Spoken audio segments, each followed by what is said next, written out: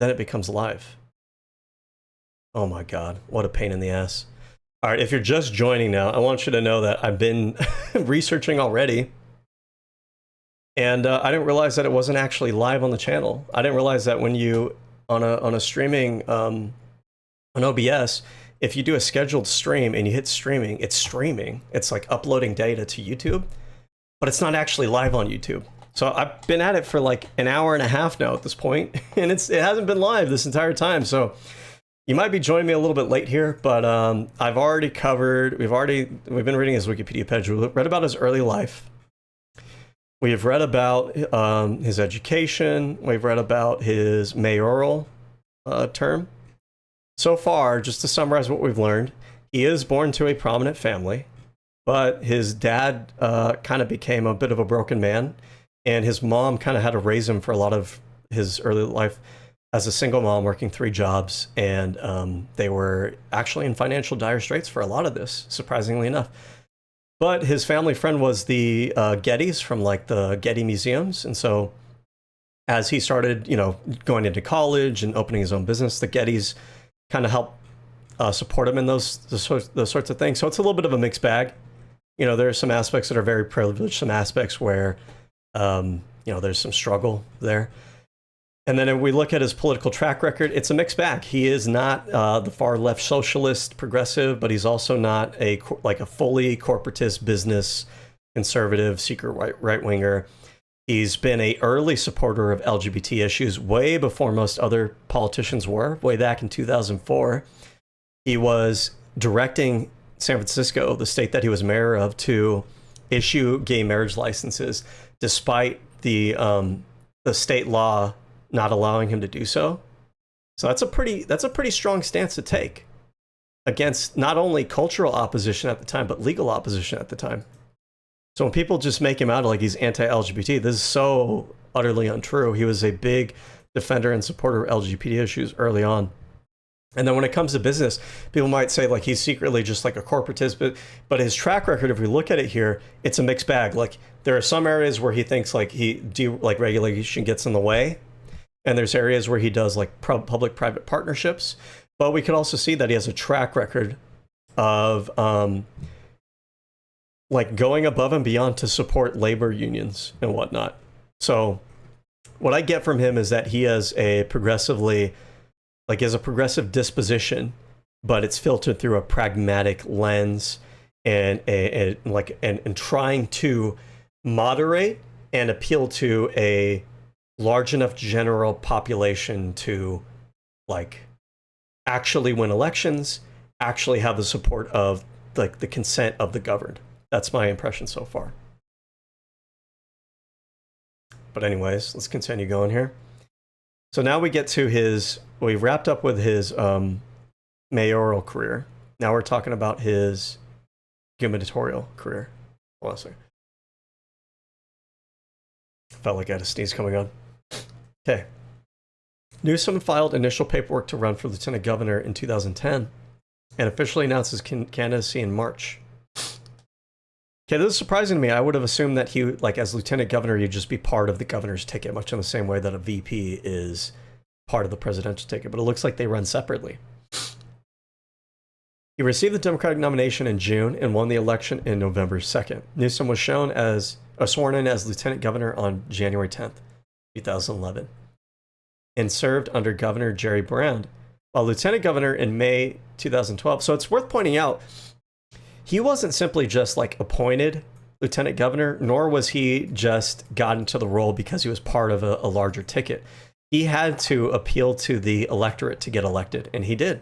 He won among the voters in California, a very liberal-leaning state.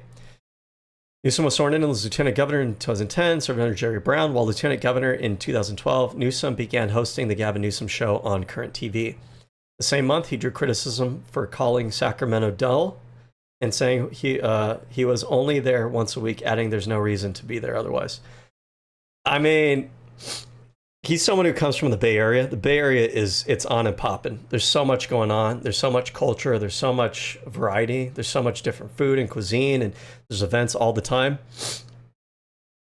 if you are from California, you've been to these places, Sacramento is kind of dull, to be honest with you. But that said, he's lieutenant governor. Maybe he should be in Sacramento more often because that is where the base of operations is for the state. 2014, Newsom was reelected as lieutenant governor in 2014, defeated Republican Ron Nuring with 57.2% of the vote. His second term began on January 2015. Newsom supported a failed measure in 2012 that sought to end capital punishment in California. Okay, so this is a pretty liberal, progressive position here. He wanted to end capital punishment. Believe it or not, you may not realize this, but California, I think, still has capital punishment, despite being a liberal state. He said the initiative would save California millions of dollars. This is true, by the way. If you don't know this, capital punishment, the death penalty actually costs more than just keeping those people in life imprisonment. Excuse me. Citing statistics that California had spent $5 billion since 1978 to execute just 13 people. That's crazy. In 2016, Newsom supported Proposition 62, which also would have repealed the death penalty in California. He argued that Prop 62 would get rid of a system that is administered with troubling racial disparities and said that the death penalty was fundamentally immoral and did not deter crime. It failed. In 2014, Newsom was the only statewide politician to endorse California Prop 47, legislation that recategorized certain nonviolent offenses like drug and property crimes as misdemeanors as opposed to felonies. So interesting. This is a very progressive position here. But again, does left-wing media give them credit or talk about these things? No, they don't really. They cherry pick. A lot of cherry picking these days. Voters passed the measure on November 4th, 2014. In July 2015, Newsom released the Blue Ribbon Commission on Marijuana Policy's final report, which he had convened with the American Civil Liberties Union of California in 2013. The report's recommendations to regulate cannabis were intended to inform a legalization measure on the November 2016 ballot. Newsom supported the resulting measure, Prop 64, which legalized cannabis use and cultivation for California state residents who were 21 and older. So he's going to be one of the early national level or state level politicians to support marijuana legalization. If you're too young to remember this, marijuana, when I was growing up and in the 2000s and stuff, was not normalized and was not legal. So this, again, very progressive and libertarian position here. In response to pro-enforcement statements by White House Press Secretary Sean Spicer, this during the Trump administration, Newsom sent Attorney General Jeff Sessions and President Donald Trump a letter urging them not to increase federal enforcement against recreational cannabis firms opening in California. He wrote, "The government must not strip the legal and publicly supported industry of its business and hand it back to drug cartels and criminals. Dealers don't hard kids. I urge you and your administration to work in partnership with California and other 8 states that have legalized recreational marijuana for adults." Blah, blah, blah. Newsom responded to comments by Spicer that compared cannabis to opioids. "Unlike marijuana, opioids represent an addictive and harmful substance, and I would welcome your administration's efforts on tracking this particular public health crisis." Well, it's weird to compare them to opioids because opioids are legal. They're just regulated, much in the same way that people want to have marijuana legal and regulated. But of course, Sean Spicer's probably kind of stupid, but anyways. Newsom joined Long Beach City College Superintendent Eloy Oakley in November 2015 op-ed calling for the creation of the California College Promise, which would create partnerships between public schools, public universities, and employers and offer a free community college education. So another progressive policy position to support free college education. And this one is maybe across political divides, which is this idea of having schools partner with employers to kind of have like internships and a pathway to, train young people to actually find, ways to get involved in the industry. Throughout 2016, he joined Oakland Mayor Libby Schaaf, or Oakland Mayor, at the launch of the Oakland Promise, and Second Lady Jill Biden and Los Angeles Mayor Eric Garcetti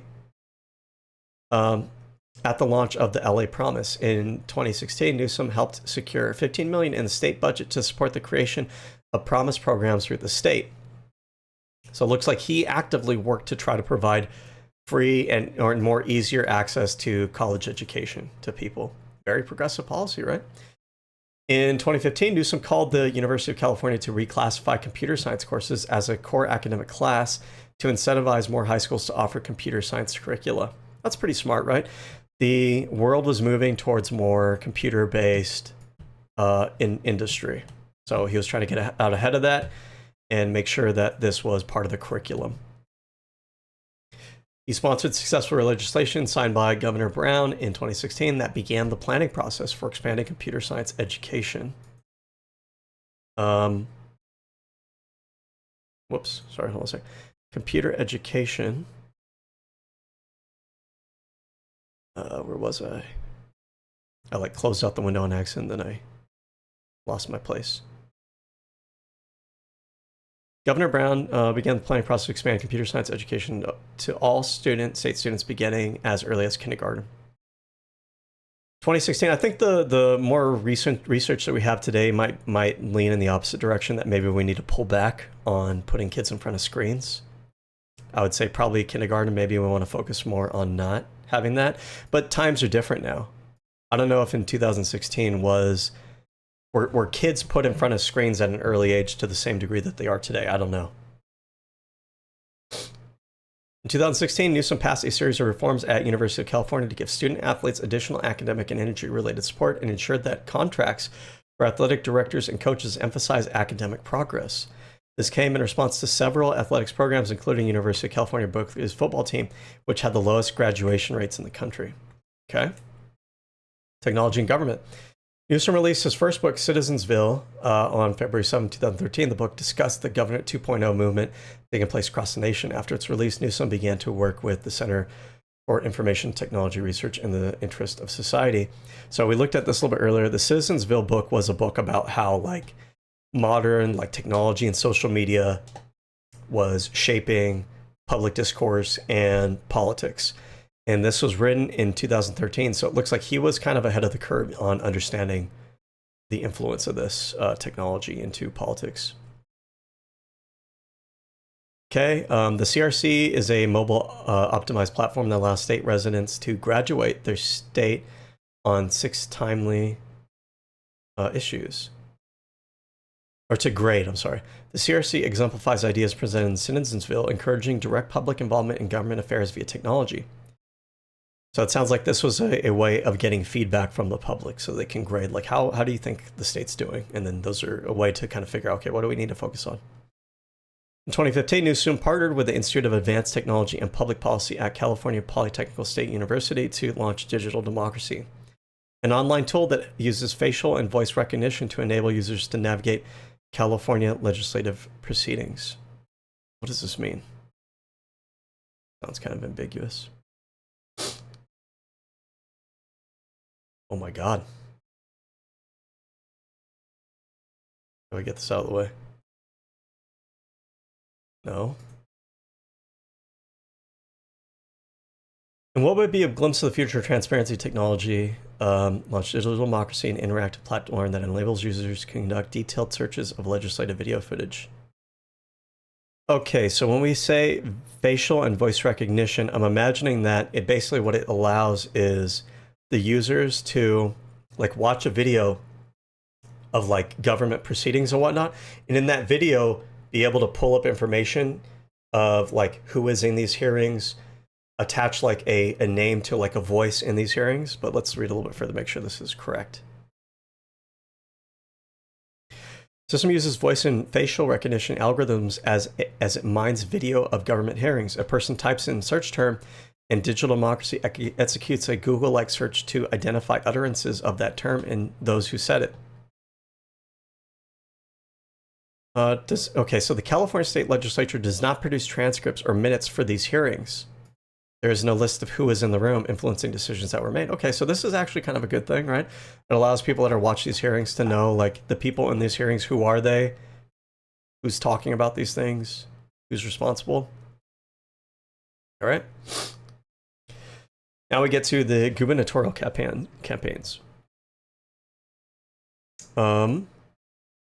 Give me a quick second. I need to blow my nose. I'll be right back. Hold on.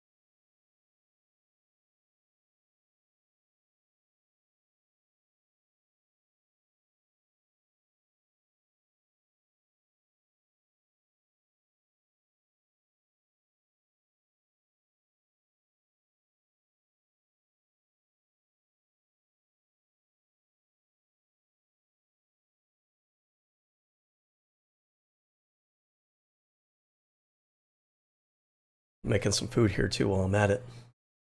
This will be a long stream, be here for a while.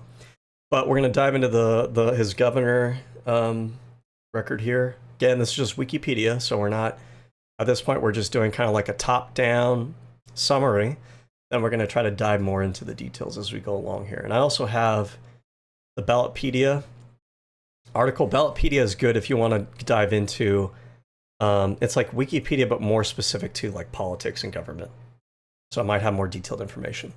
And then we're going to look at this website. It's a good website to know. It's called Open Secrets. This is a website that gives you information on campaign financing. So we're going to look here and we're going to see like who are the donors to Gavin Newsom? What are his maybe potential conflicts of interest? And then we have his channel. We're going to look a little bit at his channel. Anyways, hold on. Let me get some food real fast. Hold on.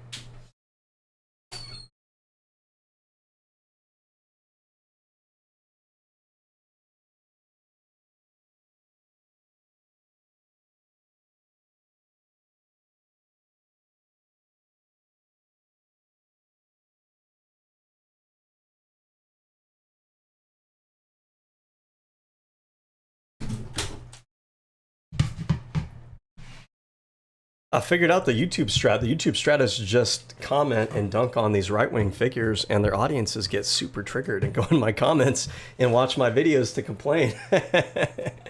I appreciate you guys driving my my engagement, by the way. It's awesome. And by the way, I want to say this too. If you're a right-winger and you don't like what I say, if you think I'm wrong, whatever, if I get enough of you guys that want to come on, we could do a day like on a weekend or something. Guys could DM me. Have my email, my YouTube account, and we can get a few of you guys on Discord. And if you want to get blown the fuck out by me because you actually think that your arguments are good, we can go ahead and do that. Just letting you know. All right. So now we have his gubernatorial campaign. Hold on.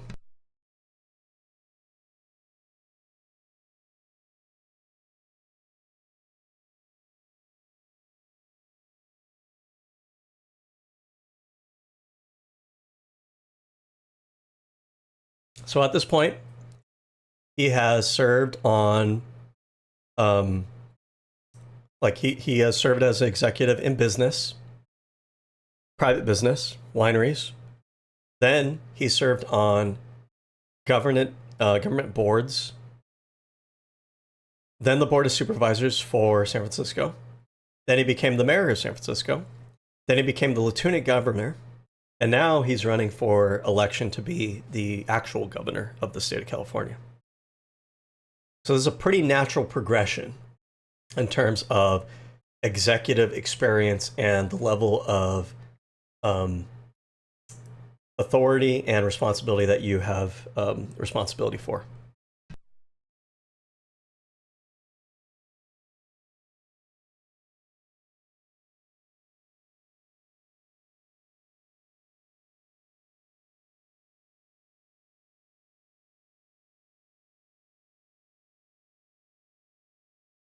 So, 2009, he announces that he's going to be running for the 2010 election.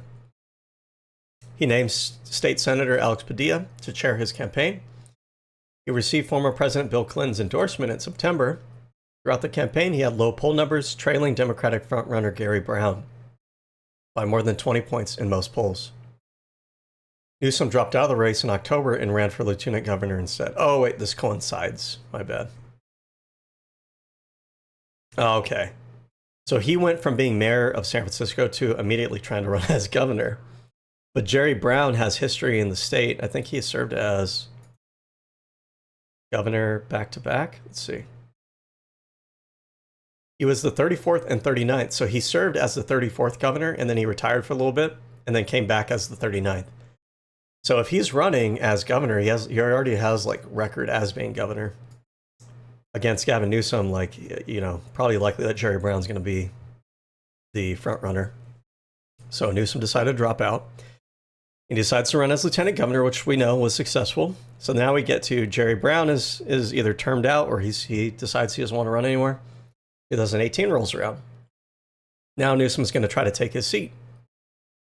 In 2015, Newsom announced that he was opening a campaign account for governor in 2018 elections. Pretty far ahead, 3 years ahead, allowing him to raise funds for a campaign to succeed Jerry Brown as governor of California. On June 5th, 2018, he finished in the top two in the nonpartisan blanket primary, and he defeated Republican John Cox by a landslide in November 6th general election. Okay, hold on.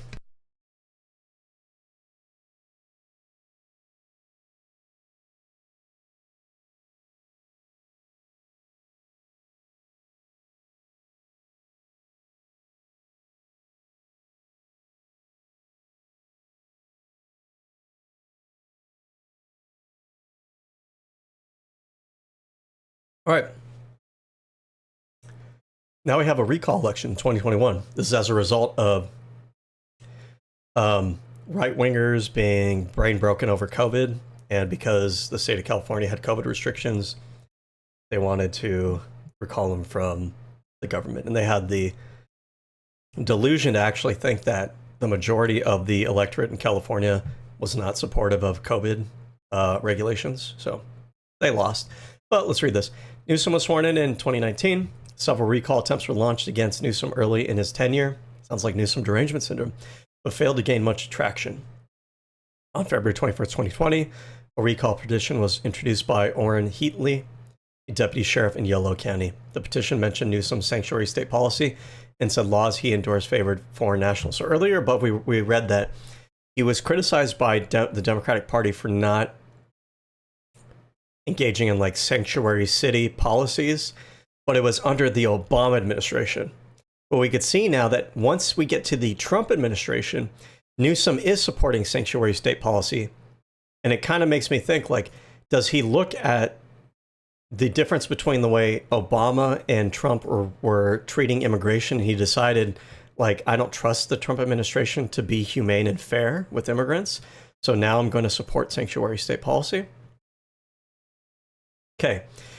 Said laws, and he said endorsed favored foreign nationals in our country illegally. So this is how people were criticized. They were saying that he, typical anti-immigrant, liberals, they hate Americans, they love immigrants kind of rhetoric coming from the right. Said that California had high homelessness, high taxes, and low quality of life, and described other grievances. No, some of these are fair, right? High homelessness, high taxes, but these are things that have existed for a long time in California. I always think it's stupid and funny when people bring this up as a criticism of Newsom, because it's like, these are just issues that the state has had way before he ever took office. And low quality environment described other grievances. The California Secretary of State approved it for circulation on 2020. Forcing the gubernatorial recall election required a total of 1,500,000 votes. Signatures. Where are we at? Were submitted and verified by the Secretary of State, and 890 new valid signatures were submitted on October 2020. The petition was initially given a signature deadline of November of 2020, but it was extended to March 2021 after Judge Arguelles ruled the petitioners could have more time because of the pandemic. Newsom's attendance at a party at the French Laundry in November 2020, despite his public health measures, voter anger over lockdowns, job losses, school and business closures, and a $31 billion fraud scandal at the state unemployed agency were credited for the recall growing support.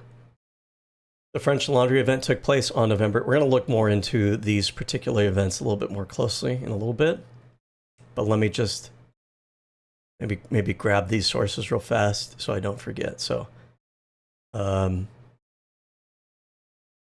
this one, page not available. Isn't that awesome?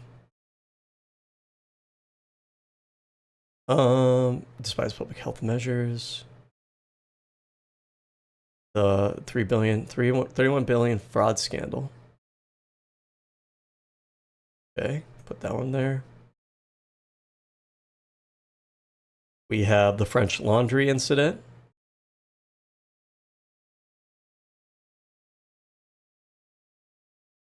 Okay. And between November 5th and December 7th, over 440 new signatures were submitted and verified blah, blah, blah, blah, representing roughly 98% of the final total of 100, okay, 1 million.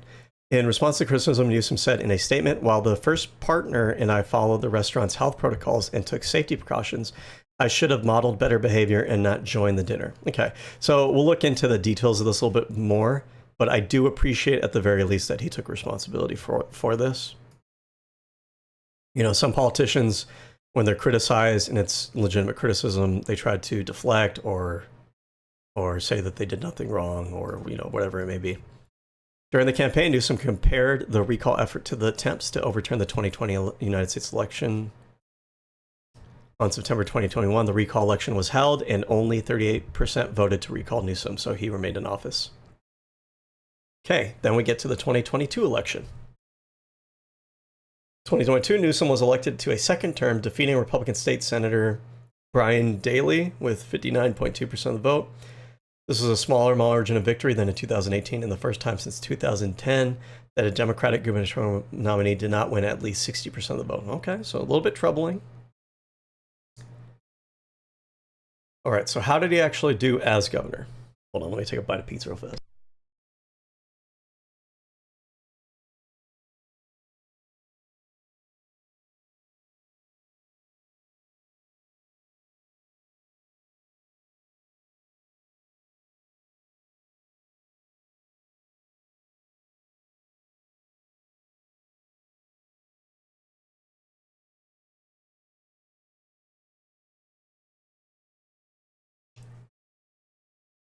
A Cal Matters analysis published in 2019 found Newsom's political positions to be more moderate than those of almost every other Democratic state legislator in California. Okay, who is Cal Matters? Cal Matters is a nonprofit news. Well, you know what's kind of interesting though, right? We're just talking about an effort to recall him because the right wing in the state were basically accusing him of being too crazy liberal left wing. But then you have this organization that said that his policies were more moderate than most of the other Democrats. So it's kind of funny. So Cal Matters is a nonprofit news organization covering California state politics and policies, launched in 2015. Hold on a second.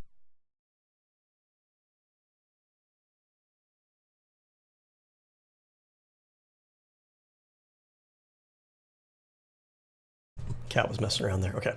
Founders cited the decline in coverage of state politics in the decade leading up to the founding of Cal Matters as a major motivation. It was becoming one of the largest nonprofit newsrooms in the country, raising 90% of its funding from individuals and only some foundational support. It was also credited as its partner with LA Times and Capital Public Radio, among others, as helping to grow organization quickly. Upon Trump taking office, the website launched a project called Trump v. California, which highlighted the criticism made by the president against the heavily Democratic state. In November 2023, Andrew Donahue, this name sounds familiar, was named investigative editor and has been hiring to grow the size of the investigative team to 5 reporters from 3 in 2023. What I want to know is, what is their political leaning?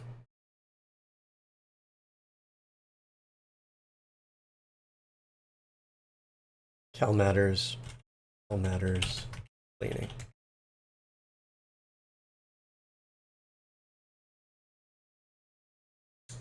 Okay, so a little bit more on the center, I suppose. We're going to take that with a grain of salt. Oh!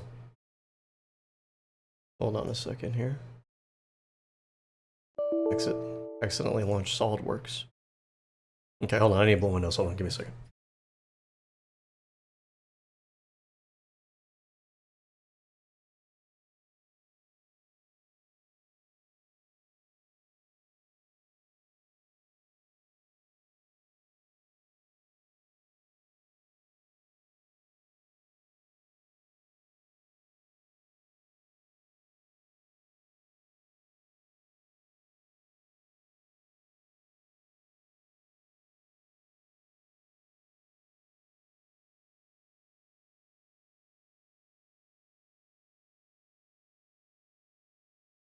My God, my allergies are driving me crazy today. Okay. Cal Manners says she's a little bit more moderate than most Democrats.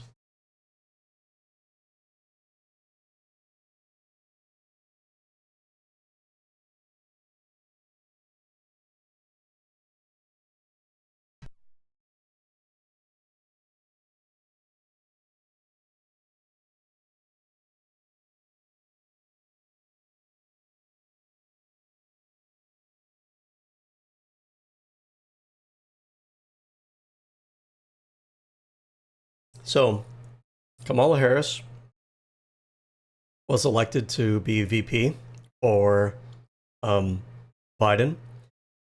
And so Newsom appoints Alex Padilla to succeed her as California's junior U.S. Senator. And then Padilla was Secretary of State. And so to replace Secretary of State, Newsom appointed Assemblywoman Shirley Weber. After the U.S. Senate confirmed Xavier Becerra as U.S. Secretary of Health and Human Services, Newsom appointed Rob Bonta, Attorney General of California. In an interview with Joy Reid, Newsom was asked whether he would appoint a black woman to replace Dianne Feinstein if she were to retire from the Senate or die before her term ended in 2024. Newsom replied that he would. So, like, I find these kind of questions to be really cringe, right? Like, on the progressive liberal side, like, we want to have more diversity. We think diversity is not a bad thing, and we think that it's probably good to have more diversity in order to, like, normalize relations between people in our country. But I think these specific kind of questions where it's like, okay, you have somebody that's supposed to take over a position of authority, and somebody asks you like, oh, do you vow to hire an Asian man? Do you vow to hire a ginger black woman to the, like chill. It's a little bit weird. I think the better way to handle this kind of question and this idea is to really just say, like, I am somebody who supports different kinds of voices and diversity, and I don't have an issue with different kinds of people. And so when I do decide to replace somebody or appoint somebody, my vow is not to replace like a specific person of a specific ethnicity, but to be open to looking at all kinds of different candidates, regardless of their ethnicity or their gender or their sex or whatever it may be. I think that's a better way to talk about that issue. So I think that's a little cringe. But anyways, Feinstein died in 2023. Newsom faced pressure to publicly appoint a successor. He fulfilled this promise and appointed LaFonza Butler to the seat. Okay, is she indeed a black woman? And she looks like a black woman to me. Okay, so at least he followed through with that. Capital punishment.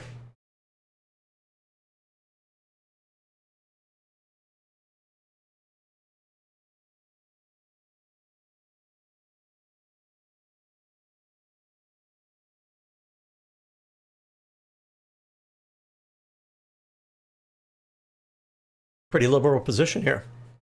We read earlier that he's opposed capital punishment. He's tried to support campaigns to overturn it in the state. But when he was governor,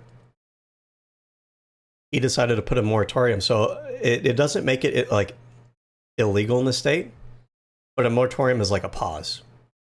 So at least he did what he could do as governor in not having any more like executions while he was in the state. And some people might criticize, like, oh, he did what he could. Like, what do you mean? Like, he's governor, he could have done more. No, he can't. That's not the way it works. Governors and presidents are not kings. If you want to make change to law or policy, it has to come from the legislature. And the legislature and the state voters were not willing to do this. This was put up to referendum, and the voters in the state decided to not pass it. So the best thing that he could do as governor was to put a moratorium on it, which is what he did.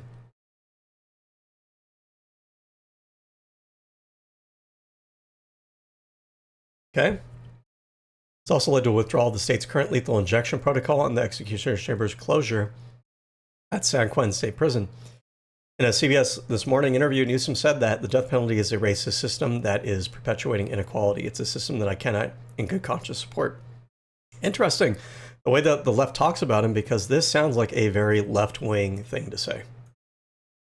The moratorium granted a temporary reprieve for all 737 inmates in California's death row, then the largest death row in the Western Hemisphere. In January 2022, Newsom directed the state to begin dismantling its death row in San Quentin to be transformed into a space for rehabilitation programs. Rehabilitative justice, also a very left-wing progressive position. As all the condemned inmates were moved to other prisons that have a maximum security facilities, the state's voters upheld capital punishment in 2012 and 2016, with the latter measure agreeing to move the condemned to other prisons.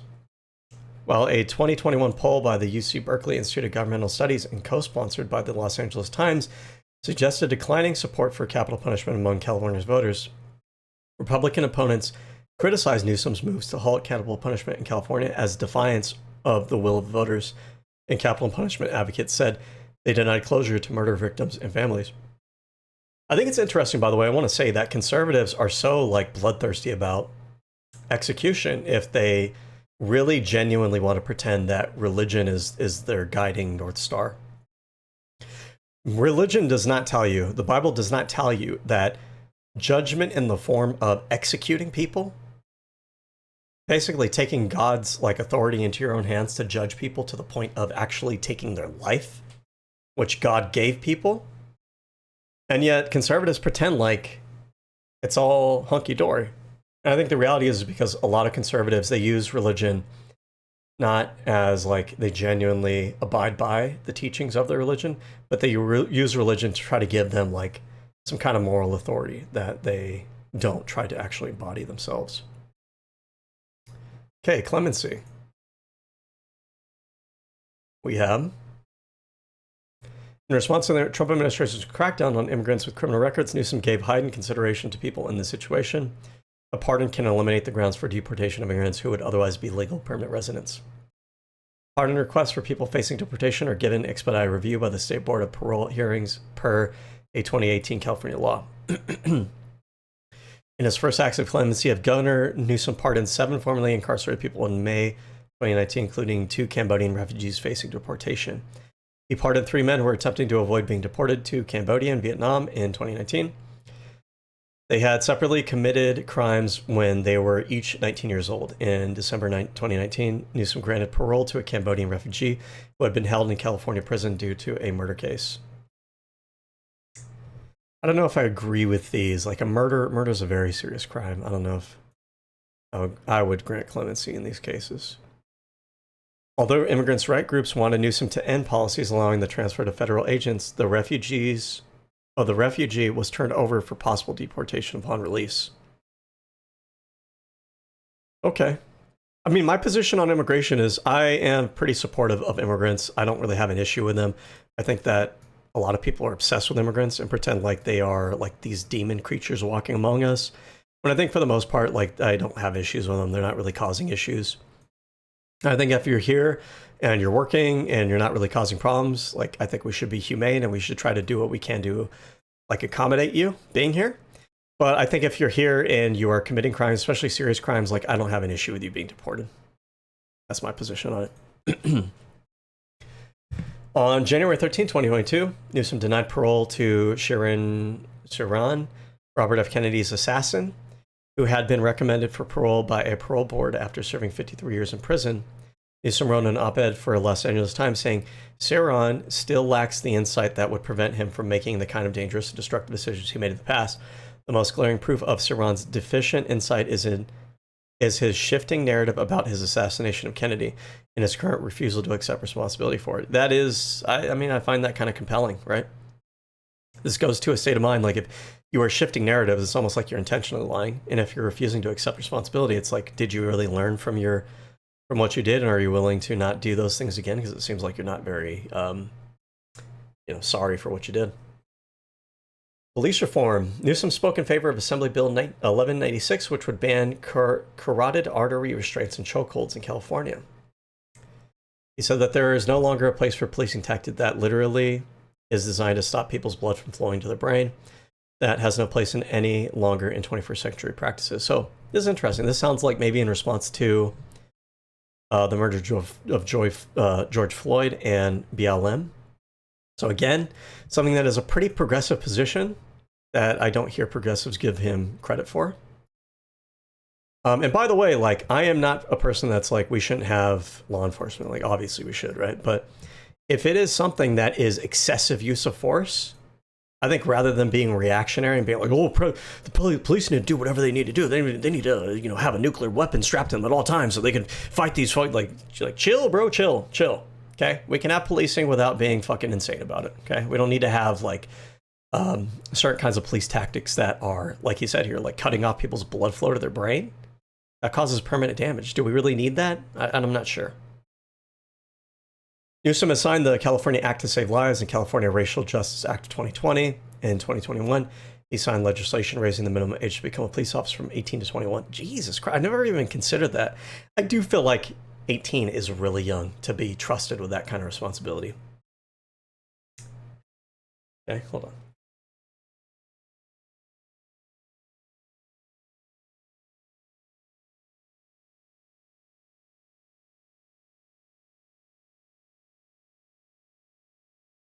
Okay. We also have here, it also banned the use of tear gas, and it banned police departments from employing officers after misconduct or crimes. There's this issue that progressives cite about how trouble police officers, the bad apple, so to speak, will get fired from one department and then another department in another jurisdiction will hire them again. And so bad officers are not really taken out of the system. They're just cycled around it, which is bad, right? We don't want that. Much in the same way that the Catholic Church will take popes who are involved in like sexual, like assault allegations. Instead of firing, they'll just cycle them to another location. Not good. You don't want that.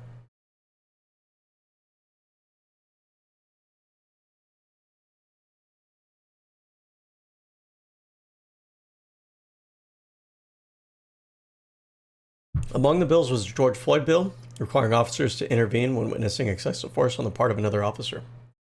Again, very progressive policies here that it doesn't seem like the left gives him credit when they talk about it. They talk about him as if like everything about him is just like he's a conservative corporatist in sheep's clothing, when it really just seems like he is a bit of a mixed bag. And I don't really like the way that the left talks about him. I think it's very biased and hyperbolic and unfair.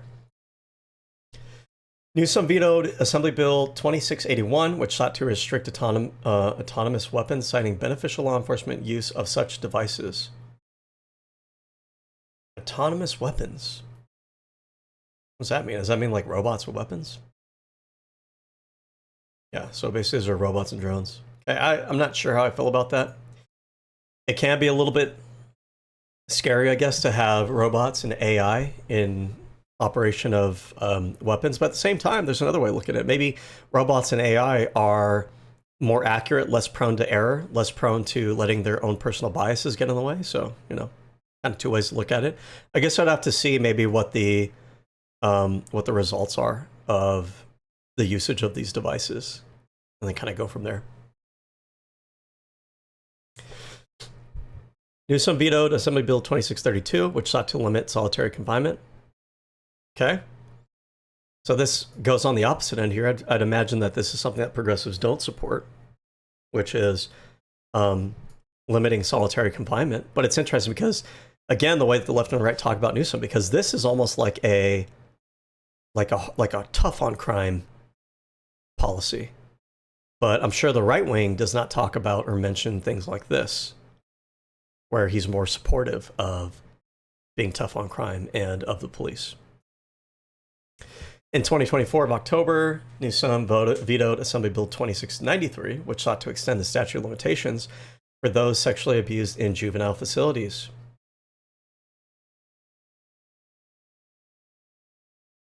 Hold on.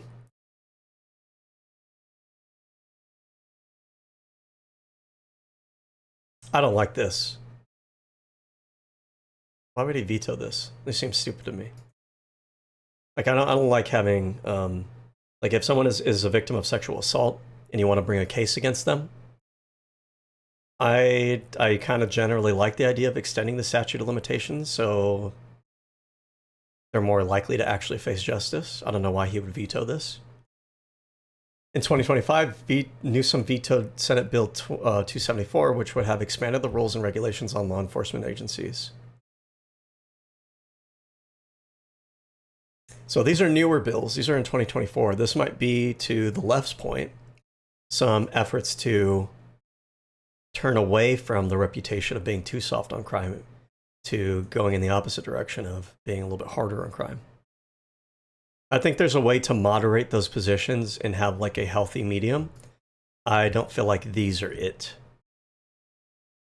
Well, especially this one, this Bill 2693. This one, I don't understand what the rationale will be here. Some of these other ones, I have to dig into the details. Use of automated license plate readers. Oh. Yeah, why not? Why would you be against this? I don't see why you'd be against this. The police having the ability to have like automatic license readers? Sure, why not? License plates exist for that reason. They exist so that police can identify you. You know, you're either against license plates as a whole or you're not. And if police have the ability to use those to get information, then why wouldn't you have the ability to use like technology to make it easier for them to read it? Especially if it's like at a distance or it's a moving vehicle. I don't see an issue with that. I think I would support him in that regard. In his veto message, he stated that the proposed regulations, which would have required police to better document their searches and delete unused data within 60 days, could hinder police work. That seems odd. I don't know. I would disagree with this. On its surface, I feel like I disagree with him here. This seems stupid to me. They should document. And they should not, you know, obviously shouldn't delete. Well, unused. I don't know. This is something, again, you have to kind of dig into, because what does it mean when this bill would have required better documentation? Was it documentation that was ultimately like red tape and takes up a lot of time and isn't really useful? Or was it documentation that is really important and pertinent to keeping the police accountable? Because it can kind of fall in either direction there. Okay. Now we get into the COVID-19 pandemic. I know there's been a lot of criticism on this front, so curious to see what we got here.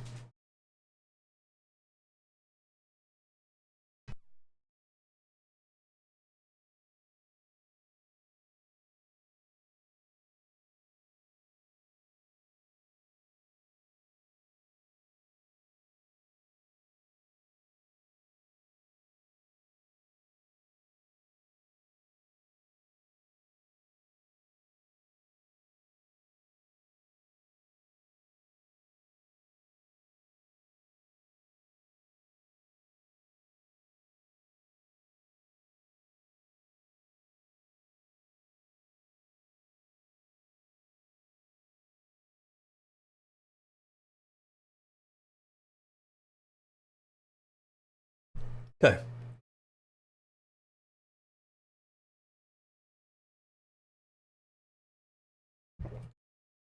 So in March 2020, he declared a state of emergency over COVID-19, first death in California.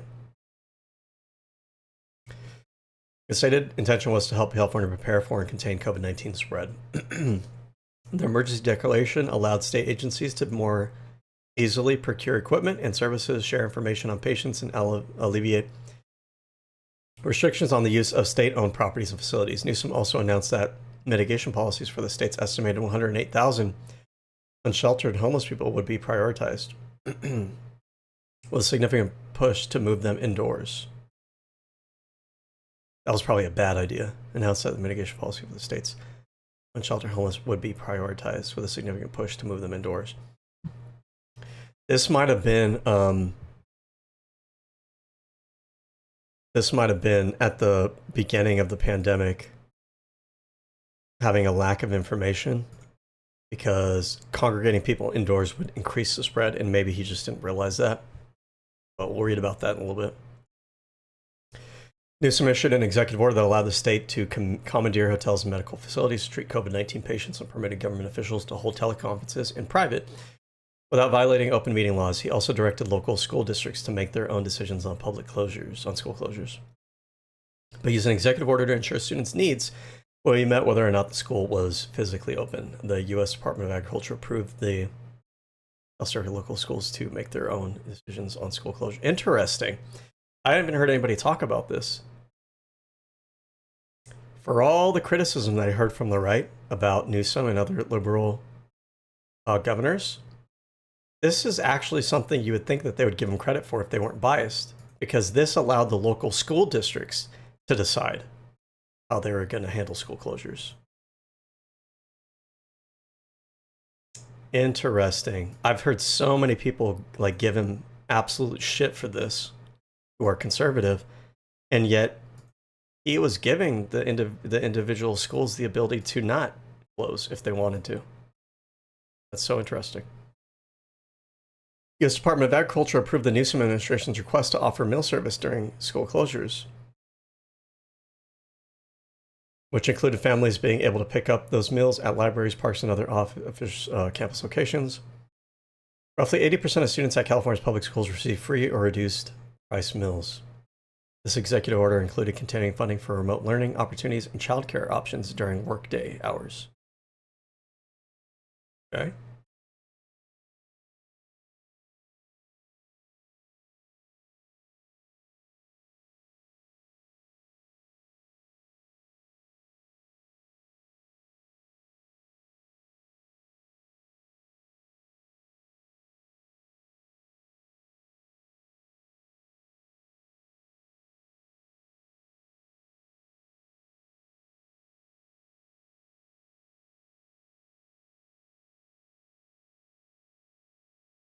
Okay. March 15th, Newsom urges people 65 and older and with chronic illnesses to isolate themselves from others as the cases are increasing. He also called on bars and brewery and winery tasting rooms to close their doors to patrons. Some local jurisdictions had mandatory closures. The closures were extended to move theaters and health clubs. He asked restaurants to stop serving meals inside their establishments and offer takeout meals only. So a lot of this is like urged and asked. It doesn't sound like he actually forced a lot of these things. And it looks like he left a lot of things up to local administration. That's interesting because you can get criticized by either side for this. The right will criticize you for not just like letting everything go on as if everything's normal and as if we don't have a contagious virus spreading around. And the left will criticize him for like not imposing restrictions on everything. And by the way, I give people a lot of leeway and charitability on this issue because COVID-19 was people trying to respond to something that we didn't have a lot of information on, and we were trying to make the best of an emergent situation. So as long as you weren't like way out there crazy, I think people on different ends of this debate are generally kind of like, okay, I think. Like if you're somebody out there spreading COVID conspiracies, I don't have sympathy for you. I don't have charity for you. But if you're like, okay, I'm not sure if we should be closing schools because, what is the effect on kids? And I don't know if, I don't know. I don't know. You get what I'm trying to say. Anyways, that's a whole nother topic. Essential services such as grocery stores and pharmacies remain open. Newsom provided state funds to pay for protective measures such as hotel room lodging for hospital and other essential workers faring, returning home, and affecting family members. April 26, he had issued 30 executive orders under the state emergency while the legislature had not been in session. On April 28th, Newsom, along with the governors of Oregon and Washington, announced a shared approach for reopening their economies. His administration outlined key indicators for altering his stay-at-home mandate, including the ability to closely monitor and track potential cases, prevent infection of high-risk people, increase surge capacity at hospitals, develop therapeutics, ensure physical distancing at schools, businesses, and child care facilities, and develop guidelines for restoring isolation orders if the virus surges. The plan to end the shutdown had 4 phases. Newsom emphasized that easing restrictions would be based on data, not dates, saying, "We will base reopening plans on facts and data, not on ideology, not what we want, not what we hope." Of a return of Major League Baseball and the NFL, he said, I would move very cautiously in that expectation. In early May, Newsom announced that certain retailers could reopen for pickup. Most Californians approved of Newsom's handling of the crisis and were more concerned about reopening too early than too late. That's interesting. I wasn't really familiar with any of the data on this, but it's good to know that he was representing kind of the population that he was representative of. So that's interesting. But there were demonstrations and protests against these policies. Under pressure, Newsom delegated his decision-making to reopen to the local level. That same month, he announced a plan to register voters to have an option to vote by mail in the November election. California was the first state in the country to commit to sending mail-in ballots to all registered voters for the November general election. Does anybody give him credit for that? I don't know. As the state opened up, the Los Angeles Times found that new coronavirus hospitalizations in California began accelerating around June 15th at a rate not seen since April.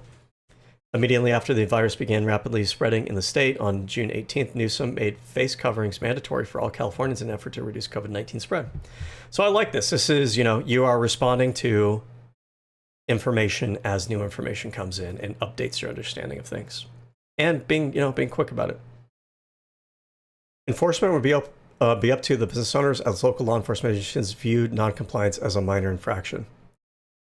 By the end of June, he had ordered 7 counties to close bars and night spots and recommended 8 other counties take action on their own to close those businesses due to a surge in coronavirus cases in some parts of the state.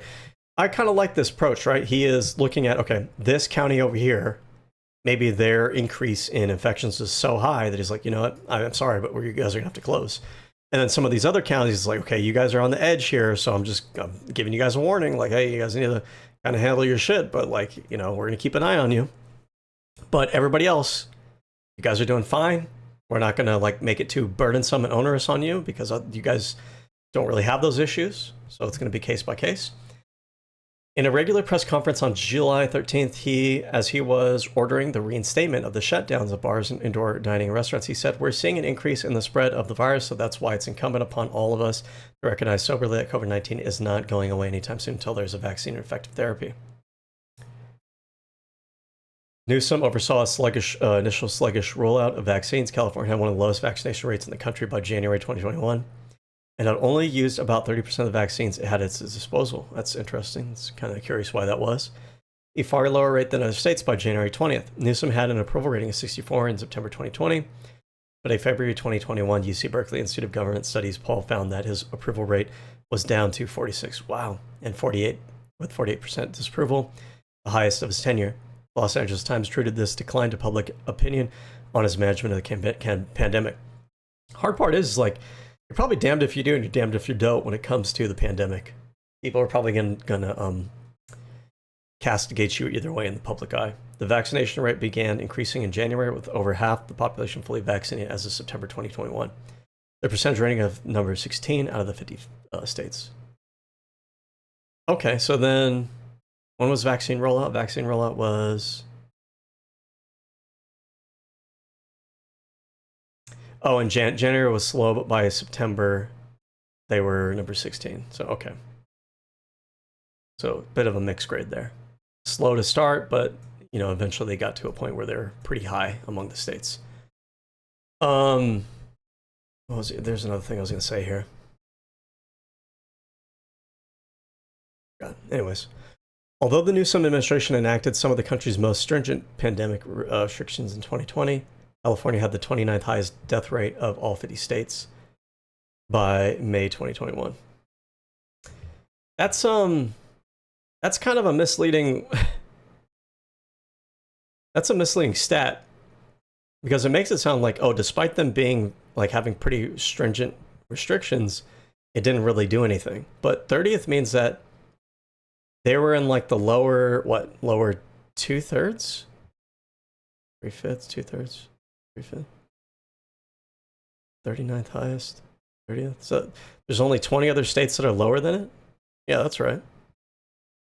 So, I mean, it sounds like the opposite. It sounds like they had they fell below the average in terms of their death rate. And they also had some of the most stringent restrictions. It sounds like the restrictions probably worked to try to keep their death rate lower than most of the other states. Monica Gandhi, a professor of medicine at UCSF, said that California's restrictive approach did not lead to better health outcomes and criticized California's delay in implementing new CDC recommendations, absolving the fully vaccinated from most indoor mask requirements, while saying the decision lacked scientific rationale and could cause collateral damage. Okay.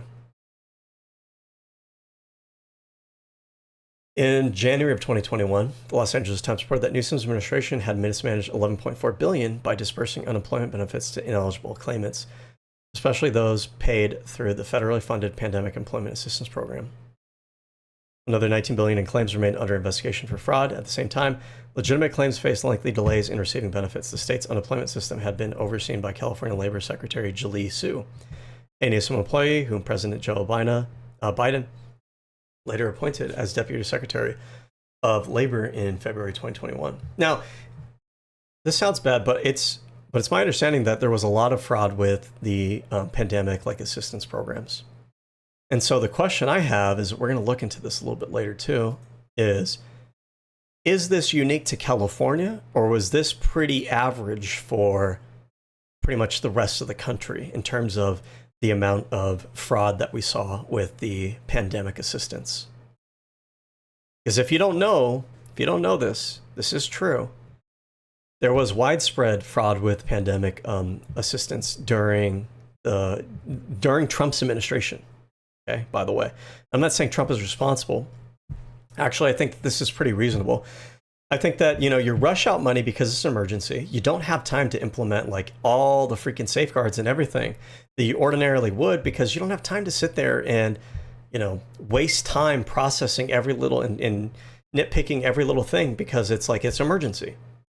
So you kind of understand, you know that you're going to have some waste, fraud, and abuse associated with that, but it's a question of, do you err on the side of being fast and responsive, or do you err on the side of being super duper, stringent, but not being fast and responsive enough to actually deal with the legitimate people who did need assistance?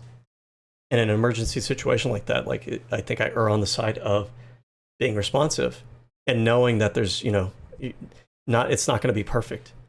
But we're going to look into that a little bit later, and we're going to see whether or not that was unique to California, or if California was pretty average compared to the rest of the country.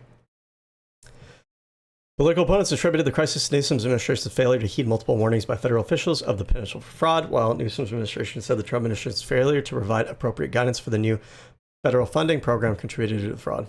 There's probably truth to both of these claims here.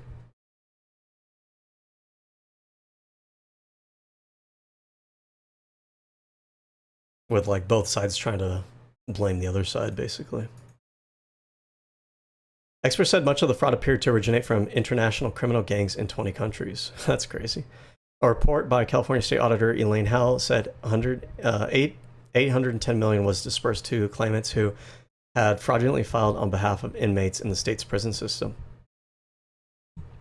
By the summer of 2021, California owed $23 billion to the federal government for unemployment benefits paid out during the pandemic, which was 40% of unemployment debt owed by 13 states at the time. That sounds crazy, but it's not that crazy when you think about it. California makes up a larger population than these other states. You'd expect them to. If all the states had owed unemployment debt to the federal government, you'd expect that California would have a disproportionate share of that, because they have a disproportionate share of the population. But population isn't 43%. What percent of the population lives in California?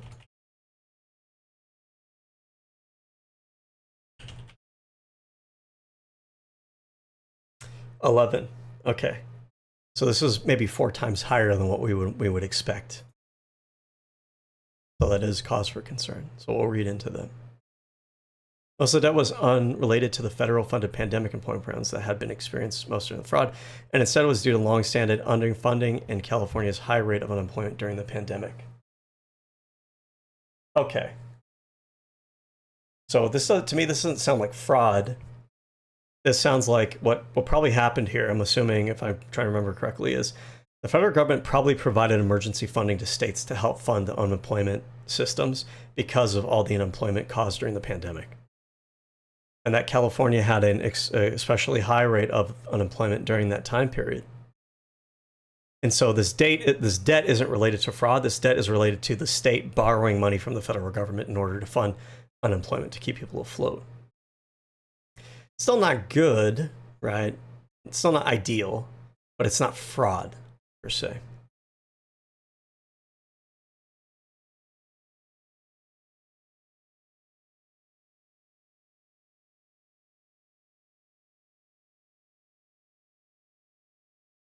Okay. Hold on.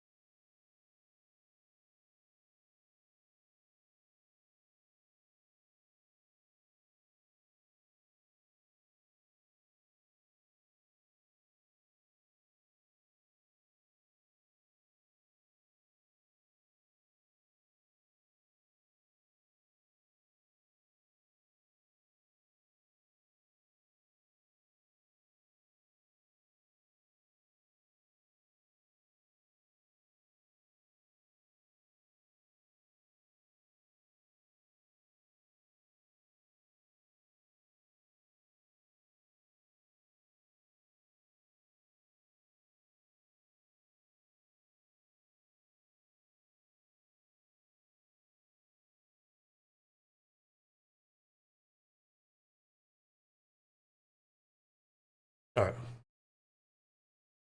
We are fed, we are nourished, we're focused again. Okay.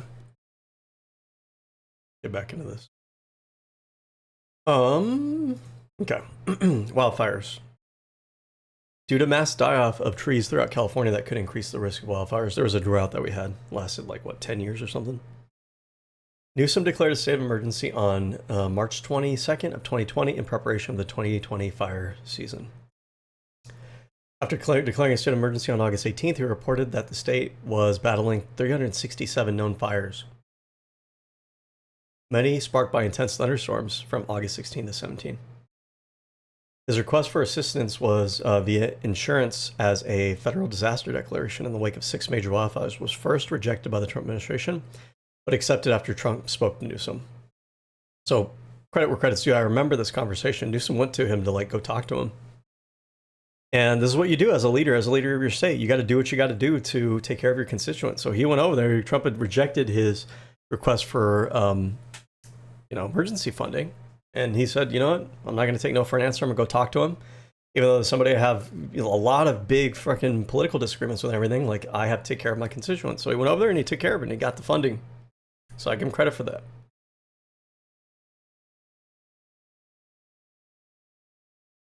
On June 23rd, 2021, the NPR station Cap Radio reported that Newsom and CAL FIRE had falsely claimed in 2020, January, that 90,000 acres of land at risk for wildfires have been treated with fuel breaks and prescribed burns. The actual treated area was 11,400, significantly lower, an overestimation of 690%. According to Cap Radio, now the question is, Newsom said this was the case, CAL FIRE said this was the case. Did Newsom, was he getting bad information from CAL FIRE, or was he and CAL FIRE both like trying to put political spin? That's a question worth asking. The fill breaks of the 35 priority projects Newsom had touted, which were meant to ensure the quick evacuation of residents while preventing traffic jams and a repeat of events in the 2018 fire that destroyed the town of Paradise.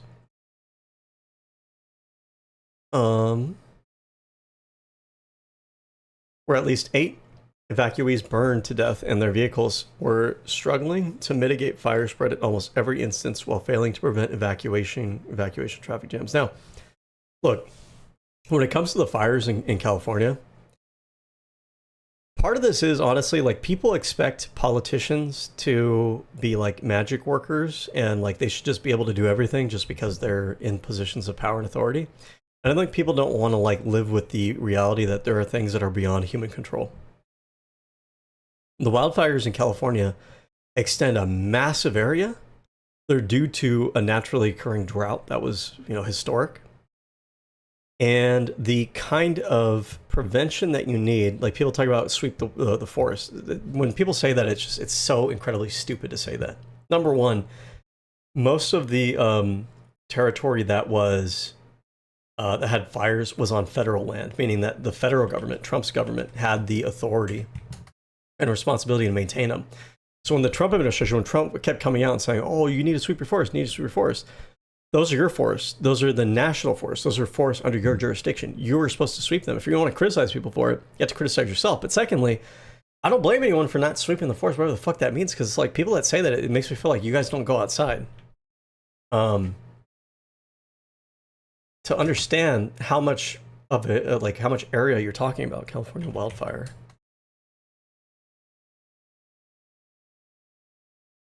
Like, we're not talking about like someone's backyard, okay?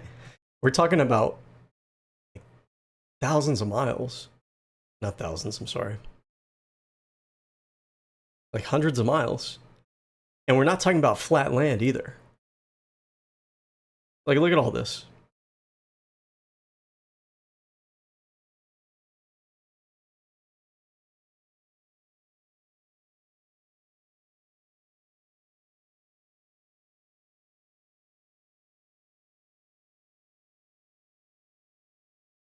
Oh my God. These are huge areas. You don't understand, California is about the size of a lot of countries are. It's not small by any means. This is a huge area. It's massive. If you were to, let's say, you wanted to drive from from here in the Bay Area to Sacramento over here somewhere, where the hell Sacramento's at, that's like a 4-hour drive, okay? You talk about, like, these are areas up in the mountains. You don't see this, but this is mountain range. These have significant elevation change. You have rocks. You have, like, terrain that's hard to traverse. You can't just drive a truck in there. You have to hike through these things. Sometimes you got to rock climb to get some of these locations.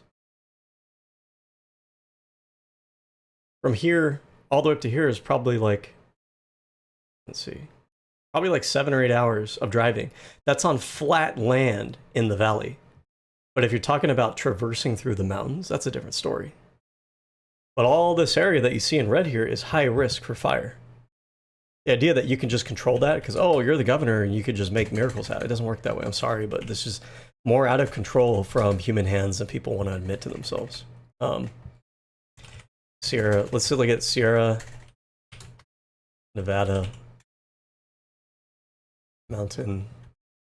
If you're not from here, I need you to understand what the terrain is like. I've done camping, I've done backpacking, I've done hiking through this area. This is an extremely rocky area. Like you don't understand. You don't understand. This isn't.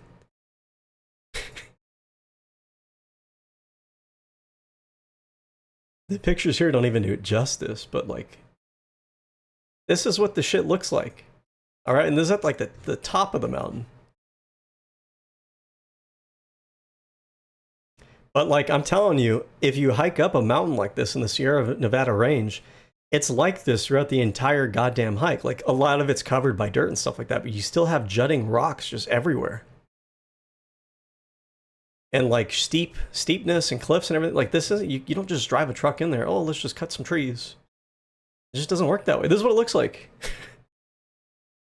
This is what this shit looks like. All right, and it's steeper in a lot of places than this, but look at all, like, this rockiness is everywhere throughout this whole thing.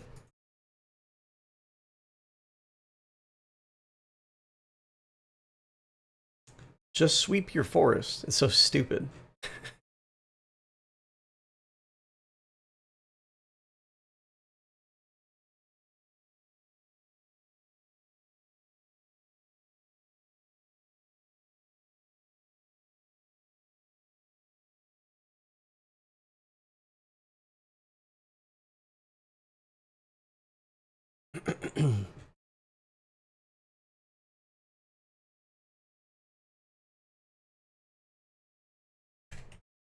Trail.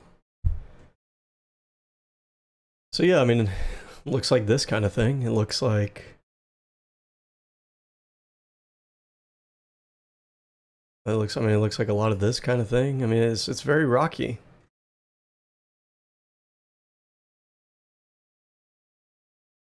A lot of it looks like this, especially during the drought. This is what this shit looks like. This is what you're hiking through. This is what they're talking about when the Trump administration comes by and says, oh, why didn't you just sweep your forest?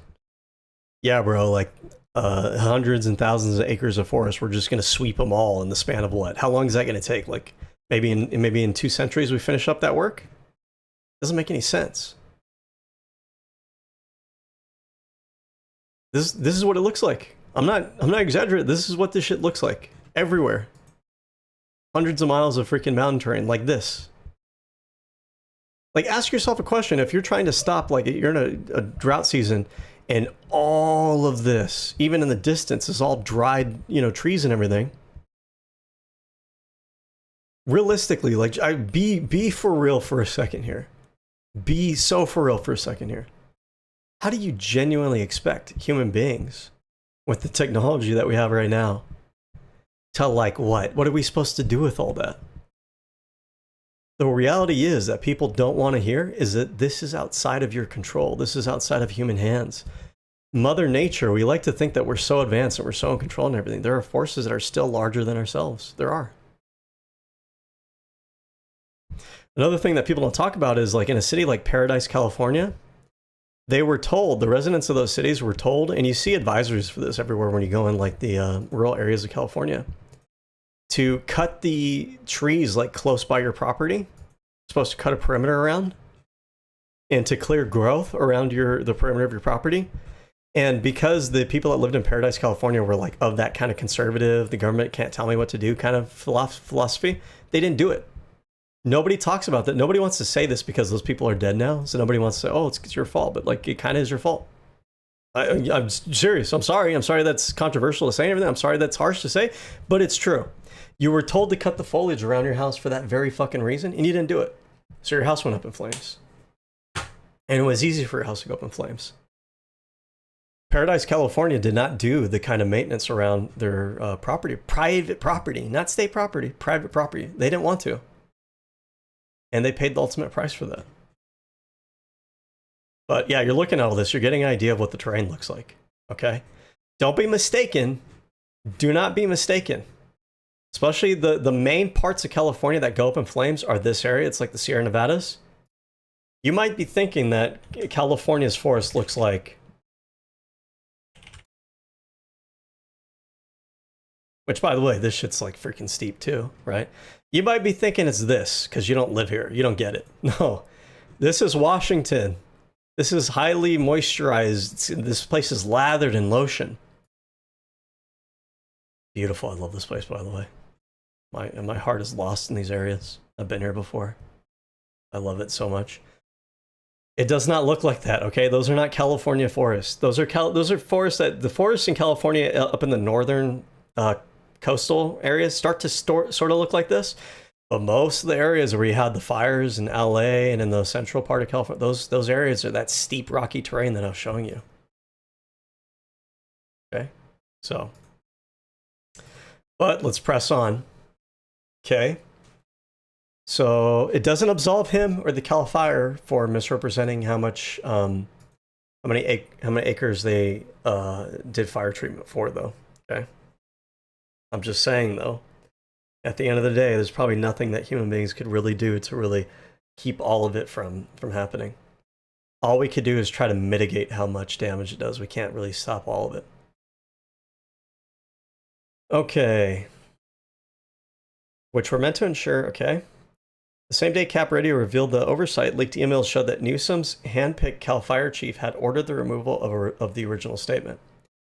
In another report in April 2022, Cap Radio found a program hailed in 2020 by the Newsom administration to fast-track environmental reviews on high-priority fire prevention projects had failed to make progress. KXTV released a series of reports chronicling PG&E's liabilities after committing 91 felonies in the Santa Rosa and Paradise fires. Newsom was accused of accepting campaign donations from PG&E in order to change the CPUC's ruling on PG&E safety licenses. The rating change allowed PG&E to avoid billions of dollars in extra fees. Newsom was accused of setting up the wildfire insurance fund via AB 1054, using ratepayer fees so PG&E could avoid financial losses and pass the liability costs to ratepayers and taxpayers. So we'll look into this more. This sounds like this sounds very interesting. Okay, we'll look into this one. What we want to do is we want to look at the general overview of his career, but then we also want to spend some extra time on the scandals and see how much truth there are to the scandals. Keep in mind too, by the way, is that people want magic economics all the time. They want everything for nothing. And with PG&E, you have like these power lines buried, or not buried, they're up in the mountains and stuff. And there's this expectation that your PG&E rate should be as low as possible. But if you want PG&E to bury those lines so they're not, they don't have the risk of starting a fire, burying those lines, again, in the kind of terrain that we're looking at, is expensive. So you kind of have to pick your poison. Do you want to pay more to ensure that those things happen, either at PG&E or through the state in order to fund those things? Or do you want everything to be cheap, but risky and fast and quick and liable to issues springing up? You get quality or you get expense, or you get quality or you get cheapness. You usually don't get both at the same time. All right, anyways. I know what you're thinking too. Like, oh, but California has high rates for energy. Yeah, well, because there's a lot of people living there, and there's a lot of energy to mill. Yeah, no shit. Again, it's not magic. Shit's not magic. June 2025, Los Angeles protests in Kilmar or Murriego Garcia. In June 2025, protests broke out in Los Angeles after a series of federal immigration raids. This is more recent, so this is more recent in my mind. I generally had a very favorable view of his handling of this. He was careful not to run afoul of the law, which would get him and the state and the residents in trouble. And he was careful to be supportive of the protesters and to criticize the Trump administration, but also not support the actual violence that was committed by some of the protesters. And that is the needle that you have to thread in order to be effective at messaging in a way that is effective with the majority of the population, while also being able to maintain the moral authority to criticize the Trump administration without them being able to point to you and say, oh, well, you're criticizing us, but you were supporting these people setting Waymos on fire and committing violence. All he has to say is, no, I explicitly said not to do those things. So your criticism there doesn't make sense. And I still get to criticize what you guys are doing because you can't go, well, what about what you did? Okay. President Trump issued a moratorium or memorandum federalizing up to 4,000 California National Guard troops and deploying U.S. Marines to assist with the response. Newsom objected, calling it an unconstitutional overreach of federal authority. On June 9th, the state of California, led by Newsom, filed a federal lawsuit, Newsom v. Trump, challenging the legality of the troop deployment. The complaint argued that the order exceeded the president's statute authority powers under 10 U.S.C. 252 and violated the 10th Amendment and the Posse Comitatus Act. In April 2025, Newsom called the illegal deportation of Margaret Garcia to El Salvador the distraction of the day, set up by the Trump administration. U.S. Senator Chris Van Hollen criticized Newsom's comment, saying, I think Americans are tired of elected officials or politicians who are all finger to the wind. Anyone who can't stand up for the constitutional right of due process doesn't deserve to lead. So, I mean, this is a bungle on his part here, but I don't think he meant it in a nefarious way. I think he was trying to say that, like, the Trump administration wants to, do a bunch of things that are bad in order to solicit a response and to distract from maybe other bad things that they're doing, which is indeed true. That is true. But the way that he phrased it here made it sound like he thinks it's not a big deal and it was okay that Trump was deporting Omar Abreu Garcia. But I don't think he meant it in the way that people have interpreted this as. Okay. Energy and environment. Upon taking office in 2019, Newsom succeeded Brown as co-chair of the United States Climate Alliance in September 2019. Newsom vetoed SB 1, which would have preserved environmental protections at the state level that were set to roll back nationally under the Trump administration's environmental policy. In February 2020, the Newsom administration sued federal agencies over the rollbacks to protect imperiled fish in the Sacramento-San Joaquin River Delta in 2019. I don't understand this. In September 2019, Newsom vetoed SB 1, which would have preserved environmental protection at the state level that were set to roll back. So he vetoed that. But then he sued the federal agency for rolling back theirs. I don't understand. What is the rationale there? Newsom attended the 2019 UN Climate Action Summit, where he spoke of California as a climate leader due to the actions of governors before him. In August 2020, he addressed the Democratic National Convention. His speech mentioned climate change and the wildfires prevalent in California at the time. On September 23, 2020, Newsom signed an executive order to phase out sale of gasoline-powered vehicles and required all new passenger vehicles sold in the state to be zero emission by 2035. Just to be clear, this is all new passenger vehicles. Okay, so if you have a vehicle that you already bought and it's gasoline powered, you could keep it. This to me is like the way that you do climate action policy. That's something that you're phasing in rather than just kind of like shocking everybody with. Which is what the right criticizes, right? The right tries to pretend that people talk about climate change think that we can go off of the grid tomorrow. But honestly, nobody actually says that or believes that or presents policy in that way. Most of it is always like some way to phase it in. I think he wanted extending this deadline, but just the fact that he is setting these deadlines starts to kind of pressure the industry to start trying to produce more electric vehicles as a result. So I think this is a pretty positive thing here. And when people bitch and complain, like, you're going to tell me what kind of car I can buy and drive? Motherfucker, you do not own the air. You don't get to pollute all the same air that the rest of us do. That is not a fundamental right that you have. When your rights start infringing on the rights of others, as they say, your right to swing your fist ends at my nose. When the things that you do, that you choose to do with your freedom start to infringe on the health and safety and the freedom of other people, then it does become a state issue. It does become an interest of the government. And so doing things to limit like your ability to buy things that are polluting the air, that's fair. You're just here's the truth is, you're a fucking baby. You're a giant fucking baby who can't think beyond yourself. That's the reality. And I say that with all the stank on it and everything, because honestly, when people talk like that, it pisses me off. It annoys me. You're an adult. Stop acting like a fucking baby. I know you want to drive your fucking gasoline powered car till you fucking die, right? I get it. You're self-centered. You don't think about anything beyond yourself. You want to drive your car because guess what? I like automobiles too. I like working on cars. I like gasoline-powered automobiles. You know that about me if you watch my channel and everything. I'm into automotive sport and everything, and those cars are running off of gasoline just like everything else. But guess what? I'm adult enough to recognize that even though I have a preference for that, even though it appeals to me, even though it's fun for me, I'm adult enough to recognize that there is a consequence, there's a downside to that, and not act like a giant fucking baby over it. Get over yourself. Okay. Your children have to inherit this planet that you're on. Stop acting like a fucking baby. During his 2018 campaign, Newsom pledged to tighten state oversight of fracking and oil extraction. Early in his governorship, his administration approved new oil and gas leases on public lands at about twice the rate of the prior year. So it's like a mixed bag, right? We have environmental policy to try to transition, but at the same time, he's also approving new oil and gas leases at the same time. So this represents kind of a more moderate position. When asked about his development, Newsom said he was unaware of the rate of approvals, and he later fired the head of Division of Oil, Gas, and Geothermal Resources. Okay. His administration. Okay, so he didn't personally approve these gas leases. The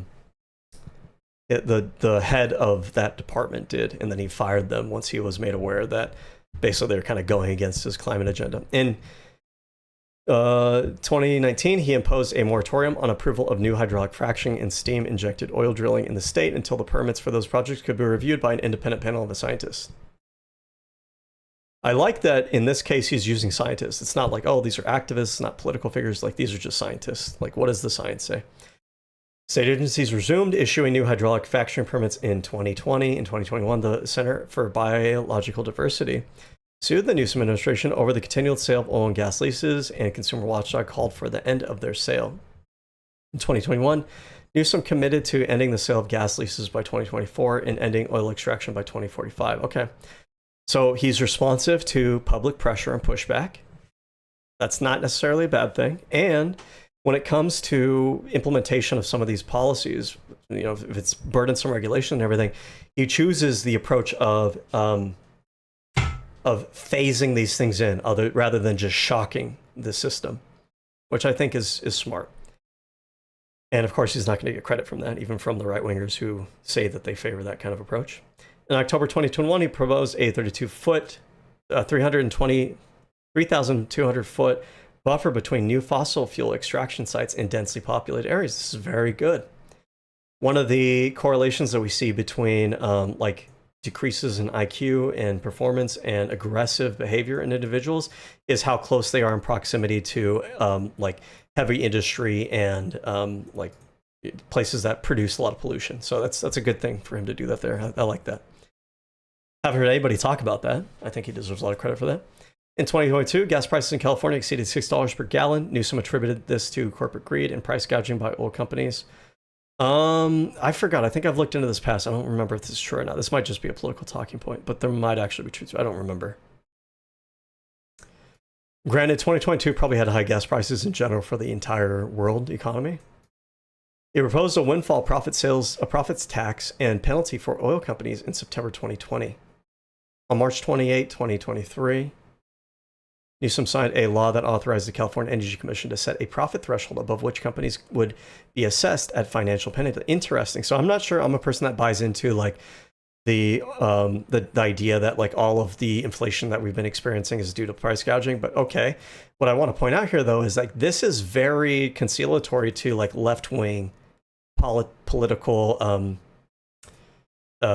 talking points and policy around economics lately, and I haven't heard any left-wingers give him credit for this, even though that this should be something that appeals to them.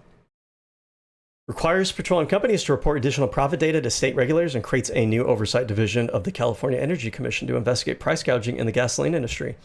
In June 2025, Newsom signed the California Assembly Bill 130 into law. In October 2025, Newsom vetoed Senate Bill 682, which sought to limit forever chemicals, and Assembly Bill 93, which sought to require data centers to report their water usage.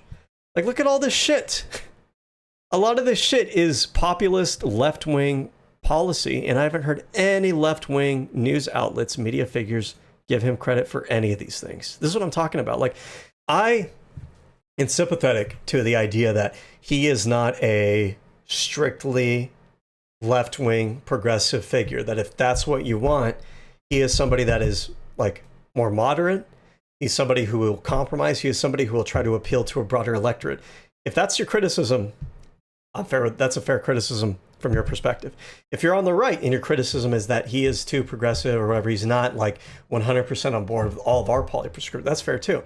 But what I don't hear from either of these groups of people is an acknowledgement that his policy actually is pretty moderate and gives things to both sides. Like, the left does not give him credit for the things that he does that are appealing to left-wing sensibilities and policies, and the right wing doesn't give him credit for the compromises that he does to like traditionally like conservative leaning policy positions and talking points. That's the part that annoys me the most. Like, let's just be honest. We can have an honest conversation about who he is. We don't have to pretend. We don't have to hyperbolize. All right? Now. Okay. Ethics concerns. Donations to his spouse's nonprofit organization.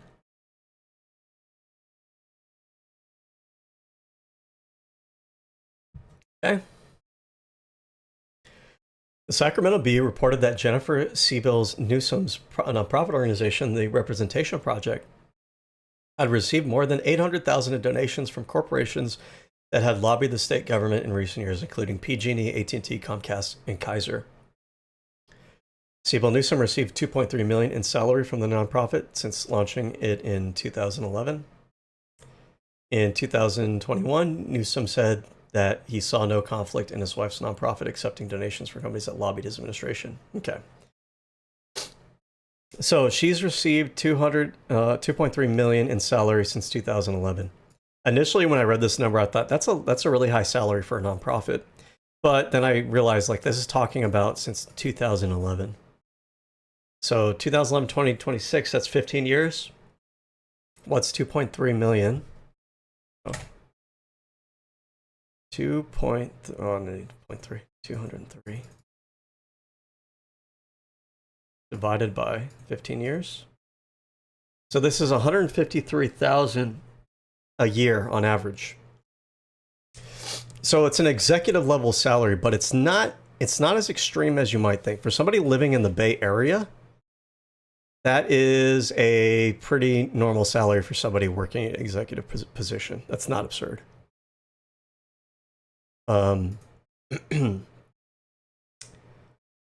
Okay, and then the fact that you have these companies that are contributing to her nonprofit, I mean, those companies are probably contributing because they want to curry favor, but is that her fault? Is that her nonprofit's fault? Should the nonprofit not accept those donations to use to fund whatever nonprofit initiatives it's trying to fund? I don't necessarily think so. I could be swayed on that. I would have to think about it a little bit. But what I do find and what I don't really like is when he says he saw no conflict in his wife's nonprofit accepting donations for the lobbying administration. I don't like this statement. I think that he should have just been more honest and said, yes, I could see how that appears to be a conflict of interest, but maybe say something like, no matter how much they try to lobby or like donate to my wife's charity, I'm not going to treat them differently as a result, or something along those lines, or put some kind of policy in place or some kind of standard that he sets to try to, assuage the public concern that there might be a conflict of interest there. So I think if there's a criticism there, I think that's a little bit of a fair criticism. Donations to campaign. In February 2024, Bloomberg News reported that Newsom pushed for an exemption for businesses that bake and sell bread in AB 1228, a bill that raises the state minimum wage for fast food workers to $20 per hour. The exemption included 24 Panera Bread bakery cafes owned by Greta Flynn, a businessman who donated $100,000 to 64,000. Donated $100,000 and 64,800 to Newsom's campaigns over the years. Republican lawmakers called for an investigation in the usual exemption. When reporters asked him about the exemption, Newsom said, "That's part of the sausage making. We went back and forth, and that was part of the negotiation. That's the nature of negotiation. That was all part of the give and take. That was the collective wisdom of the legislature and ultimately led to my signature." Okay. So I feel like this is a little bit exaggerated. The guy who donated to Newsom's campaigns, this amount isn't, in the grand scheme of a political campaign, these amounts aren't, they're not as big as you think they are. So the idea that he would completely change like a policy just for this guy based on that small amount, because these campaigns are going to be in the millions of dollars. We're going to look at open secrets in a little bit. But like you could see right here for the year 2022, 13 million. I don't even think this is 1% of that, is it? Let's see, hold on a second. 168,000 divided by 13, 3 million. So this is 1.2%. So it's not a huge amount. To think that he changed this policy just for that guy is a little bit weird. And also, keep in mind, this is only exempting 24 Panera Bread locations. Only 24. The change to this policy to allow these other Panera Breads, or I'm sorry, to allow an exemption to that $20 an hour rule, it extends to other businesses that bake and sell bread, which is probably going to be a number that's way, way larger than 24 Panera Breads. This probably affects like thousands of different other companies that are out there. So I think that narrative just seems a little bit, it's not very believable to me. In September 2024, the Los Angeles Times reported that Newsom had signed AB 3206 into law, carving out an exception to the state's last call alcohol. Hold on. I wanted to know more about this Panera Bread thing. Newsom. Panera Bread exemption. Excludes restaurants that produce and sell bread as a standalone menu item. Following intense scrutiny, the governor's office and legal analysis determined that because Panera Bread ships dough to locations rather than mixing it from scratch on site, they do not qualify for the exemption. So interesting thing here is Panera Bread didn't even wind up qualifying for the exemption. But I'm curious about why did they give these particular kinds of business exemptions in the first place?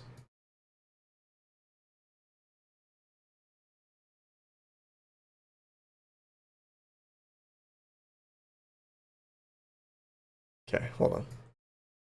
Why did bread companies have an exemption? Like, what was the stated reason? A clause widely seen as a carve-out for Panera Bread. This provision was linked to negotiations with billionaire franchise owner Greg Flynn, a longtime Newsom donor, raising allegations of pay-to-play. This provision was linked to negotiations. Well, is this true? Was it linked to negotiations with him? Or are they misinterpreting that quote from Newsom about negotiations between Newsom's office and the legislative branch? Exempted restaurants to operate a bakery producing bread for sale on site. And has donated Newsom, was a major opponent of the initial stricter wage bill. Okay. Critics and media, because here's the other thing too, is Greg Flynn wasn't the only person that was probably had some sort of relationship with Newsom who also opposed this bill. Probably most business owners that operated franchise restaurants and stuff probably also opposed this bill. So to think that Newsom only gave an exemption to this guy seems kind of weird, especially for such a small amount compared to his overall campaign finance. Critics and media reports suggest the exemption was added to secure support for the broader legislation, though Newsom's officially initially denies, later calling the reports absurd and suggesting a legal reevaluation.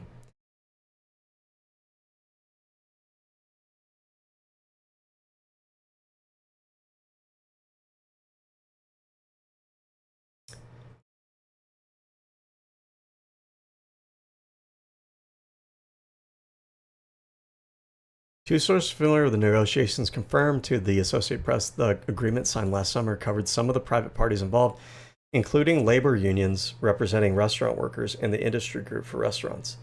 The agreement did not include Newsom or any other public officials. Okay. So it seems like insiders here said that it didn't even include Newsom. But nobody mentions this. They said the agreement, first reported by KCRA, was not meant to shield the public from details that could embarrass public officials. Instead, it enabled two sides to distrust each other, to come together and work out a compromise. These are probably common for these kinds of negotiations between legislation and the private businesses that are regulated, but they're less common in a legislative process. Okay. I think the public does have a right to note that sausage is being made, so to speak, and if the deal is essentially cut between private parties and more. Okay, on the other hand, a private organization is not obligated to produce records. Comment, media doesn't want to. Okay, what ends up happening in these situations, you end up having people in the same room who hate each other, don't trust each other. The bottom line is you need to build trust. Everything is about trust to get people to even get into the room. The legislation established a $20 minimum wage for restaurant workers, including an oddly specific exception for eateries with on-site bakeries that sell bread. Bloomberg News cited unidentified sources last month in reporting that Newsom had pushed for the bakery exception. Newsom has called the allegations absurd. His administration's legal team then analyzed the law and said Panama bread was likely not exempt. Bloom also denied the allegations and said that starting April. Yeah, because I think the thing is here, they have to bake the bread on site.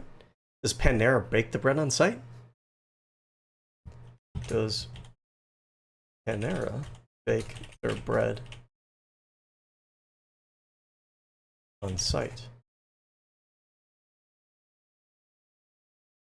Moving toward per baked model, where while bread is still finished in store ovens to provide a fresh experience, the dough is primarily prepared and partially baked by third-party suppliers, then shipped frozen to locations. Okay. That's probably why they said that the exemption probably didn't even apply to them. So the mystery remains over who pushed for the bakery exemption and why it was included in the law. That's in part because the oranges of the law reflect the reality of public policymaking in the United States. While all allegations must be vetted in public hearings, it's fair to bring this up as a criticism. I just think it's a little bit unfair to make all these leaps of logic and assumption, though. Especially when you kind of look into it and you see, like, the amount that this guy donated to Newsom was pretty small compared to Newsom's overall campaign. And also that the amount of Panera bakeries that, and it doesn't sound like they would have even qualified, but the amount that would have qualified, if we're just being charitable, are like a super small fraction of the overall amount of companies that this exemption probably applied to. That's the part where I think it's unfair. It's fair to bring it up as a question of, like, why did this take place? Is there a conflict of interest here? What's unfair is not to, like, fully look at the story and provide, like, the details and to, you know, spend like a narrative around it.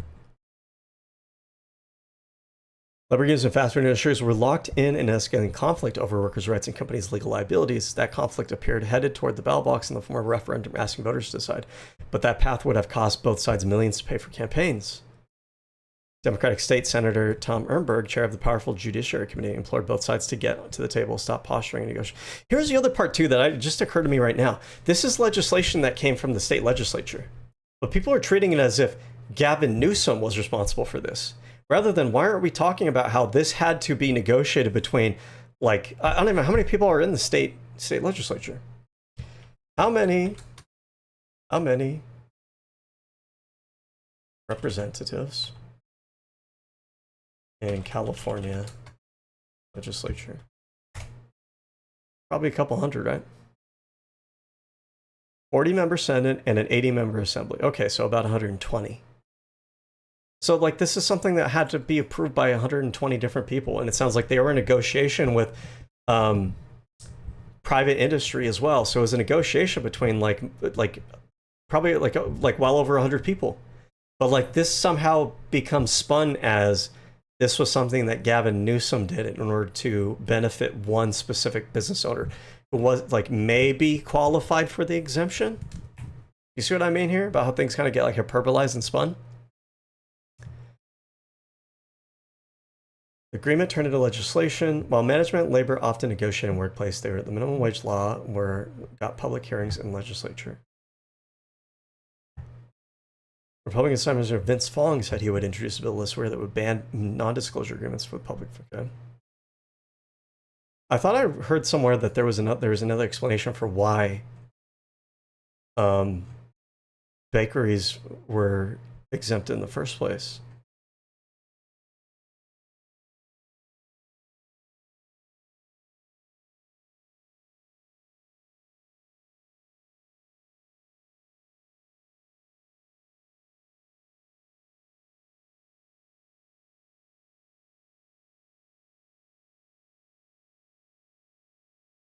Even the way the news reports it, Newsom bread exemption. Why are we calling it the Newsom bread exemption? This was something that was passed by the state legislature, right? Yeah, it has to be. This is something to change the minimum wage law.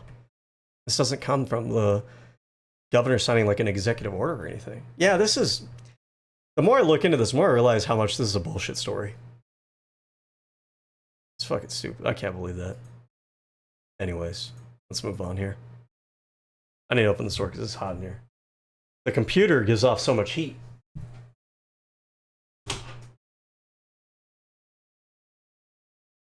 get some light in this room. Okay.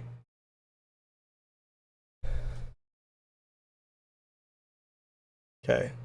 Court Newsom signed AB law, signed law AB 3206 into law, carving out exception to the state's last call alcohol law for one specific venue at Intuit Dome, owned by former Microsoft CVO Steve Ballmer. So the last call alcohol law, I'm assuming this is like, what is it, 2 a.m.? You're not allowed to serve alcohol after? Yeah, I guess this varies by country to country. California, 2 a.m. Most places it seems to be 2 a.m. 5 a.m. in Alaska. Well, I guess Alaska is very different in terms of like when daylight is and whatnot.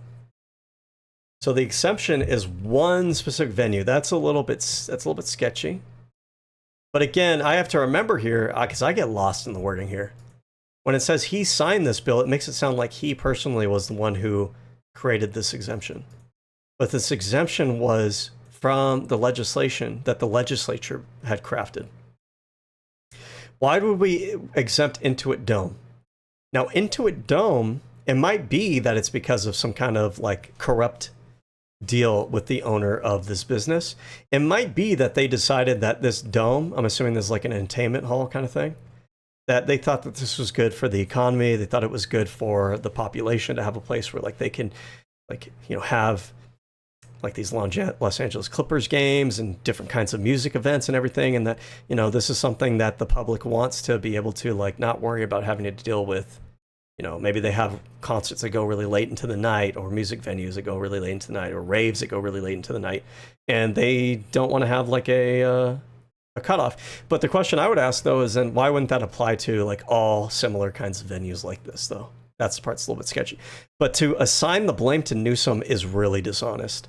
This is legislation passed by the state legislature. Ballmer's wife, Connie Ballmer, donated $1 million to the Newsom campaign. So the way they phrase this too, this is like cherry picking information. They might have donated to the Newsom campaign. They make it sound like Newsom was the one. But again, this had to pass through Congress where over 100 different people decided to put this exemption in there. Is it possible that he also donated to these other lawmakers too? Why are we blaming Newsom for it? I bet if we were to look, we're going to find that Steve Ballmer also... Oh, let's just do it, sorry. Steve Ballmer... campaign donations in California.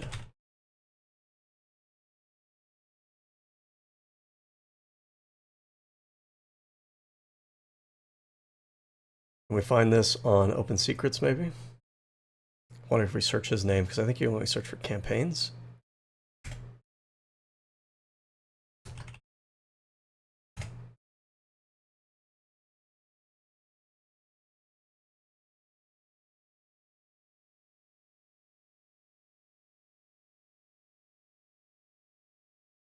Donor details. Okay. Is this him?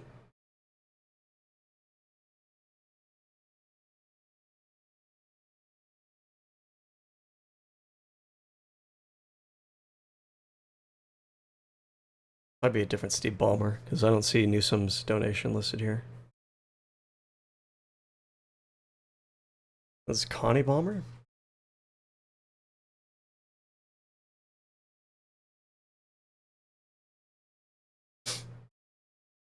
Connie Ballmer.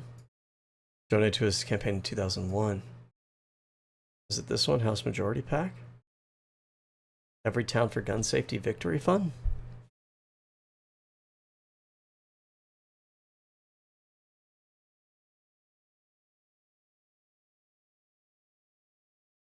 Okay, let's see.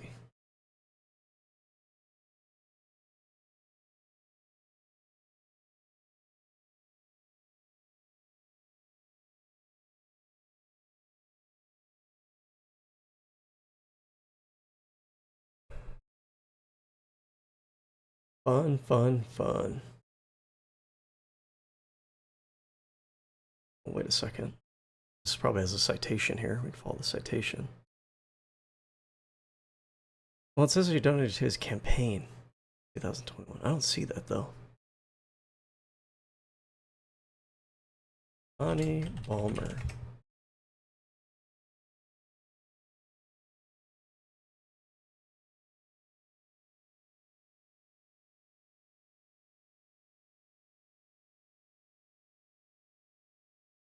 Ballmer Group. Is this her?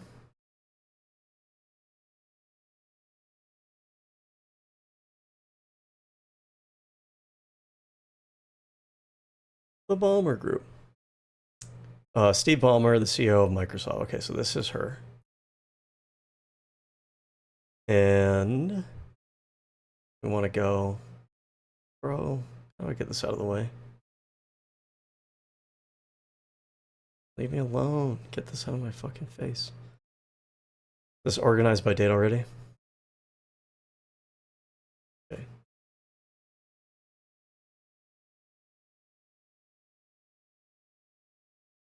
Always on you living harmony. Okay. What do we got here? 2021.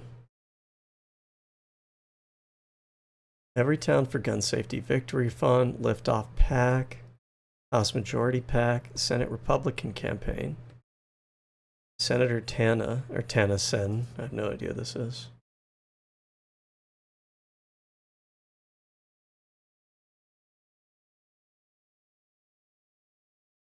Okay, so she exists in the Washington state. Menka Doringa. Washington. John Braun.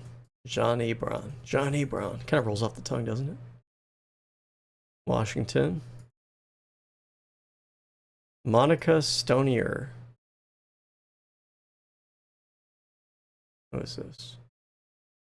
Democratic member of what? Washington again? Andrew Billig.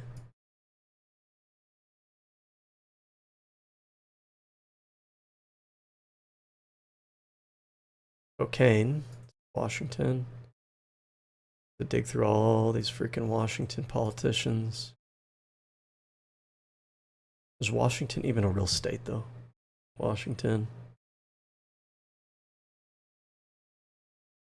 Marco Lilius? Marco Elias? Washington. Nicole Macri. Washington. Claire Wilson.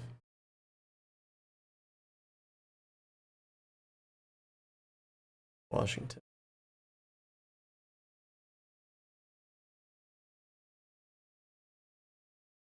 Tim Ormsby. Washington. Verdania Slater.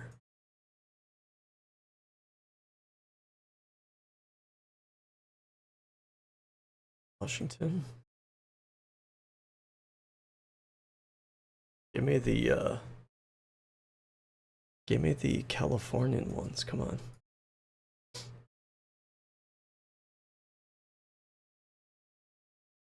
Lisa Callan,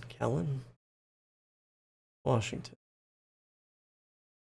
These people probably donate to literally every fucking Democrat in the Washington government.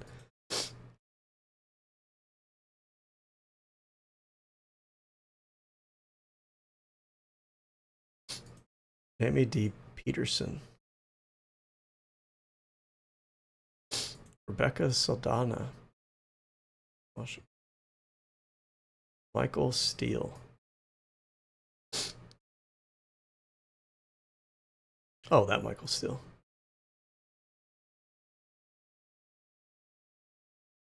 Daniel Griffey, Republican.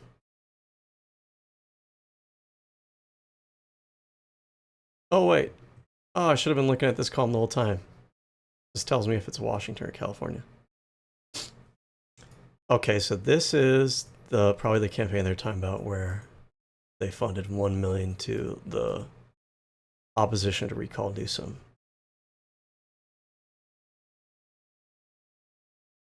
And do we have, we don't have funding for other California candidates during the same time period. Okay, so that's fair. That's fair. But again, the question is, how do you manage to, like, this has to come out of the legislature where like over 100 different politicians sign off on it. Are all these 100 politicians are all working for Newsom to do this? It's kind of doubtful. I don't know. Donate $1 million to his campaign ethics experts to criticize the bill for exclusively benefiting a major donor, Newsom. It is certainly going to become an issue for his opponents and critics to point to the fact that they seem to provide a special favor. But why are we saying this? Like, again, it's kind of weird, right? Like, why do we exempt this one specific facility? But why do we keep just saying it like it's a foregone conclusion that they're doing it because of Newsom? When this is a policy that goes to the California Congress that has like 120 plus people fucking worked on it. Why do we keep doing that for? And yeah, it doesn't look good. But part of the reason it doesn't look good is because of the way the media reports on it. I mean, it still doesn't look good, but to assume that it's because of Newsom, I think is not, it just doesn't really, like, be like with just using like your common sense, it doesn't really make sense. Like, it's possible, but it just doesn't seem probable. The governor's decision on legislation are made solely on the merits of each bill. He passed the bill, but he didn't create the bill, though. Yeah. I mean, I don't think so. Maybe I'm wrong about this. I don't think the governor can the CA governor line item veto. Yes. Oh, has the power to line item veto, allowing them to reduce or limit any specific item of appropriation in any bill, particularly the state budget. Okay, but then the question is, was he the one who took these, put these exemptions in there? With that last one that we looked at for the Panera, this sounds like something the state legislature had worked out. I don't see anyone citing that he specifically was the one who put these exemptions in there. Let's see. Did Newsom, well, let's do this. Did the CA Congress give into it an exemption? Or was it Newsom?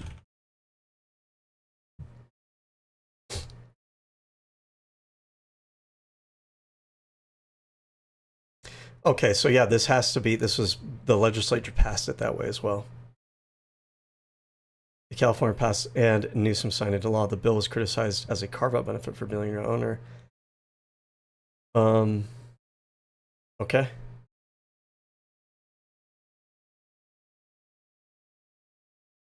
All right. So, yeah, it's a stretch to say that this was Newsom that did this.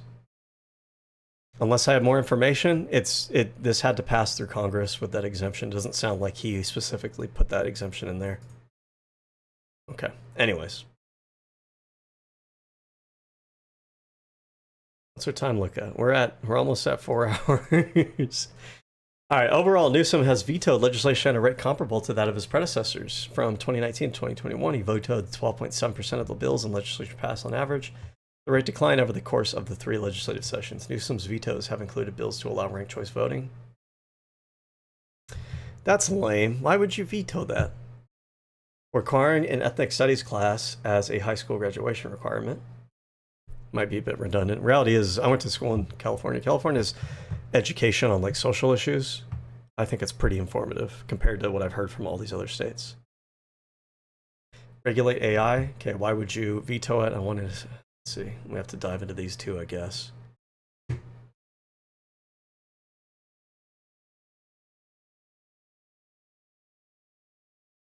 $41.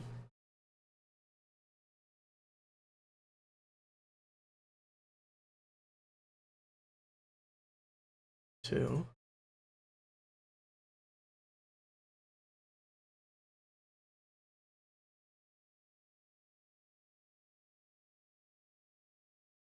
And 243.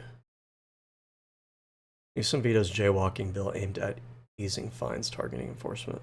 Oh, I don't really care too much about that one.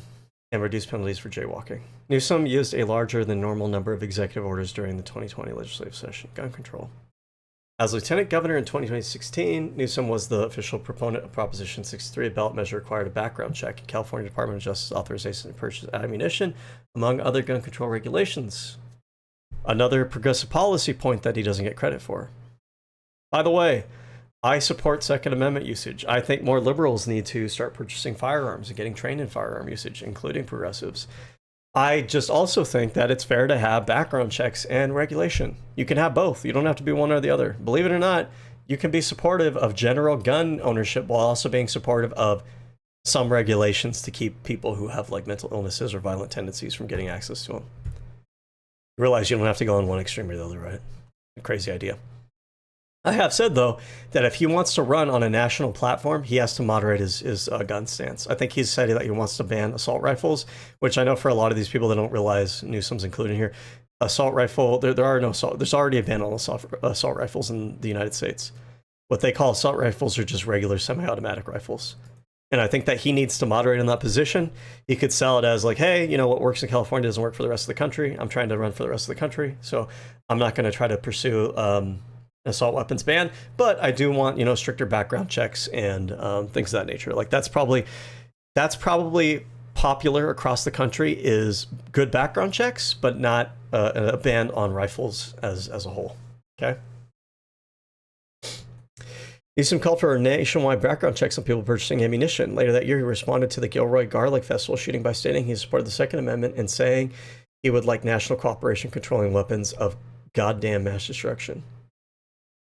He also said these shootings overwhelmingly, almost exclusively, are males, boys, and men. I put in loose quotes.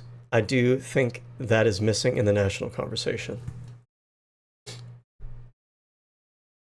So you can read this as him blaming men, but if you look at the rest of the statements that he's been making over the past years about men, I think that this probably follows a larger theme that he's been going on of like, why are we seeing like a lot of these statistics around men loneliness, male suicides, men engaging in risky behavior? Like we need to have a conversation about why that is and get to the root causes. I would assume that's what he meant by that. In June 10th, 2021, Newsom called federal judge Roger Benitez a stone-cold ideologue and a wholly owned subsidiary of gun lobby and National Rifle Association after Benitez struck down California's statewide ban on assault weapons. Yeah, something like this doesn't favor well for him, because these aren't really assault rifles. These are semi-automatic rifles. An assault rifle is a rifle that has selective fire mode, meaning it has a mode that fires one shot every time you pull the trigger. There's a mode that fires a burst round, like 1, 2, 3, and then there's a mode where you hold down the trigger and it fires fully auto. Fully automatic is basically illegal in the United States. So there's already an assault rifle ban in the United States. Every time they talk about banning assault weapons, they're talking about banning like semi-automatic rifles that just look like the same kind of rifles that military personnel will use, but they don't have automatic fire. That's the difference. They're functionally different rifles.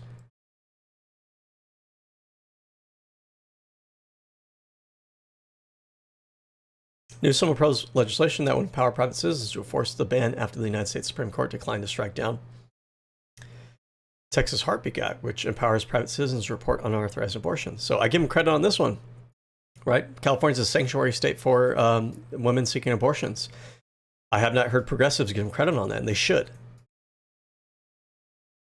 Despite the shit that they give Newsom, everybody knows if you're LGBT or if you're a woman that needs to have an abortion or something like that, or you just want to have like more rights, California absolutely is a sanctuary state for people like that.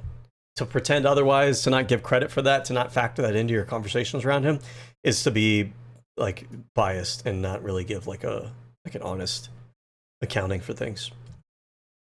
In 2022, Newsom signed gun control bills passed by the state, the California legislature. On July 1st, he signed Assembly Bill 1621, which restricts private-made firearms, which were found to be linked to over 100 violent crimes in Los Angeles. Assembly Bill 2571. I could be kind of shifted one way or the other on this particular policy, but on its surface, I think that this is probably a good idea. Basically, this is like if you make modifications to firearms to make them the kind of firearms that were illegal. This was a loophole in how a lot of people got access to firearms they shouldn't have access to, like turning your rifle into a fully automatic rifle, even though it's supposed to be illegal for you to do so. So this bill kind of restricting that practice is probably not a bad thing, but I could be shifted. I'll be open to hearing arguments. Which prohibit the market of firearms such as the JR-15 to children. I think that's fair too. Like, why the fuck are you marketing firearms to children? Much in the same way, like, I like drugs. I think drugs are fine. I think that adults have autonomy over their own body, and if they want to do drugs, they should be able to do drugs. But just because drugs are illegal doesn't mean we should market them to children. Just because prescription drugs are legal and prescription drugs are used by children doesn't mean that we should be marketing prescription drugs to children. These are things that the parents should be like. Parents have the ultimate decision on these things. Children shouldn't be like, why are you targeting children with this stuff? This is stuff usually that we leave up to the parents because we acknowledge that children aren't able to make responsible decisions with these sorts of things. Guns, tobacco, firearms. On July 22nd, Newsom signed Senate Bill 1327, a law enabling private citizens to sue anyone who imports, distributes, manufactures, sells illegal firearms in California. Yeah, sure, why not? I mean, if they're illegal in the state, I don't see why you shouldn't be able to sue people over it. If they're essentially like illegally importing them into the state, like, yeah, no shit. The law requires courts to award statutory damage of at least $10,000 in attorney's fees. On June 8, 2023, Newsom proposed a 28th Amendment to the U.S. Constitution to raise the age to buy firearms to 21. That's, I'm not opposed to that. That's not bad. Like I said earlier, like I support the right to own firearms, but I support regulation. I think a regulation where like you're not allowed to drink and drive. You probably also don't have the state of mind to own a firearm either, or at the very least, like, well, this says the age to buy them. So I think this would probably include like if you you need an adult with you, right? I think that's probably a fair regulation. I don't think that's too much to ask. Institute universal background checks for gun purchasers and mandate wait periods and ban assault weapons for civilians. Okay, some of this is too... He could run on this, and this would be popular, if it was, okay, you need to be 21 to buy firearms or have an adult with you to buy firearms, and have universal background checks for gun purchases. Maybe the wait periods. This one I feel like is marginal anyways. You can kind of leave it out. There's no point of even bringing it up as a controversy, but you got to exclude this assault weapons ban part. This one is like a poison pill. It's going to kill your chances at the national level. The right will label you as like an anti-gun freak, and unfortunately, like the public, whether you like it or not, is not there with you on that. The rest of the public does not want to ban, AR-15s and other semi-automatic rifles. They just don't. It's a losing issue outside of California. Law professor Erwin Chemensky called this a terrible idea since the advocated method, which has never been used, would be a constitutional convention, which is not understood to be limited to single amendments, potentially allowing a complete rewrite of the Constitution or addition of other amendments on a separate subject like abortion, or often proposed balanced budget amendment. Okay, so this professor, I guess, says it's a terrible idea because it would be through constitutional convention. I might be wrong about this. I don't believe Constitutional Convention says that it's only for like a complete rewrite of the Constitution. I'm pretty sure Constitutional Convention can be used for single item amendments. This seems like an ad hoc argument. Like you don't want to talk about gun regulation. You don't want a gun regulation amendment. So you're like, oh, you can't do that through Constitutional. Well, you can, motherfucker. Constitutional Convention. Now, pragmatically, is that going to happen? Probably not. Because you're probably not going to get a convention of the states just for one issue like that. You're probably going to get it for like a structural reform of the entire U.S. government, but I don't think it's illegal.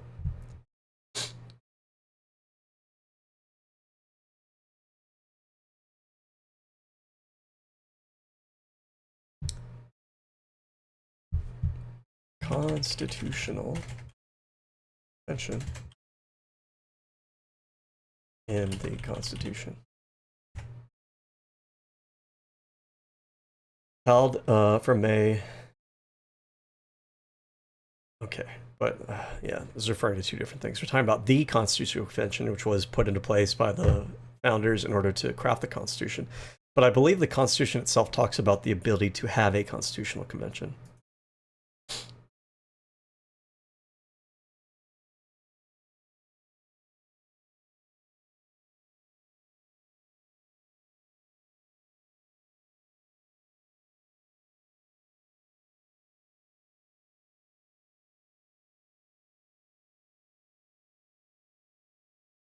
Convention proposed amendments in its method proposing, yeah. Article 5 of the United States Constitution. Okay, so what does the text of Article 5 actually say here?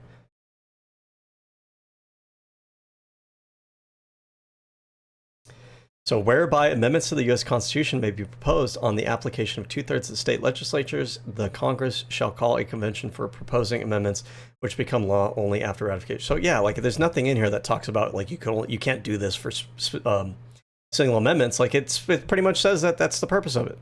So get fucked. That's a stupid argument. I don't even know why it's included in the Wikipedia article. It's such a stupid argument. Abortion. In December 2021, Newsom announced his intention to make California sanctuary for abortion. We went over this already.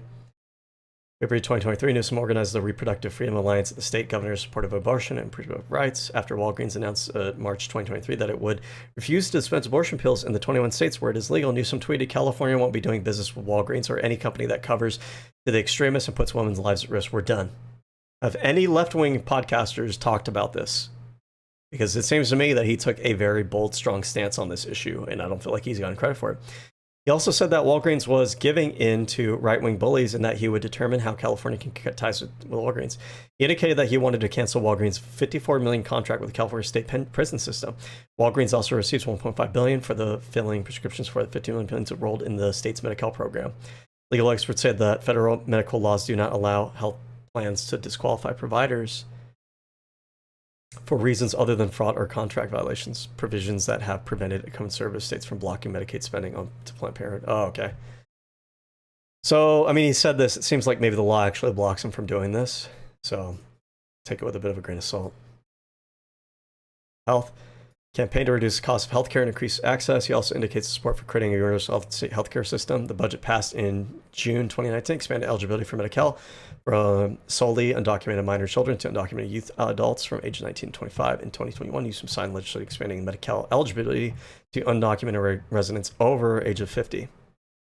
On June of 2022, he signed a $370 billion state budget that pledges to make all low-income adults eligible for the state's Medicare Kid program by 2020. Now, you might think that this is extreme just because of the way that we talk about immigration in the country, and you guys are like so brain broken over this. In a lot of other countries with universal healthcare systems, they don't ask what your national, origin status is. If you're in Canada and you have like an accident, you get covered by their universal healthcare to have, whatever happens if you break a leg, to have surgery or whatever it may be. They don't care whether you belong as a citizen or not. So. And then the other thing too is hospitals they're not really allowed to turn you away if you have like life-threatening emergencies. And so like we're going to pay for these immigrants anyways. And so it's better to factor them into the state budget. It's cheaper that way. Now, some people might say like, oh, we shouldn't pay for anything. They're not like, number one, like they contribute to the economy.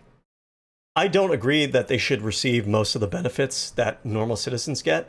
But like healthcare, if you have like a serious health impairment, I think if you're working here, especially, then sure, like that at the very least, because the alternative is, and if anyone like tries to push back against this principle, ask them this question.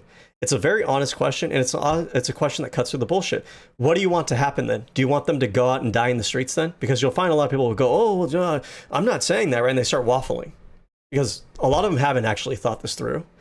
And then alternatively, a lot of them realize it makes them sound like sociopaths, which, like, you kind of are a sociopath. You need to, like, what the fuck is wrong with you?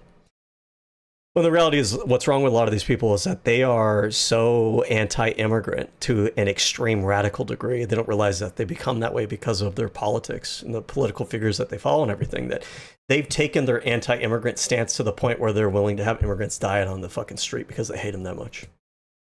But make them bite that bullet. And when they bite that bullet and say, yeah, the money shouldn't go to any of them, like, okay, I disagree. Most people are going to disagree with them because they realize that it sounds fucking insane. And you want to point that out. Most people aren't going to realize that implication until you point it out. Okay, we have a choice to make. We either treat that person because they're a human being and we believe that universal healthcare should be like a right to human beings, or you're saying that we should let that person die out in the middle of the street. And if you're going to make that position, then make that position and just announce to the world that the reality is that you hate immigrants so much and you're such a sociopath that you'd rather them fucking die than to spend a little bit of money, which it's probably like the amount isn't. We do all this like fear mongering and everything. The amount is probably a percentage of the overall healthcare costs. It's not going to be the determinant of whether or not our healthcare system is like super expensive or collapsing or anything of that nature. Those are just like the exaggerations that people run wild with. So spend that little marginal percentage that we have in order to just make sure that people aren't dying in our fucking streets. Not that big of a deal. The budget would make California the first state to guarantee healthcare to low-income undocumenteds at a cost of $2.7 billion per year. Oh my God, $2.7 billion per year? That's so much money. What is California's economy size? GDP? 4.296 trillion. Okay, calm the fuck down. This isn't even like 1% of that budget. Let's just make sure I have that numbers right here. I think it's like a factor of 1,000. What was it again? 4.9. Damn it. California. 4.296. 4.296. 1, 2, 5, 6 billion, million, thousand. Okay. Ah, I did in the wrong order. We are doing 2. Was it 2.6? 2.6 billion? Where'd it go? 0.7 billion. 1, 2, 3. Oh, I did the numbers wrong actually. 1,000 million billion divided by 4.29669. Was it 269? 296? Jesus Christ, I forgot already. Well, we'll call it 2.3. Either way, we're rounding. Okay. 1,000 million billion trillion. Okay. To the fourth. 1, 2, 3, 4. So this is 0.06% of the state GDP. So just like calm the fuck down, calm your tits, right? This isn't going to like do much of anything to our economy. You can calm the fuck down. We don't have to have people dying in our streets because you guys want to save a penny on the taxes that you don't pay, because 40% of you don't fucking pay net taxes, and I'm tired of you bitching and complaining like you do. The United States government actually subsidizes your living in the country, but you don't fucking know that because you're economically illiterate. Shut the fuck up. Tired of it. Tired of these talking points. Okay, most of you don't pay net taxes. I do, motherfucker, and I'm tired of you bitching and complaining about it. Like everybody else is robbing you, and you're dying because of the taxes. No, motherfucker, you're not dying because of the taxes. You're dying. You're not really dying. You're just your first world problems. You're freaking out because you're not paid enough for the area that you live. Your wages aren't high enough for the area that you live. But it's not because you're getting taxed, because you don't pay net taxes. You get a tax rebate at the end of the year, or it winds up washing out, or the amount that you consume in terms of the money that's spent by the government in order to put your goddamn kid in school, to pay for the roads and the bridges that your bitch ass uses to drive your kids to school, and drive yourself to your fucking business, and drive to the supermarket, and the roads and bridges that the supermarkets use in order to transport goods and services to the goddamn supermarket from a supply chain. You use all that, and you don't realize it because you're not paying for it in front. You're not paying it at the point of use, so you don't realize that you take that money out. You're not a net tax contributor. Stop bitching and complaining like you are, okay? Shut the fuck up. Anyways, Newsom was criticized in early 2022. I'm going to clip that motherfucker and put it on there. Fuck you guys. Early 2022, and for walking back from his support for universal health care and not supporting CalCare, Assembly Bill 1400, which would have instituted single-payer healthcare in California. Could he suggest the opposition from business interests, which had donated large sums to Newsom and his party, had swayed his opinion? Okay, so this is interesting. Why did he walked back his support? Why did he do that? Was this already passed? I don't even know if this is passed. Well, the budget here expanded eligibility for Medi-Cal to undocumented minors. Okay. Okay, it sounds like he supported healthcare universal healthcare, but it doesn't sound like this was ever really passed, maybe. Not supporting healthcare, Assembly Bill 1400, which would have instituted single-payer healthcare. Okay, so here's a question here. Did he not support this because he's against universal healthcare, or did he not support it because he didn't want a single-payer healthcare system? It's not the same thing. You can have universal healthcare without a single-payer system. Single-payer means, this is a type of universal healthcare in which the cost of essential healthcare for all residents are covered by a single public system. It might be possible that what he wanted was a more moderate approach where you have basically people who have a hard time qualifying for like regular insurance are offered like a healthcare that's funded through the state, but then normal workers who receive it through their company, or if they want to purchase their own private insurance plan on the open market, are able to do so. What do you call that? Is it multi-payer system? Yeah, whatever. So that's what I'm curious about. It doesn't really specify here. Newsom signed Senate Bill 149 or 184, which established the Office of Healthcare Affordability with the stated goal to develop data-informed policies and enable cost targets with the ultimate goal of containing healthcare costs. In August 2022, Newsom vetoed Senate Bill 57, which sought to authorize jurisdictions to approve supervised injection sites. Okay. These are very controversial. I don't know. Yeah, I don't know. I'm of two minds on that whole issue, but that's a topic for another day. Newsom signed the Zachary bill. That's a sentence right there. All these other ones like, oh, in this year, he vetoed this bill, which would have done this. And then this sentence just, Newsom signed the Zachary bill. Okay, thank you. What does that mean? The law requiring that food allergy information be made available to students. Okay, so that's positive. Not a bad thing.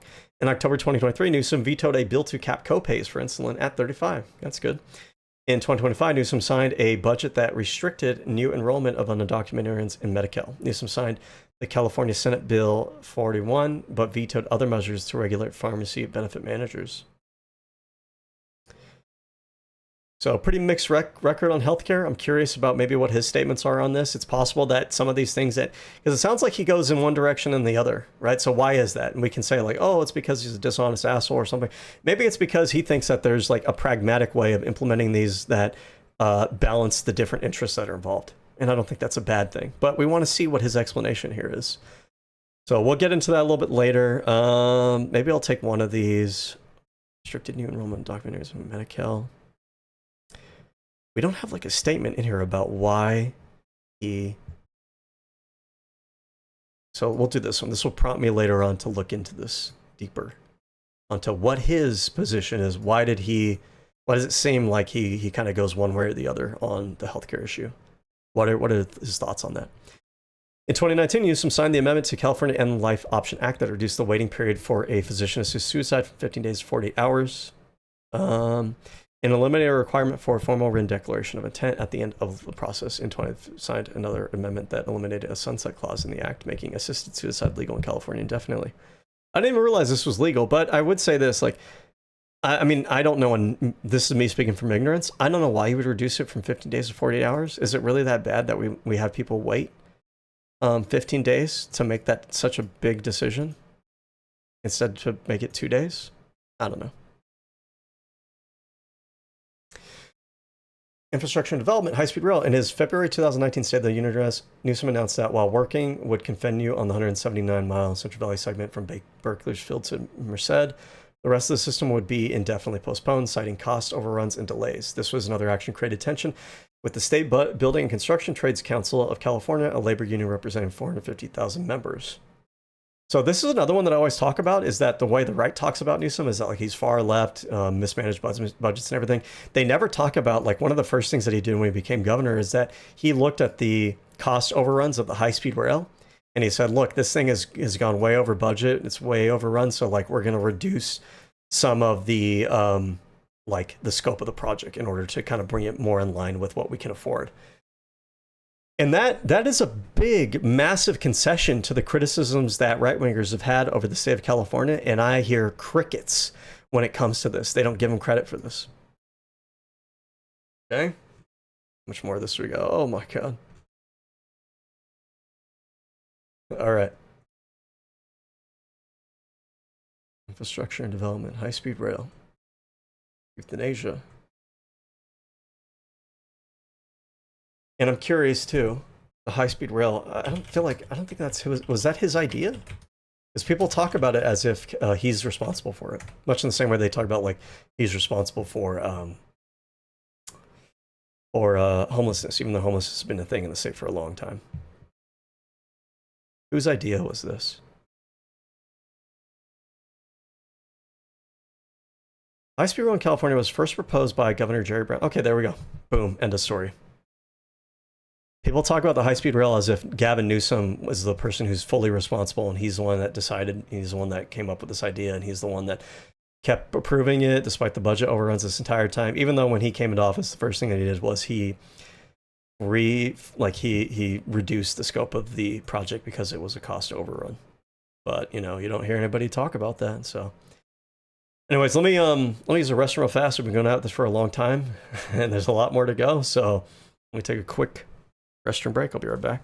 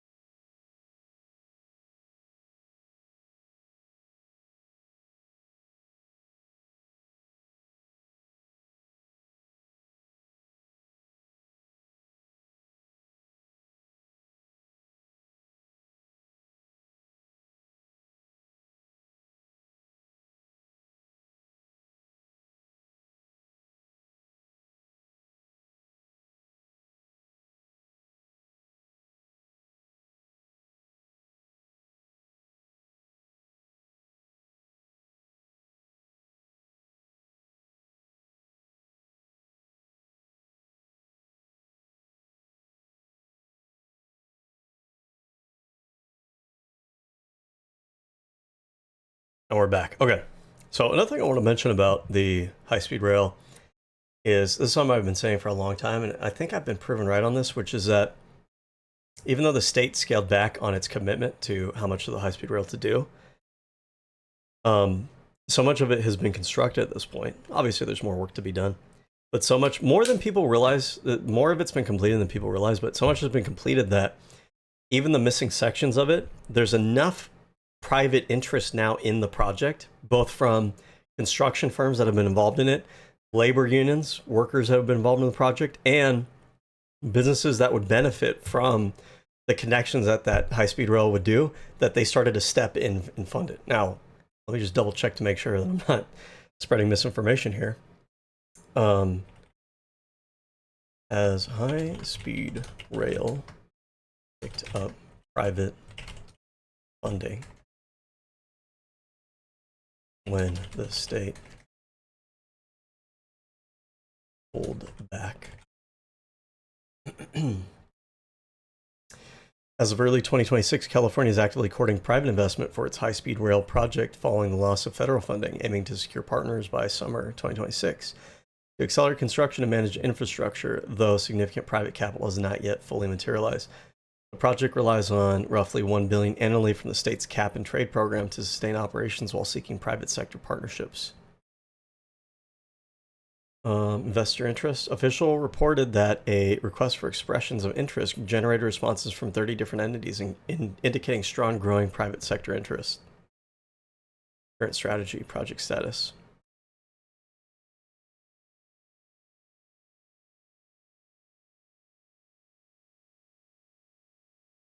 Okay. And to give you an idea of like how much has been constructed at this point, people don't know. People don't know. There's a lot of it has been constructed at this point.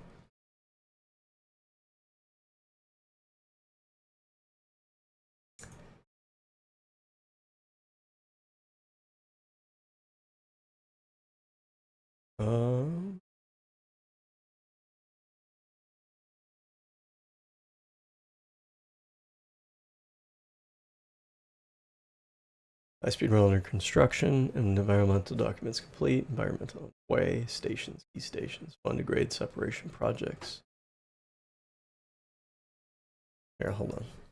Interesting thing, a while back I looked into this and it turned out that more high-speed rail was constructed for less of a price than the border wall was constructed by the Trump administration at a higher price.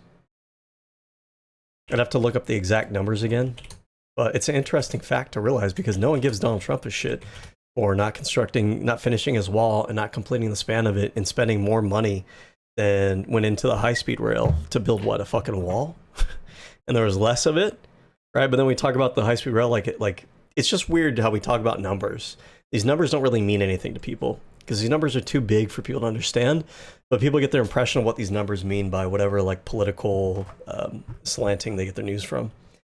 What percentage of the high-speed rail is complete?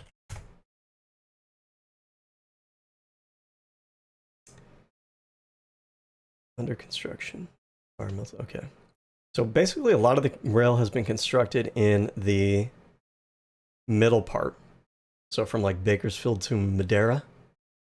And then you have the permitting has been cleared in the part of it that extends up to San Francisco.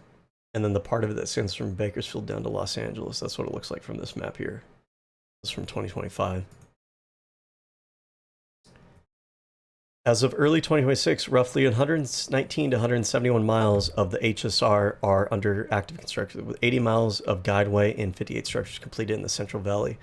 While the 119-mile segment is moving toward completion, the full 494-mile Phase 1 system is still in early stages of construction overall. A big reason why the high-speed rail took up so much time, took up so much money, is because of eminent domain. They had issues acquiring the land required for the rail project. This is a problem that's unique to the United States because of the rights that we have. In some of these other countries where they do high-speed rail projects, the government can just come in and just take that land. Easy peasy. We have so many like robust protections for owners that it's hard to just take that land. There's a whole process involved. I mean, I'd have to look deeper into how eminent domain works, but I think there's a little bit more barriers there. And when you have that in an engineering project like this, like it does more damage to a project than you might imagine. It's not just like, oh, I need to complete this. I have try to use an example. Let's use these little like Gundam model kits. Okay, I got a Gundam model kit. I have to complete it. I have about 30% complete. I could just pick it up, next weekend, and I can start again, and I'll be at 40%. No, it doesn't work that way in construction. When you have plans to build something, the season that you build is important. You have to secure permits. Sometimes things go. The conditions of that area that you're using to construct might change.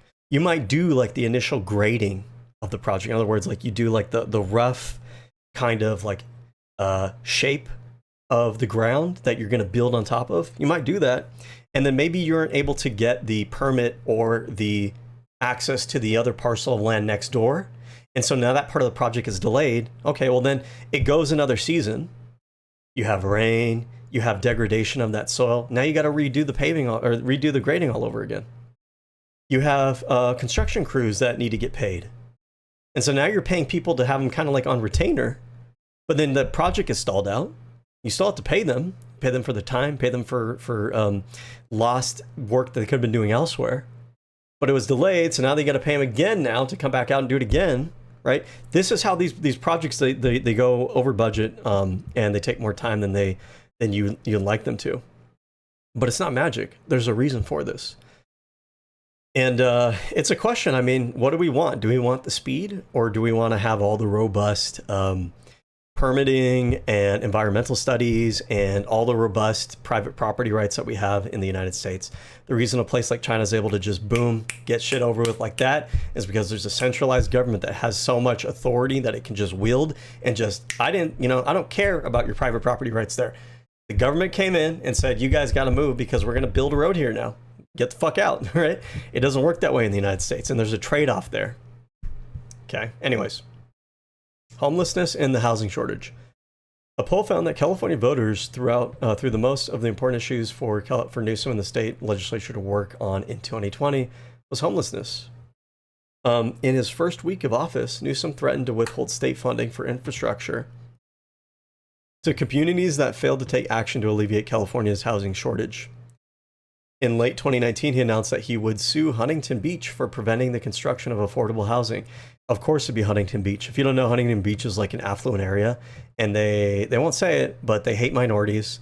They hate having like poor people or like middle class people around them. They don't want it. So they don't want to have low income affordable housing in the area because they're like, oh, we got to keep the riffraff out of here.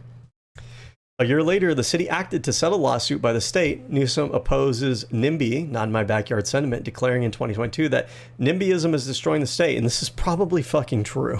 This is probably so goddamn true. In 2021, he signed a pair of bills into law that made zoning regulations for housing less restrictive.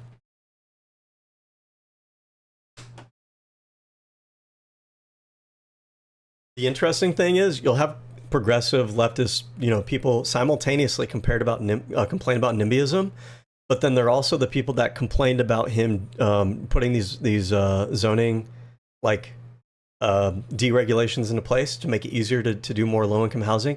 They also criticized him for that because they were like, we want to have all these regulations for a reason, and before you build a home here, you want to make sure you do like every little environmental study, and you need to make sure that every unit has a washer and dryer, and every unit, like every building that you construct has to have like an outdoor area where people can like sit and watch the birds and the trees and everything. Like this shit just it makes stuff not move forward, right?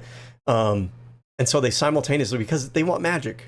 There's like people that they want magic policy. This probably describes the majority of the electorate. It's not just left-wingers, but people want magic policy that is able to do like everything perfectly well and clean, on time, under budget, that considers every single little possibility possible and considers every like future integration of a particular policy, right? And they expect it to just be done and just happen that way. But no, I mean, it's a balancing act. If you want more quality, if you want like more regulations, more restrictions, if you want consideration of every little specific, minute possible detail, it's going to take more time and it's not going to happen. And at that point, you become almost a form of NIMBYism, where it's not that you oppose the construction because it's in your backyard. You oppose the construction because you feel like they haven't done every single little possible, environmental study, or considered. Have you considered the light distribution over here in this area and how that might affect the psychology of people and stuff like that? And it's like those things, like there's probably legitimacy to those ideas in an academic sense, but there's a trade-off because everything happens under a time constraint. And so those ideas in a vacuum, in a world where there is no time, where we live in a hyperbolic time chamber, we can consider every single little minute thing and how every little thing will affect like some future, possibility that we're not imagining today. But we don't live in that world. We live in a world where we have limited time. And you think you're doing these people a favor by making sure that every little, minute detail is accounted for before you build a building for them. Because, why should poor people, why should low-income families, why should average working class people have to settle for less? But what you don't realize is what you're doing is you're making a scenario where instead of having low-income housing that isn't perfect, you're having them settle instead for a situation where they have just no low-income housing. And which to them do you think is more important? That they have somewhere they can live where they're not underwater in finances every month? Or do you think they'd rather trade that off so that they can wait 10 years to get a building that's perfect for them? You're not doing people a favor at that point. Anyways. Newsom also signed a bill which expedites the environmental review process for new multifamily developments worth at least $15 million. To participate, developers must apply directly through the governor's office. In 2022, Newsom signed 39 bills into law intended to address California's housing crisis, 3 of which entailed major land use reform. One bill eliminated minimum parking requirements for housing near mass transit stations throughout the state. Okay, in general, I would like for our urban planning to move away from having minimum parking requirements for businesses, and instead move towards a model where you have a parking hub with a bunch of businesses built around that hub. It's more efficient use of space. It's less onerous on the building of new constructions and businesses and everything. And it takes up less space. When you stack cars up on a multi-story, centralized parking structure, you're taking up less land usage on a surface area level of the total available land that we can use, and it makes the areas more walkable. So this idea of having a minimum amount of parking stall requirements for new construction, there was a time where this consideration made sense with the available information they had at hand. But we know now that this is actually an impediment to new development, and it's an impediment to having walkable areas, and it's more efficient and it's better for the community to build centralized parking hubs rather than requiring parking stalls at every single goddamn business. And if you've ever been to places like this, it's super convenient. I went to a place the other day that had we stopped by to get some Chipotle, and it was in a parking structure center where you had the parking underground and then all the businesses were above ground, and it was super nice and super convenient. If you've ever been to San Luis Obispo, there's that main street, I forgot what that street's called, where there's all those mom and pop shops that everybody likes to walk around in. There's a major parking structure 3 or 4 stories tall that is right around the corner, and it's kind of in the middle of that strip, and a lot of people will park there, and then you walk around. You don't have to worry so much about trying to fight the traffic to find parking. You drive right in there, you park your car, everybody parks in the same space. You don't have that whole area is a very walkable area because the whole thing isn't broken up by tons of different parking lots that you have to drive into. So anyways, okay, one of the biggest land use reforms, one bill eliminated minimum parking requirements. Michael Manville, an urban planning professor at UCLA's Luskin School for Public Affairs, called it one of the biggest land use reforms in the country. Another bill allowed developers to build housing on some lots previously zoned exclusively for commercial use without getting local government's permission if a certain percentage of the housing was affordable. A third bill allowed for the later 2 bills. Newsom warned, for the construction of market rate housing on some lots previously zoned exclusively for commercial use.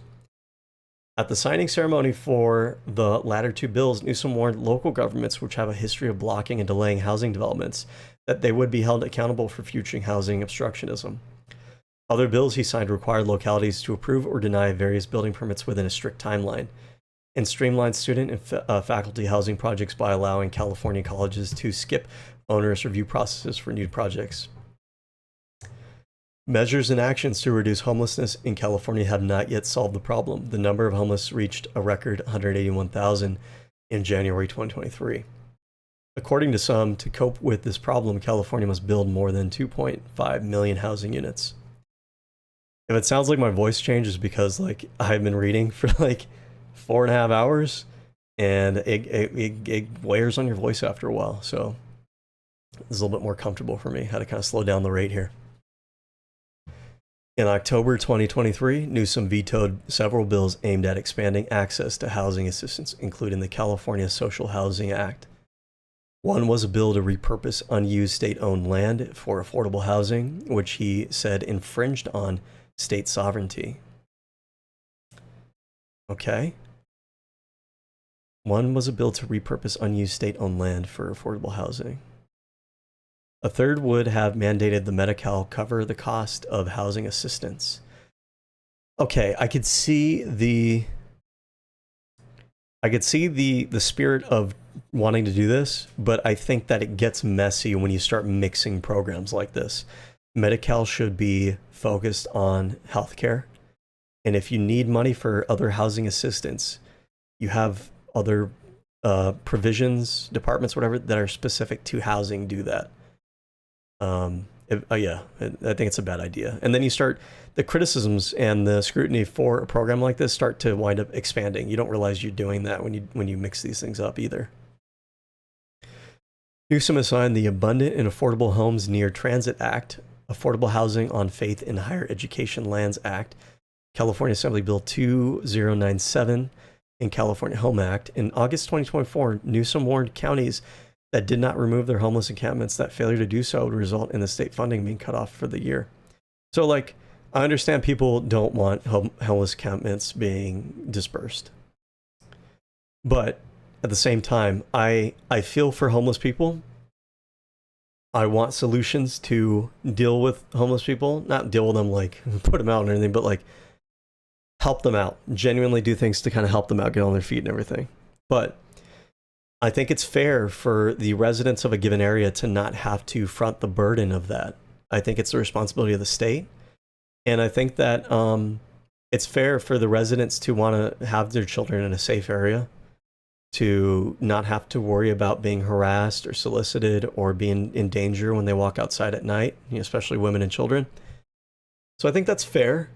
So there's a way to, like, yes, you can't set up homeless encampments in regular ass neighborhoods and areas.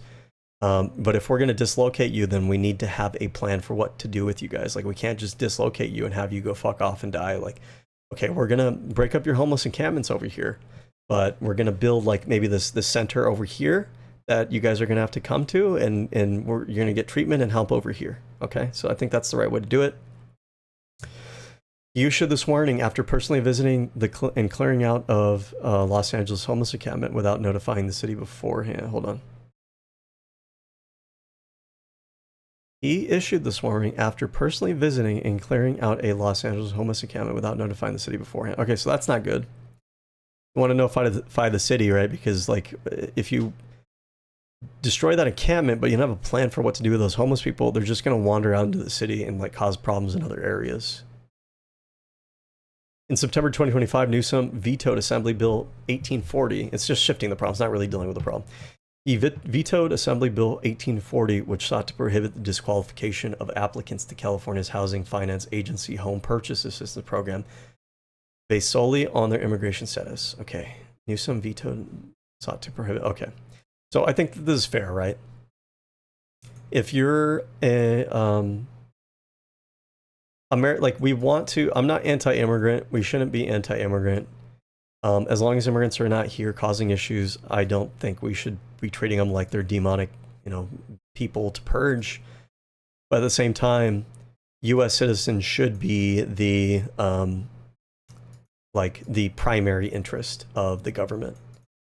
And so if we have like a California Housing Financial Agency or whatever assistance program, then this needs to be focused on U.S. citizens first and foremost. So I think that it's fair that he vetoed this bill here. Okay. All right, hold on. I'll be right back.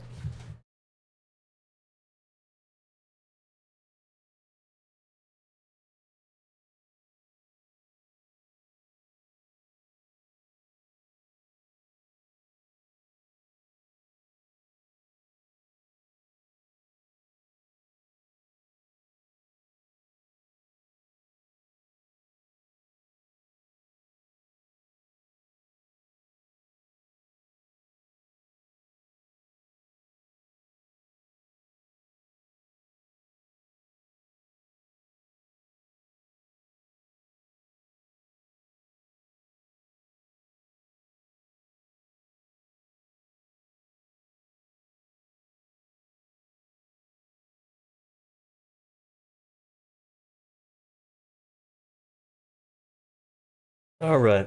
Okay. Now we're on to water management.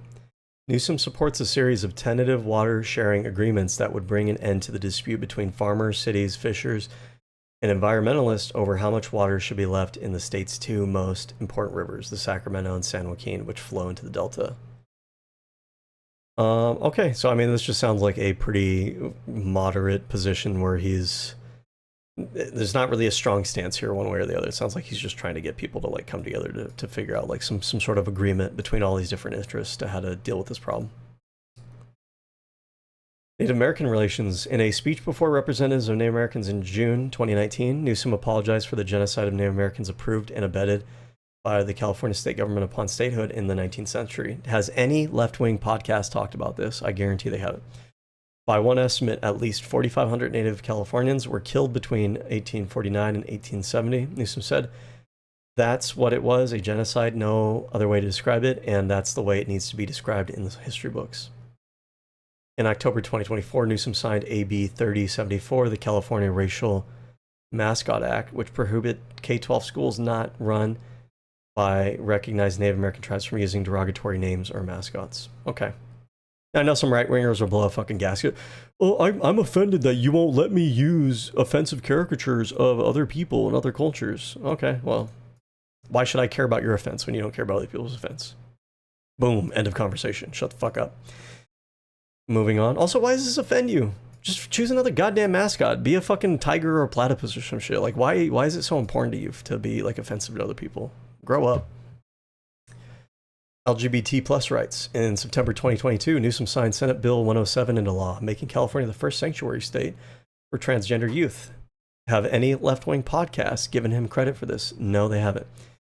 He issued an official state proclamation for Pride Month in June 2023, issued a fine of $1.5 million to a school district whose board rejected a curriculum including a biography of gay rights leader Harvey Milk, and signed a bill prohibiting schools from banning textbooks based on their inclusion of references to people from minority groups or the LGBT community.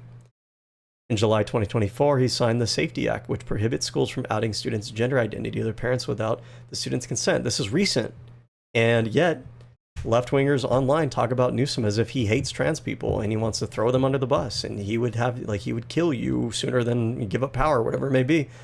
This is bullshit. They don't give him credit for this. And I think, I'm going to be honest, I think part of it is because he's like a traditional looking white male. He's not the type of politician that they think should be like the leader of the progressive movement. They've unironically, unfortunately, become like that caricature of that 2013 progressive that right-wingers used to say that they are.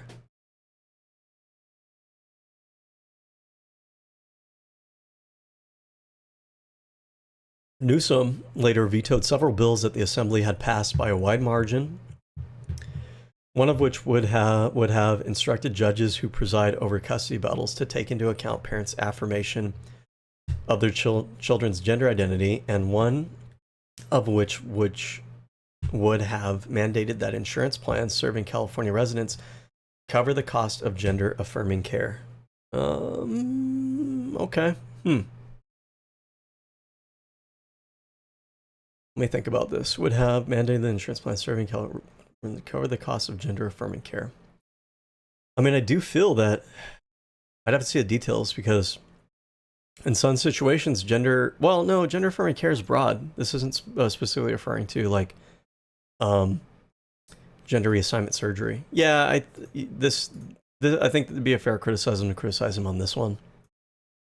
Because I think it is like genuinely factually scientifically accurate to say that gender affirming care is the standard of care for somebody who has like gender dysphoria. It's like the same as like denying care for somebody that has like a like ADHD and they can't get ADHD medication. These are legitimate medical psychological procedures that are needed. So to but I guess it's worth asking, does California law mandate that insurance plans cover other specific types of procedures, or were they only carving this out for gender affirming care? Because it's possible that in general, insurance companies in California are not required to cover specific types of care, and that like people can kind of pick and choose which insurance plan. If that's the case, I'd find this a little bit more defensible. But other than that, I don't know why he would veto this. Seems like a bad idea. This and later comments by Newsom on his podcast calling transgender female athlete participation in women's sports deeply unfair. I mean, from a biological standpoint, I think that the data is not really super clear on this yet. People will argue one way or the other. Wingers will say it is. I don't think there's data that really shows that is the case. I think people on the left just assume that across the board with every sport, you know, there isn't an unfair advantage, and I don't think we have enough data for that either. And having transgender athletes compete in women's sports right now at this moment is not popular. And you lose a lot of support. You lose a lot of support for transgender issues in general, just on this one specific one alone. So I don't think that this is the make or break. I think that that if you're otherwise very supportive of LGBT issues and trans people in general, this right now isn't really the hill to die on without you having to do more effort to actually convince the broader public or do more research on this topic to actually confirm that you're not giving an unfair advantage. My position on this for a long time has been, by the way, that it's probably going to depend on the sport. Because my understanding, there's already sports that women compete with men, or I should say females compete with males already, without there being like a inherent advantage. But it depends on the sport. Every sport's different. Every sport is testing different kind of physical or mental attributes. And so, you know, the larger, more intelligent conversation is that it really depends on the sport. Anyways. Appearing to signify a change in which Newsom forsook his support for key transgender issues to appeal to right-wing audiences. Well, I don't think this is the case. I think it's actually to get support from a more general audience, because if you were in left-wing media, you might have been convinced by the media you consume that support for transgender athletes in sports is broadly popular. It's not. I'm sorry, it's not. The data doesn't support you on this. And there's ways that you could take this. You could take this as like a frustration and anger and get mad and everything, or you could take this as, hey, we need to do more work to educate the public and to convince the public. That would be like the proactive way to handle that information. But like, let's look this up. Support for transgender athletes. And if anything, I think that this is lost ground over the years. So like, if you guys are super duper, this is a big issue for you in your politics, then you need to put more effort into trying to move the conversation, because the right has been like curb stomping you on this, unfortunately. See, Americans have grown more supportive of restrictions for transgender people in recent years. This isn't good. I don't like this, by the way. But part of this is going to come down to that, what word am I looking for? That stubbornness to, instead of adapting the way that you talk about the issue, instead of adapting your strategy, instead of adapting what you focus on, instead of adapting what hills you choose to stake your battles on, and which particular issues to kind of try to advance forward at a particular time to prioritize, Instead of doing that, a lot of left-wingers are just doubling down on the same rhetoric that hasn't been moving the needle in your favor for a while now. A new Pew Research survey finds that the majority of U.S. adults favor or strongly favor laws and policies that require trans athletes to compete on teams that match their sex assigned at birth. 66%. That means 2/3 of the electorate doesn't agree with you guys on this point. Ban healthcare professionals from providing care related to gender transition for minors. This one is closer than I thought, 56%. And I understand why they have this. A lot of people are like, they don't really understand transness. They don't really understand the science behind it. They think it's like a choice that you make. A lot of people think that. And if left-wingers and progressives are smart, they'd start talking about the science related to this, because there is science related to this. And you guys are lazy, so you don't look this up yourselves. But there is science. The best science that we have tells us that there is actually biological difference, where people who say that they're trans are expressing like a genuine neurological difference in their brain, where their brain is actually gendered towards the gender that they say that they are. And once that knowledge starts to become more understood among the general public will start to realize this isn't being pushed on kids. Kids aren't being like socially conditioned into being trans. Like, this is genuinely just how they're born, right? But like, you guys need to do more work. I've been trying to do this work myself, okay? Motherfucker, I'm not just trying to put it on you. Like, I try to inform people about this. But like, you guys need to pick this up, like actual good arguments for this yourselves and run with them instead of preaching your own choir all the goddamn time. Because I'm gonna be honest with you. You guys spend way too much time preaching to your own choir, and you don't go out and talk to other fucking people who disagree with you. I've had the unfortunate or fortunate history of being in communities, being in a family where not everybody agrees with my politics, and having to argue with people who are like 180 degrees from me. And to be honest with you, I've been pretty goddamn effective in shifting them over. But in that process, I've learned how to talk about these issues in a way that is not just preaching to my own choir, but is strategically designed to start leading people and sowing seeds that kind of blossom, you know, like premises that lead to newer conclusions for these people, have them start to question the way that they think about things. You guys aren't used to that. Your media is too goddamn insular.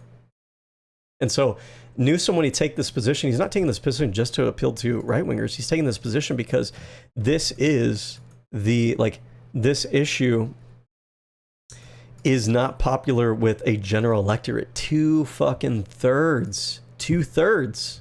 That's a lot. So it's not just to appeal to the right. It's basically to appeal to the broad electorate, moderate, centrist, everybody in between. There's probably a lot of liberals too that you probably don't realize also aren't really comfortable with transgender people in sports, while they're otherwise supportive. So, you know, take it as a challenge for you guys to get better at convincing the broader public and figuring out how to package that information in a way that is salient, okay? He received a backlash from some progressive commentators and the disapproval and condemnation of several of his fellow party politicians, such as California State Assemblyman Chris Ward and California State Senator Carolyn Menjivar of the LGBT Right Caucus, who said in a joint statement that they were profoundly sickened and frustrated by his comments. Newsom has also been condemned and criticized by humanitarian and queer rights organizations such as the Human Rights Campaign, National Center for LGBT Rights, and Los Angeles LGBT Center. The American Civil Liberties Union issued a statement saying it was saddened and angered by Newsom's conduct, calling on him to lean into his role as leader on LGBT issues and reject the hateful extremist rhetoric. What I'm curious about is, what are his recent statements to this criticism? How has Newsom responded to criticisms of his trans athletes position?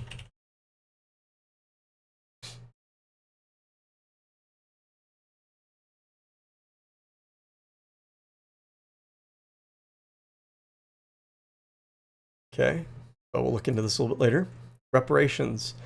Newsom vetoed legislation seeking to give the descendants of enslaved people preference in college admissions, home loan assistance, and restitution for property seized in past years by government through eminent domain.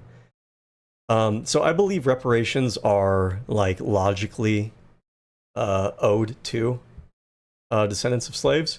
I think the issue comes down to pragmatism. Like, there isn't enough political capital for it, number one. And how do you pragmatically do that? I'm not really sure. And I think that there's a way around even having to deal with this issue, which is, instead of focusing on the reparations aspect, just focus on, like, okay, these are people who are in disadvantaged groups. Like, we could target them with assistance based on their socioeconomic status, and we achieve the same result without having to deal with the complexities and the controversy around the reparations issue. And if I had to imagine, that's probably why Newsom vetoed this as well.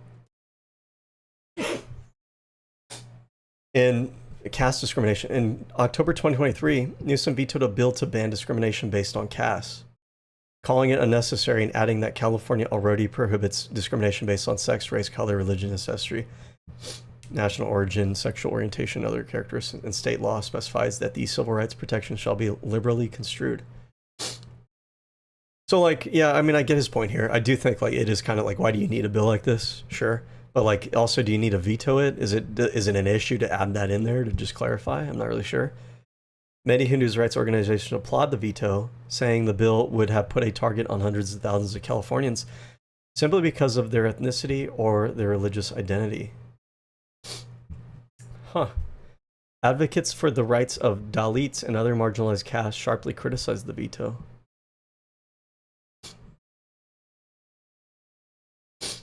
Okay, let's look into this. I'm a little bit curious. This is such a niche issue, but I'm just curious what the rationale here is.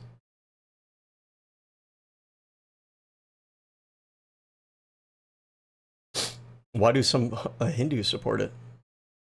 That's what I want to know. Said I want to know if these feelings flow both ways.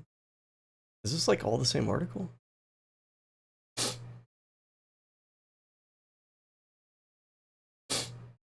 Labor rights. Newsom signed California Assembly Bill 5 in 2019.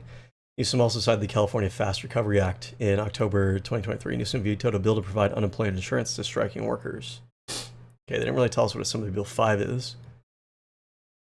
It's a state statute that expands a landmark Supreme Court of California case, Dynamex Operations versus Superior Court. And the case, of course, held that most wage-earning workers are employees and ought to be classified as such, and that the burden of proof for classifying individuals as independent contractors belongs to the hiring entity. Okay, so this is pro-labor. Is a California law which brings multiple reforms to the state's fast food industry. The bill's provisions aim to allow workers in California state to hold fast food chains responsible for issues like wage theft and overtime pay. So it's, I mean, it's interesting that he gets characterized as a corporatist by left-wing media when he has like a very long track record of having a lot of very pro-union policies that he has championed and signed into law. Newsom vetoed a bill to provide unemployment insurance to striking workers, citing excess burden on the state's unemployment system. Okay.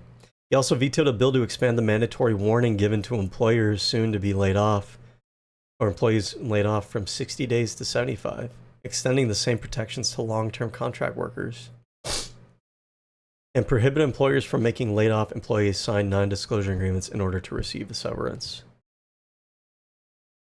Okay, I mean, I feel like, not sure how much of impact that bill would even have, but, I mean, laid off, employees soon to be laid off. 60 days to 75.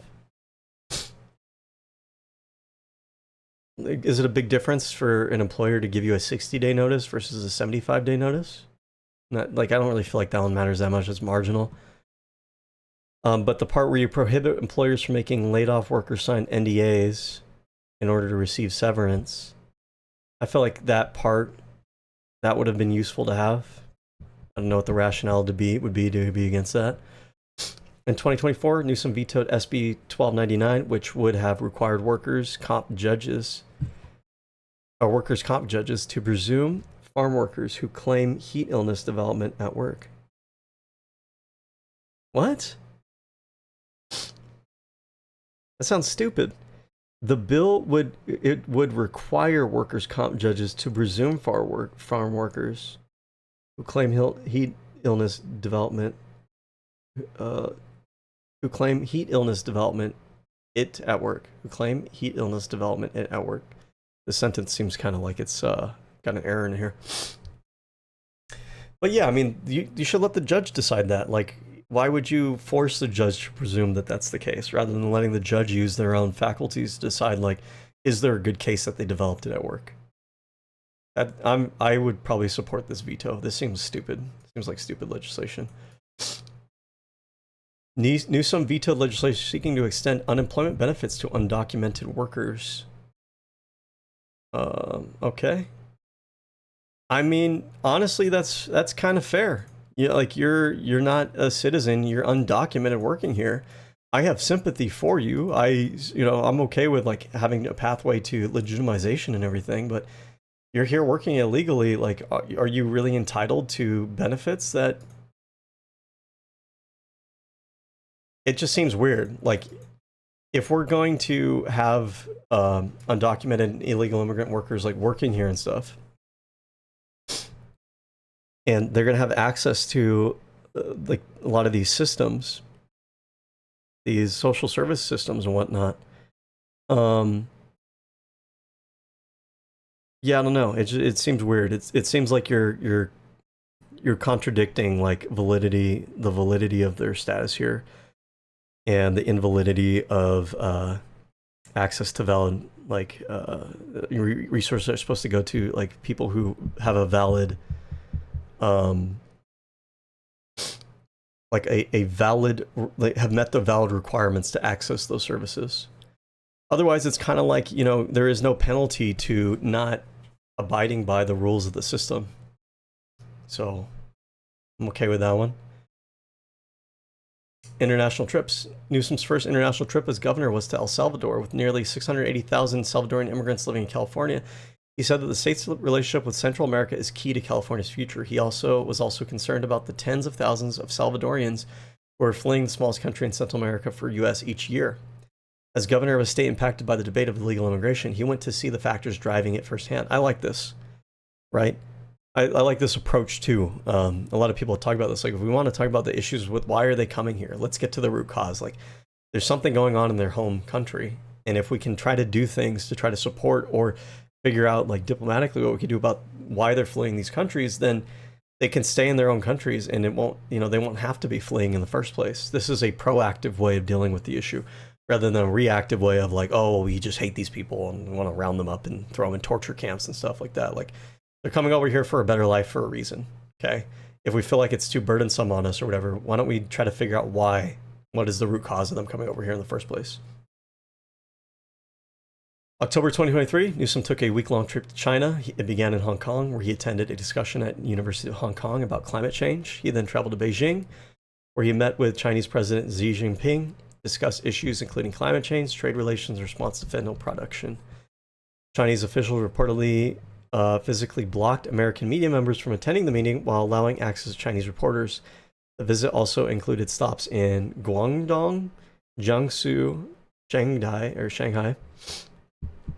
Newsom called for better relations between U.S. and China during the trip, saying divorce is not an option for the two countries. The trip drew criticism from a coalition of 50 U.S.-based pro-democracy and human rights organizations, which issued a joint statement attacking it for sidelining human rights concerns. I mean, I guess, but like, what are you expecting him to go over there and just be like, Xi Jinping, stop your Uyghur Muslim, whatever thing right now? Like, it's not going to happen. That's stupid. He wouldn't even been invited. The purpose of this is like you go with the intention of like, you try to find areas where you can work together towards a common goal where possible. I mean, it sounds like he did that. There's a shared concern about climate change. As a California governor, my constituents are worried about climate change. There's something that we can do to work together to deal with climate change. There's a lot of trade that flows between our two areas. Can we, let's talk about that. And there's fentanyl that flows from, or fentanyl production. Some of it flows from China to the United States, so that's also a concern. So, this is one of those things where it's like, what are you expecting? You're expecting like everything, and you're expecting magic, or are you expecting him to go over there and kind of get what he can out of such a trip where it's possible? Before the trip, a spokesperson for Newsom said the visit would focus on climate change, not human rights, as the latter was a federal issue. I mean, I feel like that could apply to both climate change and human rights. So I feel like it's a bit of a cop out. But I mean, I think it's just fair to say like, hey, we don't really have the ability to do anything about their human rights abuses, and we're gonna go over there. We're gonna try to make it a productive trip. There are things that we can work with them on, and there's some areas where we have concern, but these are areas of concern where they are willing to compromise with us, and we're gonna focus on that rather than just like basically throwing a tantrum and not getting anything out of something like this. In January 2026, Newsom traveled to Davos to speak to the World Economic Forum. The Trump administration tried to prevent him from speaking at and attending the forum. Newsom touted the 2.5 million zero-emission vehicles California purchased for residents to buy. He said California had resisted Trump's anti-clean energy agenda and was a counterweight to Washington, D.C. in terms of economic progress and stopping climate change. This, by the way, is why right now he's seen as the front runner for the Democratic Party, because he is going out of his way to basically present to the country and to the world a different alternative to Trump, and he's being incredibly bold about it. To go to like an international conference like Davos, almost like undermining the Trump administration to do so, and almost like speaking on behalf of the rest of the country that Donald Trump doesn't represent.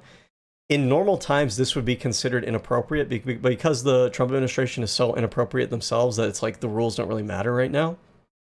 This is why he's seen as the front runner. And if you don't like him being the front runner, then like you guys need to have more of this energy. Find candidates who can have more of this energy and take charge like this. Take charge the way that he did with Proposition 50. Take charge with big, bold statements, even in international arenas where your candidate, your preferred candidate, is trying to take the lead. Now, I know AOC tried to do that recently, and she had a little bit of a stumble. I don't think it's the end of the world, but that is the right step that you want to take. And I feel like she was trying to do that. She was trying to like offer her own vision, her own version of kind of like what Newsom has been doing, and that's what you want to do. AOC is more of a much more progressive candidate. I know a lot of like left-wing podcasts and streamers want her in that position instead. I like her. I don't have anything wrong against her. I like her a lot, actually. I've been supportive of her since she started running for office and everything, and I still remain supportive of her. If she winds up getting the nomination, I'm all for it, and I'll support her. I'll be very loud about it too. And you know, as she does more of this kind of stuff, like this is what she needs to be doing. So, you know, word of advice to left-wingers who may watch this or whatever is, I don't hate you guys. It's not like, I just have a burning fucking passion of hatred against you guys. But like, if you want to have your policies and your politicians be the ones who dominate the Democratic Party, you have to actually like put up your own nominees and do the work of making your case to the American people and winning, elections and whatnot. And it's not impossible. You should apply yourself. Okay. Israel. August 2019, Newsom unconditionally apologized to California's Jewish community for a controversial ethnic studies draft curriculum that omitted the experience of Jews in America and sometimes criticized Israel. So the criticize Israel part, it's a little bit sketchy. I don't know what they mean by this. Like, there's a lot of legitimate criticisms of Israel. I don't think you need to apologize for that. But if you're omitting the experience of Jews in America, if your curriculum otherwise, tries to teach about the experiences of other minority groups, like that's kind of weird. You shouldn't do that, right? You should talk about all the different groups. Anyways, he was described as a longtime supporter of Israel and touted the Memorandum of Understanding that California and Israel inked together in 2014. Now, before we get too reactive here, when was the recent Gaza war started?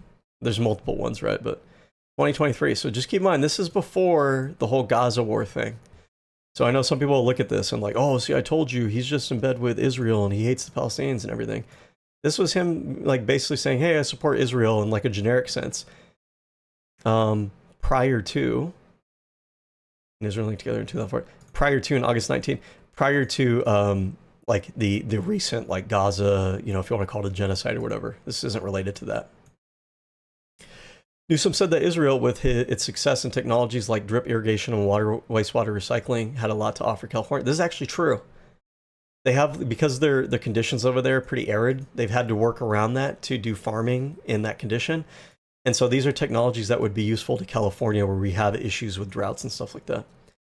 On October 20th, 2023, Newsom visited Israel to express solidarity with it during the Gaza war. Okay, this is right after October 7th. So I don't think that this I don't think this goes one way or the other. This isn't like, oh, he's a hardcore Zionist or anything. This is right after October 7th. Most people right after October 7th were very supportive of the Israeli people and Jewish people. The sentiment around Israel has soured over time because over the past couple years is like the Israeli leadership, not all of Israelis, not Jewish people, but the Israeli leadership has just become like more and more unhinged over time, unwilling to kind of realize like you need to yes, you need to defend yourself, but it doesn't mean that you get to just be like fucking crazy. He met with Israeli Prime Minister Benjamin Netanyahu, Israeli President Isaac Herzog, and other top Israeli officials and survivors of the October 7th attacks. Okay. In October 2025, Newsom distanced himself from AIPAC, a pro-Israeli lobby group, saying it was not relevant to his day-to-day life, but did not say whether he would accept its support. In February 2026, Newsom said in an interview that he has never accepted and never will accept donations from AIPAC. In response, the anti-AIPAC group Track AIPAC said Gavin Newsom is a former AIPAC donor. What? Like he donated AIPAC? He refuses to acknowledge the genocide in Gaza, attempted to crush pro-Palestinian protests, and still supports unconditional aid to Israel. He will never be the president. Okay. Is this true? I have to wonder, like, these things. Did he crush Israeli or Palestinian protests? Is that true? I don't know. And has he donated to AIPAC? Has Gavin Newsom donated to AIPAC?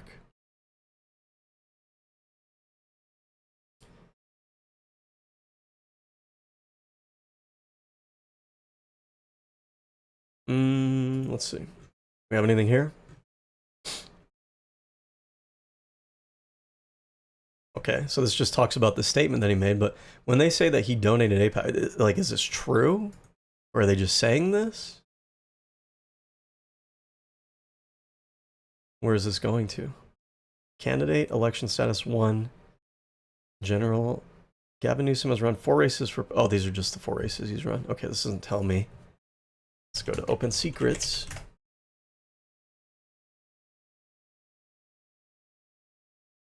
Gavin Newsom. Let's see if AIPAC has donated to him, and then we also want to see if he's donated to AIPAC. AIPAC. I don't find any records under that name. Israeli. What does AIPAC stand for again? It's like America, Israel, AIPAC. American, Israel, Public. Okay. Israel. I don't get anything. So when they say, I don't see any contributions from them to him. Okay. Now, are there contributions from him to them? AIPAC. Pro-Israel recipients. Contributions, lobbying, outside spending, top recipients. This is their, oh, this is outside spending, right? Totals, recipients, congressional committees, lobbying, members invested. Hold on.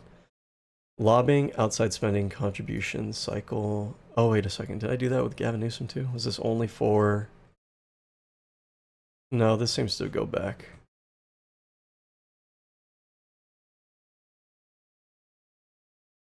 Number of contributions for individuals. This is from 2001. Oh, okay, hold on. Oh my god, I don't want to dive in. Okay, we'll deal with this question a little bit later. Do we have an article open that is regarding this topic? Sorry about myself. Okay, yeah, okay, we do. We'll look into that a little bit deeper later. In October 2023, Newsom vetoed Assembly Bill 1248, which sought to require independent redistricting. So he vetoed it. Why did he veto it? In September, oh, but this is after. We already have independent redistricting. What the fuck? In September 2024, Newsom vetoed Assembly Bill 2724, which sought to require schools to ensure students receive information on how to pre-register to vote. He vetoed it. Why? I mean, I guess it's not super necessary. But, yeah, I mean, is it a bad thing? Why would he? Like, what's the reason? It seems like innocuous in both directions, but why would you even? It's a little bit more minor, but we might look into that too. Proposition 50, which is where he pushed to get gerrymandering in California to counter the Republican gerrymandering. Okay, we know about that. National profile, okay? In 2023, Newsom launched Campaign for Democracy, a political action committee to take authoritarian leaders in the U.S. to take on. It is thought to be starting point for a possible 2028 election bid. By 2024, Campaign for Democracy had raised $24 million for direct contributions to candidates and other spending. This group is not subject to contribution limits and can coordinate with Newsom as long as he is not a candidate for federal office. This is a super PAC. Many journalists and political analysts have mentioned Newsom as a presidential hopeful. According to June 2023 poll by News Nation, 22% of California voters wanted him to enter the 2024 U.S. presidential election. In May 2023, Arnold Schwarzenegger said it was a no-brainer that Newsom would someday run for president. In April 2023, The Hill article by Sharon Udasin also discussed inevitability. Okay, blah, blah, blah. We get the idea. He didn't want to challenge Biden in the 2024 Democratic primaries. Newsom has become an outspoken critic of the policies of Florida Governor Ron DeSantis, denouncing DeSantis' orchestration of the Martha's Vineyard migrant airlift. DeSantis responded by saying California has huge problems and dared Newsom to run against Biden. In November 2023, the two debated. I watched this, not on this channel. This channel didn't exist at the time. In July 2024, Newsom launched a podcast, Politicking, co-hosted by Marshawn Lynch and Doug Hendrickson. What a weird podcast. I like Marshawn Lynch, but like, why him? He's like a football player, right? Isn't he the one that's like, I'm here so I don't get fined? Yeah, it is. Okay. That's such a weird combination. After Biden's sudden withdrawal from the presidential race that month, Newsom said he would not seek the Democratic nomination, and he supported Kamala Harris. After Donald Trump won in 2024, Newsom called for California lawmakers to convene later in 2024 to safeguard California's policies from upcoming second Trump administration in December 2024. Newsom criticized Biden for pardoning his son, Hunter Biden. He said, I'm disappointed and can't support the decision. Since the 2024 U.S. presidential election, Newsom has repeatedly declined to identify himself with either the progressive or moderate faction Democratic Party, calling such labels reductive and calling himself a hard-headed pragmatist. I mean, from everything we've read, that seems to be very true, that he does try to take a very progressive or pragmatic approach to things where he's cognizant of public support for different things, and he doesn't try to extend past that. And he, even though he has some progressive policies here and there, he also moderates them to, what is kind of like realistic, I guess. And it's a bit of a mixed bag. He has some policies that are a little bit more on the, what you might call the conservative side, some that are more moderate, some of them are more progressive. So for him, it would be reductive. It seems like he's kind of a mixed bag. He said he wants the Democratic Party to be an inclusive big tent spanning the ideological spectrum from Manchin to Mamdani. Okay, so that'd be like moderately conservative Democrat to progressive Democrat. I think that probably makes a lot of sense in terms of electability. In August 2025, Newsom began communicating on social media platforms in a style intended to mock Trump's style of online communication. Okay, we know about that. Newsom has expressed interest in running for president in 2028. Okay, obviously. Let's look at his personal life. Newsom was baptized and raised in his father's Catholic faith. In 2008, he described himself as an Irish Catholic rebel. Is he Irish? Yes, he is. And where are we at? And in some respects, but one that still has tremendous admiration for the church and very strong faith. When asked about the state of Catholic Church, Newsom said it was in crisis. He said he stays with the church because of his strong connection to a greater purpose and to sort of a higher being. Newsom identifies as a practicing Catholic, saying in 2008 that he has a strong sense of faith that is perennial, day in and day out. He has personal ties to the Jewish community. As a child, Newsom attended Hanukkah celebrations with Jewish extended family, went to a JCC preschool in San Francisco, and spent time at the Jewish summer camp Tawanga. Camp Tawanga. JCC. He credits the Jewish values he absorbed, especially Tikkun Olam, for shaping his identity and worldview. What's Tikkun Olam? Repairing the world, a religious concept in Judaism which refers to various forms of action intended to repair and improve the world. I know people hate, like a lot of people hate Jews online, but I'm not a religious person. And when it came, if you had to ask me which religious faith I probably have like the warmest feelings towards, Christianity, Judaism, and Islam, I feel like Jewish culture is like the most humanitarian and global thinking out of all of them, and has the most room for tolerating and accepting people with differences. And if you look at like Jewish dominated industries in the United States, like in the arts and in entertainment, they've made an effort to include all kinds of different people. I don't see that same effort in some of those other religious groups. Like they walk the walk, I feel like. Of course, not every Jewish person. Same thing with not every Christian people. There are Christian people that are like, to me, the top of the top when it comes to morality. If you look at like Mr. Rogers, for example, I have a very bad opinion of evangelicals in general, but Mr. Rogers is a goddamn saint, okay? Newsom told his son that they are partly Jewish and have Jewish cousins in the Newsom family when one of his friends expressed anti-Semitic views. In 2019, he took steps to combat anti-Semitism by allocating $15 million for synagogue security, $6 million for Holocaust Museum LA, and $23.5 million for Jewish summer camps affected by wildfires. I know it's popular these days, but you're not gonna get me to sign on to this bullshit. I am not anti-Semitic. I won't stand by anti-Semitism. I don't give a shit about, how you feel about the Israel-Gaza situation. If you genuinely think that there's a difference between the state of Israel and Jewish people, then it should not be hard for you to push back against anti-Semitism. I consider myself to be supportive of the Jewish people as a people, as an ethnicity, as well as the Palestinians. It doesn't have to be one or the other.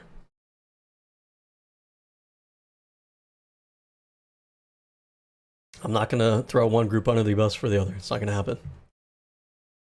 In May 2002, Newsom was at his mom's side as she died in the physician-assisted suicide. What? Oh, wait, what?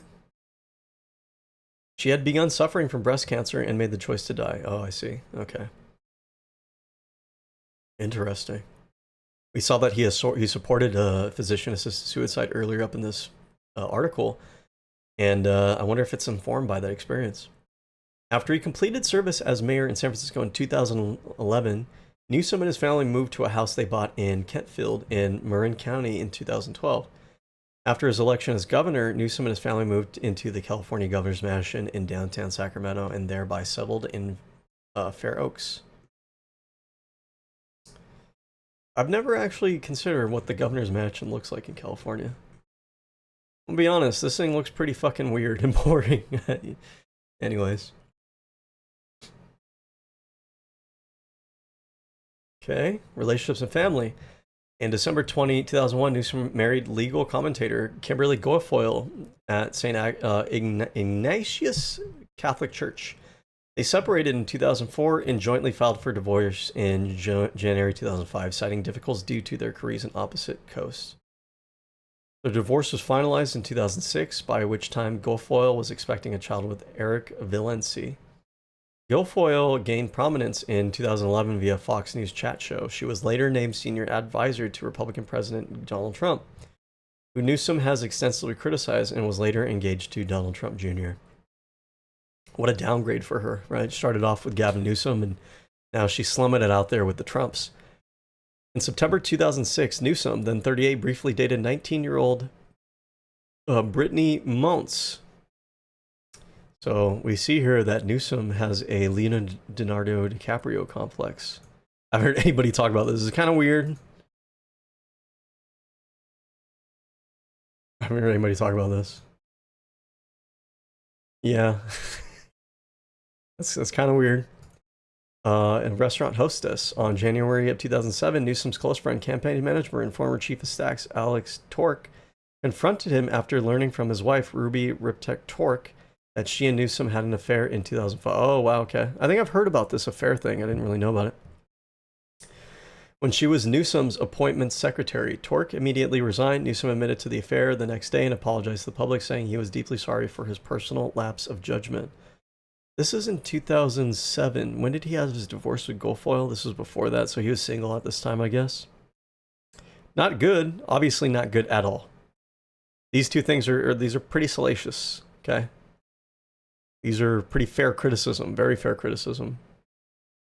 In 2018, Ripe Tork said that she thought it was wrong to associate Newsom's behavior with the Me Too movement. I was subordinate, but I was also free thinking. 33. Okay. So yeah, there is that power dynamic issue, but it sounds like these were both two consenting adults without there being like a power play going on. Still, an affair is not good, especially if it's like your friend. That's super, super shitty. I do not want to make sure that the Me Too movement is reserved for cases and situations that deserve it. Newsom began dating film director Jennifer Seibel in October 2006. He announced he would seek treatment for alcohol use disorder in February 2007. Interesting. I haven't heard about this. What is this? Like alcoholism? Oh, alcoholism. Oh, interesting. Okay. The couple announced their engagement in December 2007, and they were married in Stevensville, Montana in July 2008. They have 4 children, a daughter born in 2009, a son born in 2011, a daughter born in 2013, and a son born in 2016. Okay. So definitely some issues here in the period after his first marriage and some alcoholism, but it sounds like since he's been married to this new wife of his, like, you know, I don't know all the details here, but, you know, they've had 4 kids since then, and it sounds like things are pretty stable now. Newsom is the godfather of designer, model, and LGBT rights activist Nats Galley. According to James Briganato's Growing Up Getty, the Newsoms, Harris's, Pelosi's, and Gettys are godparents to one another's children and make appearances at important family events. Okay, interesting. All right. So that wraps up the Wikipedia article. Wasn't that fun? Basically know everything about his life now. I'm just kidding. So let's go over to the Ballotpedia article. How many hours have we been at this? 5.5 hours. Holy shit. All right. I mean, I knew when I was getting into this would be a long time. This would be a lot to get through, so.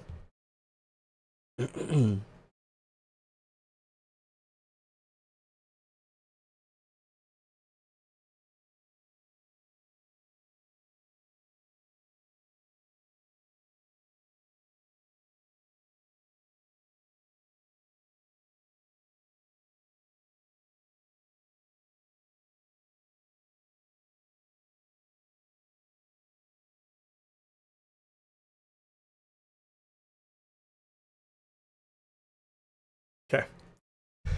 All right, let's see what his Ballotpedia article has. Does this site have a dark mode?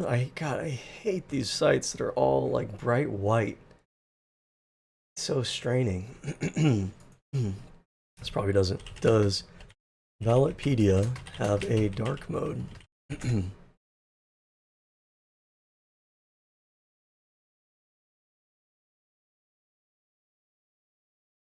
Probably not. I should download. There's a plugin for Chrome to turn everything dark. Chrome dark plugin. Dark reader. This item is inactive. Oh, I have this already. Okay. Hell yeah. All right, there we go. All right, Gavin Newsom is the governor of California. He assumed office in 2019. His current term ends in 2027. He was born in San Francisco. We know a lot of this stuff already. Okay, we want to see if there's anything new on here that we're not getting in the Wikipedia article. Okay, there's the recall. Newsom served as lieutenant governor. Biography. Political career. 2022 election. Recall election. And then we got some Gundams here. Got the GP01. It's my favorite. Or one of them. Recall supporters said Newsom mishandled the state's response to the coronavirus pandemic. Okay, we know about that. We know about all this shit. 2022. Okay, yeah, we're probably not gonna learn anything super new here. Campaign finance.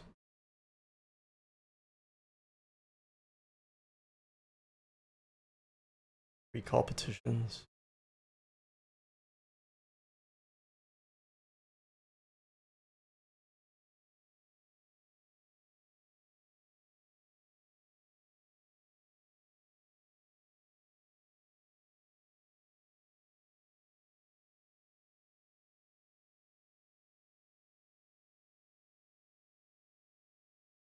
Okay. I do want to actually also as well. What is Newsom's governor record by the stats? I wonder if anybody has a stat breakdown, like has there been a reduction in crime and poverty, things of that nature. So we'll look at that in a little bit. But anyways, now let's look at his open secrets profile. Okay, let's look at who is donating to him. We can't do this all day long either, by the way, because there's 20 pages of this. This is for the year, can we do the year 2024 maybe? Grand total of contributions has reported. This is contributions he's made. You know, let's see if we can find APAC in here at all. Oh yeah, we're not gonna find 2024. Let's go back. Let's go all the way back to 2011. See if there's anything in here. APAC. Nope. Israel. Nope. Okay. 2012.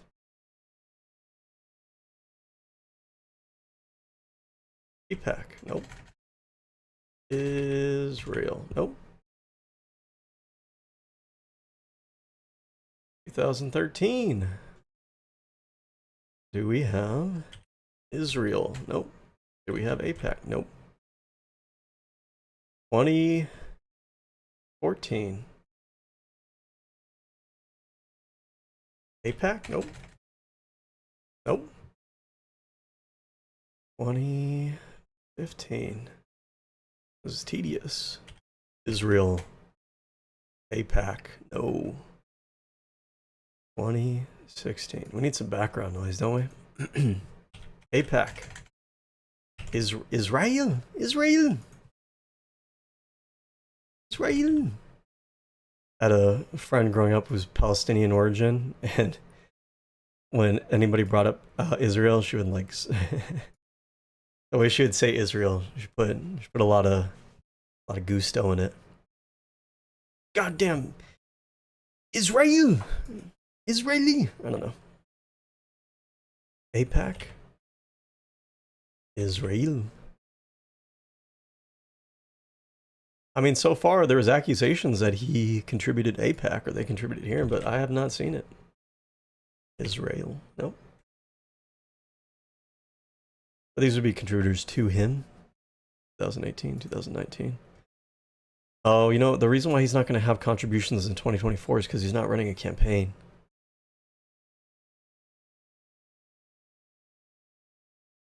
No. 2020. APAC, nope. Israel, nope. 21. APAC, nope. Israel, nope. 2022. APAC. Israel, nope. 23. 23andMe. Israel. APAC, nope. 2024. And we don't have anything. We have a $25 donation. Anything in 23? No.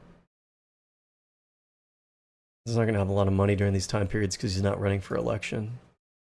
2021. Let's see, 2022. 2023. Yeah, 2022. All right. Top 20, top 100. Top 100 donors in 2022. We have an NA, so we don't know who that is. 1 million. Unavailable for these records. We have the Democratic Party. We have Mission Indians. What is Mission Indians? Okay, so we have a Native American group that supported him. Service Employees International Union. This is a large union organization. Laborers Union. Prospector LLC. What is this? Is a data mining company. A material database and search engine for UL solutions. A business listed under metals and mining. AI-enabled SAS based digital founded in by Emily King, specializing. Okay, where's this one located? I'm not sure. I'm assuming it's that minerals one though. DoorDash. Cockett, Pitter, and McMarty LLP. Cotchett? What is this? Attorneys? Okay. A law firm. American Federation of Government Employees, so another union. American Federation of Teachers, Teachers Union. Association of California State Supervisors. A. Wilsley Properties Co., property ownership company. Agua Caliente Band of Cahuilita, I don't know what the fuck it is. Hold on. Is a historic Palm Springs-based federally recognized Native American tribe. So another Native American tribe. California Correctional Peace Officers Association. So the correctional, like the union for the officers that work for the like penitentiaries, the jails and stuff. Association of Professional Scientists. So we have a scientists labor union, nurses union, California State Retirees, California State Council of Service Employees Small Contributor Committee, Circuit Corps Laboratories, Intersect Power. So like we look at this is a pretty wide variety of different kinds of donors. We have labor unions, we have private like business interests as well. So kind of reflects him. He's a moderate guy that seems to try to appeal to different interest groups and not just for business, not just for labor, but kind of somewhere in the middle. Kind of makes sense. Non-invasive patient monitoring. So this is a some sort of healthcare thing. Intersect Power. What is Intersect Power?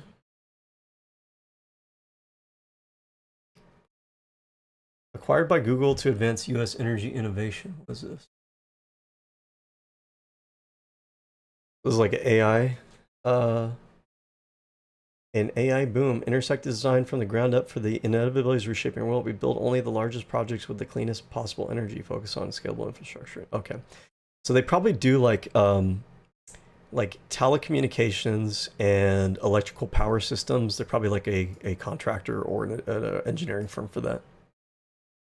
National Education ASSN. What is ASSN again? Association. Largest professional employee organization. Is committed to advancing cause of public education. It's like a education union or something. Mercury General Corp. Insurance. Meritage Group is an investment advisor. Okay. Sierra Pacific Industries. Including those with disability. What is it though? What do you guys do? Careers. I don't want to know about careers. I just want to know what you guys are.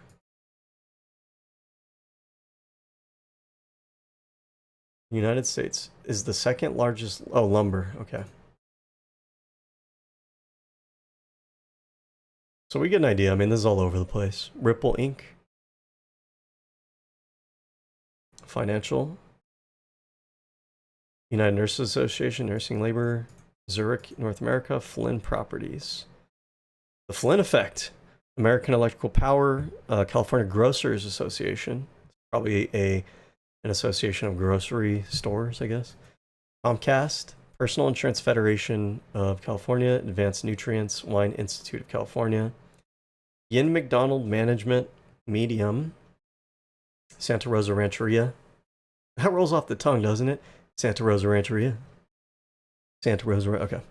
California Medical Association, California New Car Dealers Association, American Hospital Association, National Union of Healthcare Workers. So, I mean, there's a variety here. There's private interest, like corporate interest, but there's also labor interest. So it's interesting. You can't really label this guy a corporatist, but you also can't label him like a straight up just labor. He's like in the middle, which is probably healthy. You know, you got to balance both interests. Labor relies on business and business relies on labor. I mean, it is what it is. Let's look at this year. Top 100. We'll do total. We have Mission Indians again, DreamWorks Entertainment, Live Nation Entertainment, Mandalay Pictures. So a lot of like entertainment industry. Figure Technologies. Figures. The fuck is this? ELOC? Is this like a crypto-backed solutions figure fintech company? Figure home equity line? This is like a financial thing. Finance. Bad Robot production. A lot of these freaking entertainment companies for some reason. Chuck Lorre production. Why does this name sound familiar? The Big Bang Theory. All this entertainment industry stuff. Akiko Hamazaki. Who is this? A leader and collector has championed Asian art and culture over the last 2 decades. Okay. Interesting that she would donate such an amount to him. 64,000. Alexander Parker. Arn Cloud Ventures. Financial Andel Inc. Affiliate Entities. Modern Elder Academy. Schmidt Fund Futures. Foundation. Investments. A lot of financial. A lot of entertainment industry. Wonderful is agriculture industry. Netflix. Thomas Safran. Why does this sound familiar? Thomas Safran.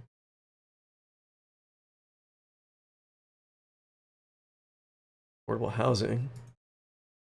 SPO Partners. Artemis Rising Foundation. Creative Artist Agency. Anheuser-Busch. This is freaking beer. What is it? Bud Light or whatever. Sony Pictures. Professional engineers in California government.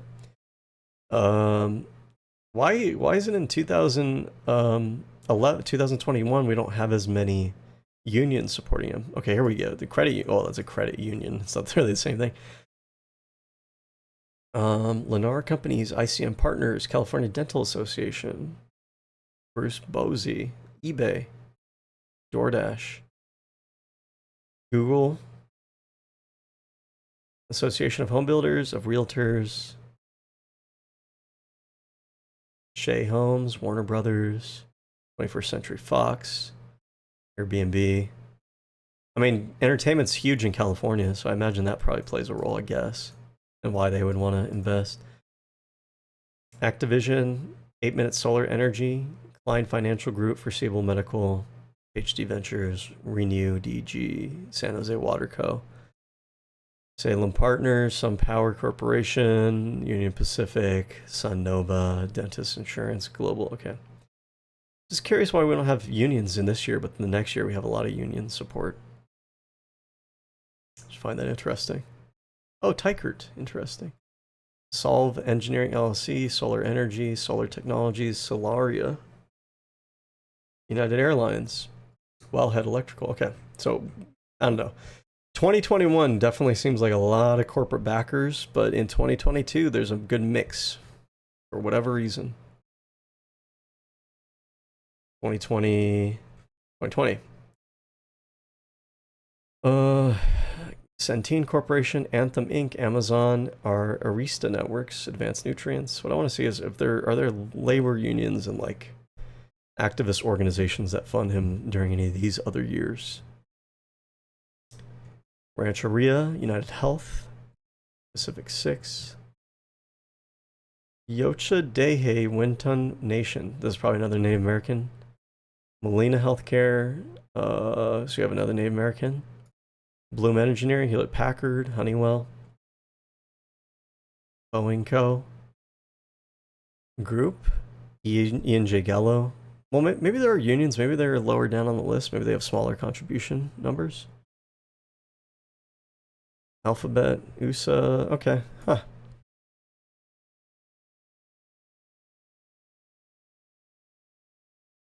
Do we have anything going on in 2019? Did he run for anything? A lot of Native American groups. I guess it's worth asking if any of these Native American groups are like running casinos. That would be like big business. It wouldn't just be like some kind of social cause or something. Car Gurus, Cambridge Mobile Telemetrics, Sinjing Consulting, Microsoft, Medium, Massimo. Okay. Gavin Newsom of the Red Hawk tribe. International Brotherhood of Electrical Workers. Okay, so this is a union for electricians, right? We have another union. So it's interesting. I mean, some years you have a lot of union support. Okay. Well, I think we kind of got what we can get out of this, whatever this means. Let's see if there's a page on AIPAC. I want to see if there's ever been a year. Well, maybe there's a different way to look this up. Has Newsom ever donated to AIPAC?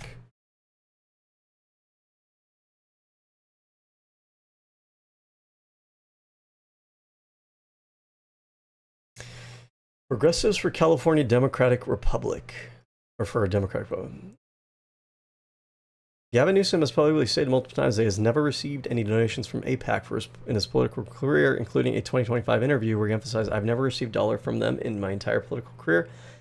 Transparency reports from Open Secrets Follow the Money and Transparency USA also show no AIPAC contributions to Newsom in any election cycle. AIPAC's Political Action Committee primarily donates to federal candidates and does not contribute to state or local elections, which explains the lack of records for Newsom's gubernatorial campaigns. Okay, so what they're saying here is AIPAC will donate to, yeah, they're primarily focused on federal candidates, not on state level candidates. So that might be, yeah, I mean, that might be the case, right? But I mean, that's kind of a neutral thing. It doesn't really strike against him or strike in his favor either way. However, there's a record of Newsom donating $500 AIPAC in 2003, listed as civic engagement cost on the San Francisco Ethics Commission site during his mayoral campaign. This is a one-time outgoing donation from his campaign, not incoming funds from AIPAC. This has been highlighted in some social media posts and videos discussing his stance on AIPAC. So I'll take for granted this is true, but like this is from 2003. Are we really going to hold him, like we're really going to pretend like he's a hardcore Jewish nationalist Zionist that hates Palestinian people because he made a 500, his campaign made a 500 donation to AIPAC in 2003? Come on. This is that petty hyperbolic shit that, like, you know, kind of makes me feel like the people that are criticizing him aren't really being fair. And we went over his record. There are fair criticisms that they could be making, but honestly, let's just be honest. Most of these people, they're fucking lazy. They don't look into shit. I do this part fucking time. I have a real goddamn job. I don't have the time to actually dig into. I would like to dig into all this shit like I could. But these motherfuckers that make millions a year, by the way, like, let's just not forget that, by the way. Hassan Piker, TYT, Majority Report, these other left-wing shows. These motherfuckers make hundreds of thousands or millions a year. And, like, I don't have a problem with that, but I'm just saying they have the resources to hire people to do fact-checking. This is their full-time fucking job. They get paid a lot of money. They have a lot of support and influence. You could do your due diligence and find some better goddamn criticisms of him other than this, like, low-hanging hyperbolic bullshit. Come on. Do better. I expect more from you. I'm a part-time fucking asshole and I do a better job than you motherfuckers. All right, anyways. Now, moving on. Another big criticism of Gavin Newsom has been that his show, his podcast, has been overly conciliatory, has been too promotional of right-wing guests. Now, I've seen some of the clips and stuff from his debates. There is some pushback. I think they cherry pick only the times where he's maybe a little bit weak, and that's fair. But you know what? Everybody has their little weak points. AOC the other day, you know, was in whatever international conference, and she kind of stumbled her answer there. Okay, it's not the end of her career. I don't think she's a bad person for it. Everybody has like their little. Nobody's perfect. Okay.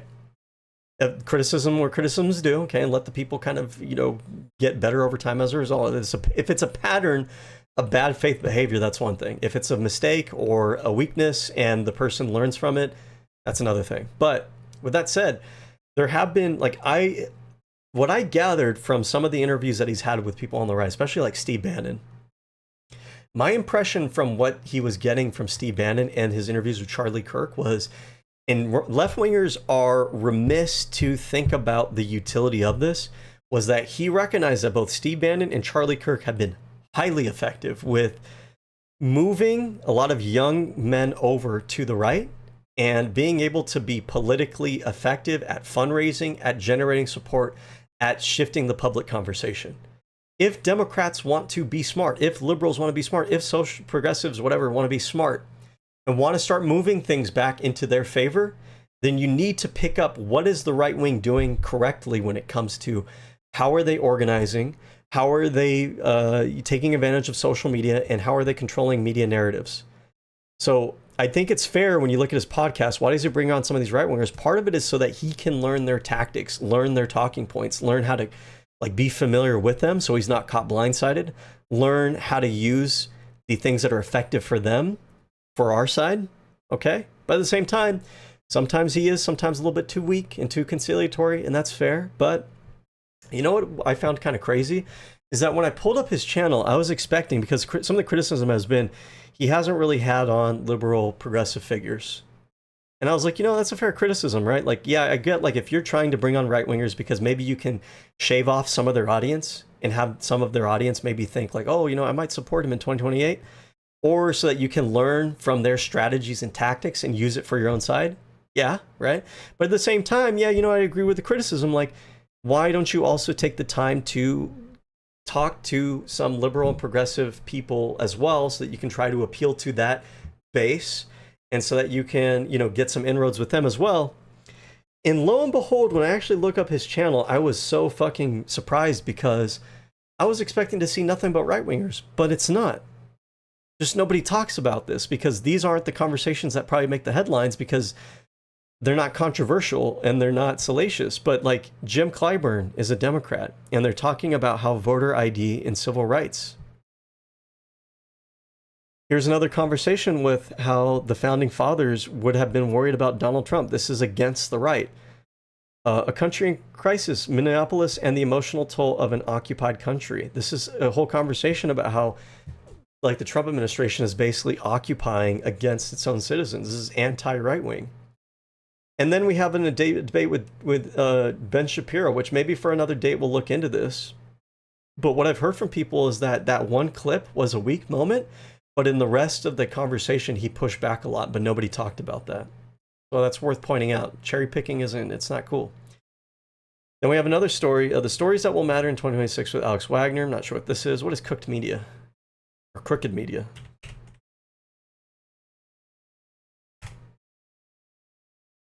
Progressive. Nobody's talked about this. He's had on people from progressive media. No one fucking talks about it.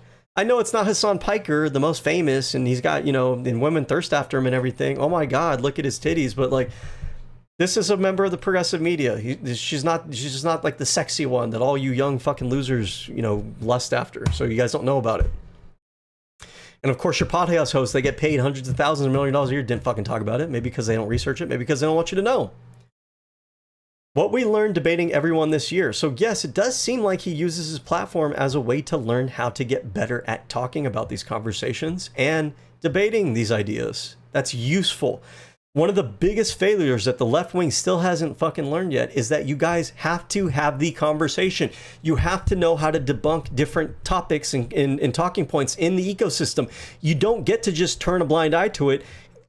Cordon yourself off to your echo chamber where you guys don't have to confront with the conversations that are happening out in the broader electorate. You need to learn how to talk to people who aren't in your camp, and you need to learn how to engage with these scary ideas that you don't like. You can't just hide from it. Okay? Now here's another conversation with another, you know, kind of liberal figure. I'm somewhat familiar with this guy. I forgot what his name is.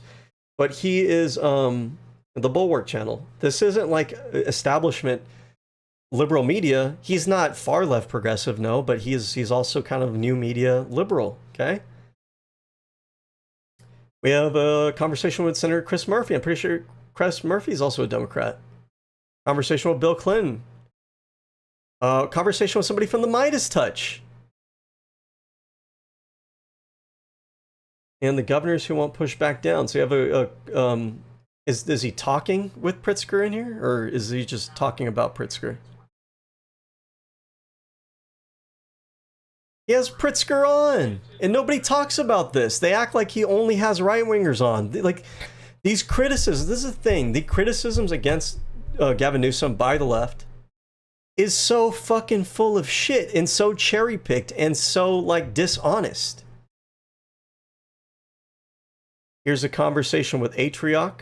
I know Atrioc's got a little bit of a sordid past. Okay, that's fine. But like, he's trying to make inroads in with the kind of media that young men consume. Like, you left-wing fucking morons. Why? Like, you know that you have an issue with young men. Why aren't you actually trying to reach out to the places where young men you know, congregate in where they get their media from. That's not a bad thing. That's an intelligent thing to do. Okay. This is Jamie Harrison. I'm not sure who this is. DNC Jamie Harrison is fighting for every single seat. Okay. Another Democratic person, it seems like. Jasmine Crockett. Are we going to pretend Jasmine Crockett isn't a progressive? I love her, by the way. I like both her and Tallarico. I think Tallarico probably has a better chance in that state, but I fucking love Jasmine Crockett. I love the shit out of her. I love the smackdown she gives to the right wing. I love the energy that she brings. Are we going to pretend that he didn't have a conversation with her either? Conversation with Beto O'Rourke. I know he might not be everybody's cup of tea, but he's not a right-winger by any means. He's a Democratic progressive politician in Texas. Jordan Klepper, okay? Like, come on. What the fuck?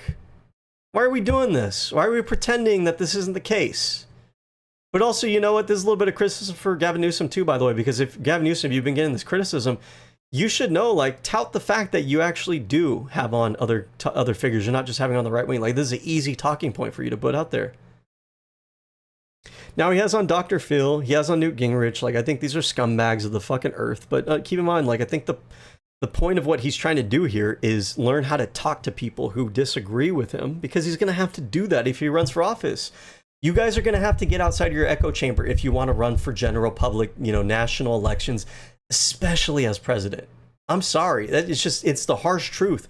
The rest of the country is not progressive. You guys make up a fraction of the country. You have to learn how to, at the very least, have these adversarial conversations, have conversations with people that you don't like. And, frankly speaking, sometimes have to work with people that you don't like. It doesn't mean that all of a sudden now he's a far-right MAGA Trump supporter. That's not what that means. That's not the purpose of what he's doing here. Amy Klobuchar, she's a little bit lame, but she's a Democrat at the end of the day. I know this is Jonathan Ellen. Okay. Meet the Americans hurt by the Trump tariffs. So he's talking to some American, or talking about Americans who have been hurt by the Trump administration. Scott Galloway, this is kind of like a moderate, you know, liberal kind of guy who tries to focus on, you know, speaking to young men. I think this is a positive thing. It may not be as far left and progressive as you want, but it's useful to try to meet some of these young men where they're at and try to push them in a direction that's a little bit more, you know, not so fucking right-wing extreme, okay? Like, it's not a bad thing. So he's had him on. Ezra Klein, I know progressives hate Ezra Klein. Like, you guys have a weird, distorted view of Ezra Klein as well, too. Because Ezra Klein's whole thing with abundance liberalism is not like, oh, fuck regulations, fuck progressive policy. His whole point is like, we want to be like progressive and we have progressive missions and goals, but we need to kind of do things in a pragmatic way where, like, basically his whole thing, like, one of the major things is about housing, about how a progressive perspective is trying to make housing costs cheaper for the people that we care about, but how sometimes the, like, regulations that we have in place that might be there for like a positive reason. It wasn't like people put it in there to be assholes, but sometimes it winds up happening the opposite effect where we're not able to build the housing that we need for the people that we care about, right? But progressives have treated it like he's just anti-regulation. And if you look at what he talks about with regulation, he'll acknowledge that we shouldn't just start just chopping away at regulation for no reason, that we want to be able to, like, move forward and do things and not be bound down by regulations that are in the way. But it doesn't mean that you just, like, it doesn't mean you treat it like a conservative right-wing, you know, anti-regulation person where you just, oh, I hate all regulations just because they're regulations. That's never been his point, but he's been misrepresented. Conversation with Tim Walz, conversation with, okay, and here's Charlie Kirk, which you got criticized for. Oh, I guess this was, yeah, interesting. So these are probably some of the first interviews. And I guess if all you've heard about is the Charlie Kirk, the Steve Bannon, and the Ben Shapiro, you don't know that he's had conversations with a variety of different people across the spectrum. And to be honest with you, he doesn't have that many interviews. And I mean, how can he? He's governor right now, right? But if you're complaining because he hasn't had on all the specific progressive people that you want to have on, he just hasn't had on that many people in general. Okay, chill out. You know, and if you want to bitch and complain that he hasn't had progressive, like, he's had people on from the Midas Touch. Okay, calm down, calm your tits, all right?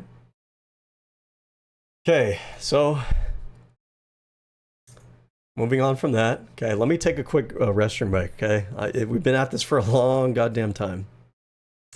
I could already see the comments from the right wing, people who like come to my comments say, "Oh, 6 hours, bro, 7 hours. Oh my God." Yeah, this isn't a soundbite stream. Okay, we're not here to just tell you immigrants bad, women bad, minorities bad.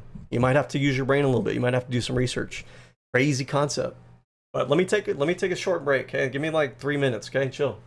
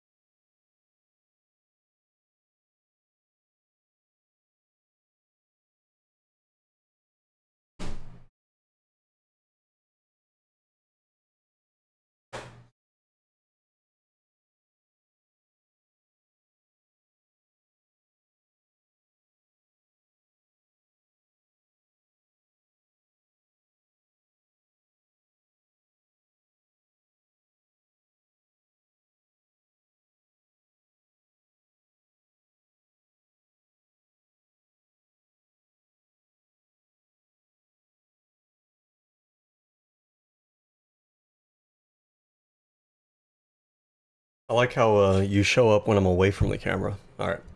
So we went over a lot already. I don't know if you were here before. You probably weren't, but we went over basically an overview of this man's history, track record, went over his channel. I pulled up all of these links because these are links associated with controversies. So now we're going to look at some of these controversies. And let's see. We got this EDD scandal. Still mad at Newsom. What is this over?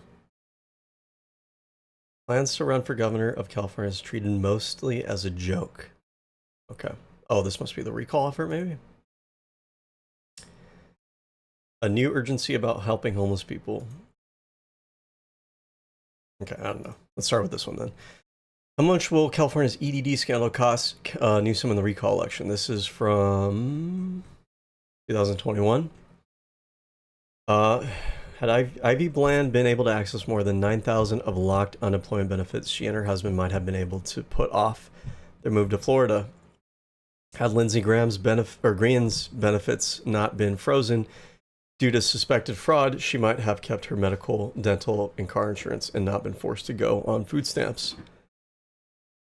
Had Susan Baker's unemployment payments not suddenly stopped, she might have avoided dipping into her savings to make house payments. On the other hand, had the state employment development department's system worked perfectly, Jenny Silver might still have only 37 subscribers on her YouTube channel. Okay. And said she has more than 72,000. Is that the author of this thing? No. The 36-year-old outgrowth mother of two posts daily videos demystifying the inner workings of EDD by discussing work search requirements, pending payments, and tricks for reaching the notorious backlog call centers. For more than 1 million people watch her videos a month, enough for Silver. Okay, get to the point. What are we talking about here? People shouldn't have to go to random persons on the internet compiling these government documents, but because the EDD's communication website customer service departments are so inaccessible and confusing, unfortunately, they do come to my channel for that. Do I need to get one of these rigs? Do I need to get one of these diffusing light umbrella things and a freaking ring light? And start doing makeup so I can look all glamorous when I come on the camera? Okay.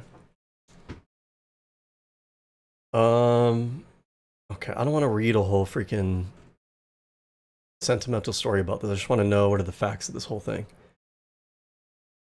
After forming a strike, California's unemployment department has consistently been one of Governor Gavin Newsom's biggest political liabilities during the COVID-19 pandemic.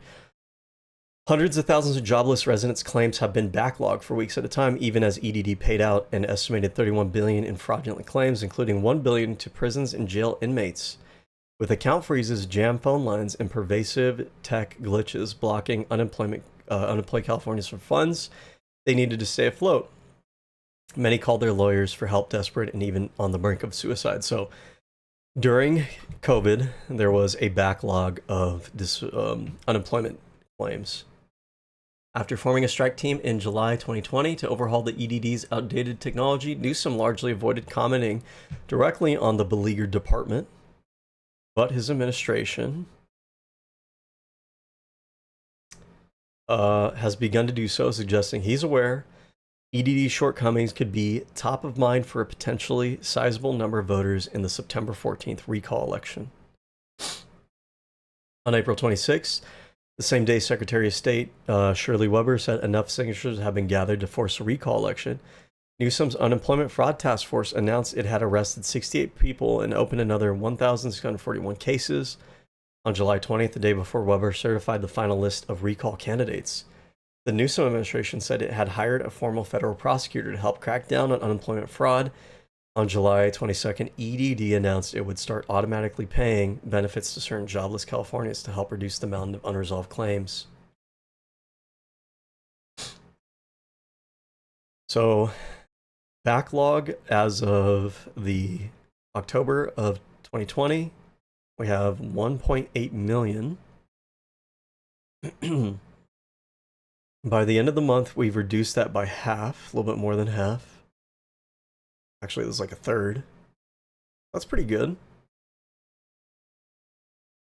And then it trickles back up a little bit by February to 1 million. And then they do something here. Oh, wait, this is total claims. Oh, yeah. Backlog of total claims. And then they do something big here because this drops off a goddamn cliff in about 2 weeks, right? No, about a week. About a week later, a little bit more than a week, to 200,000 cases, and then back and then down to 100,000. So that's pretty, I don't know. I mean, it seems like the responsiveness here was pretty good. I guess the question would be what does the chart look like before this October 1st date?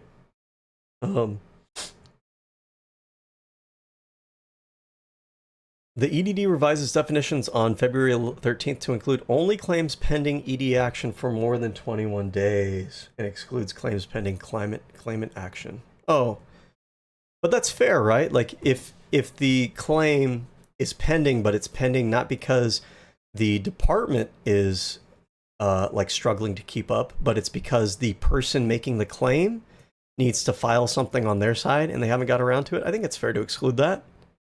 However, ED action for more claims to include only claims pending more than 21 days. Well, I mean, maybe that's fair too, because they probably do have an expectation that, okay, it's going to take like a few, there might be an upfront thing when they file, like, hey, like just keep in mind, it's going to take this long to process your claim.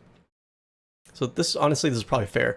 So realistically, the backlog prior to this date was probably lower than it looks like here. Probably still a little bit high, but not as high as they're counting it right here. Okay. Recall candidates have pinpointed ED as Newsom's weak spots, proposing reforms that rely largely on recommendations from state auditor, such as fixing long-standing operational tech issues and instituting stronger safeguards against fraud. Meanwhile, San Diego Mayor Kevin Faulconer launched a website to collect California's EDD horror stories and slam Newsom on Twitter. Kevin Faulconer. I wonder if this guy's a Republican. This is a very political use of your office. Let's see, what is his party registration? Yeah, Republican. Okay, sounds about right. In Newsom's March State of the State speech, which also doubled as the kickoff for his anti-recall campaign, the governor acknowledged many California workers have faced impossible choices. Campaign did not respond. Cal Matters talked to California voters. Okay, yeah. So like, there's a lot of what I want to know, and then what's lacking in stories like this, or it takes a long time for it to get to. I just want to know why. What was the reason why we had this backlog? Because maybe there's a good reason. Maybe there isn't a good reason. Maybe it's a reason that deserves criticism. But I just want to know, what is it? Like, I don't just want to hear people's feelings and their sob stories over it. Like, those are important and everything. Don't get me wrong. But like, I want to know, top line, like, what is the cause of this? What's going on? Why did California have a unemployment backlog in 2020?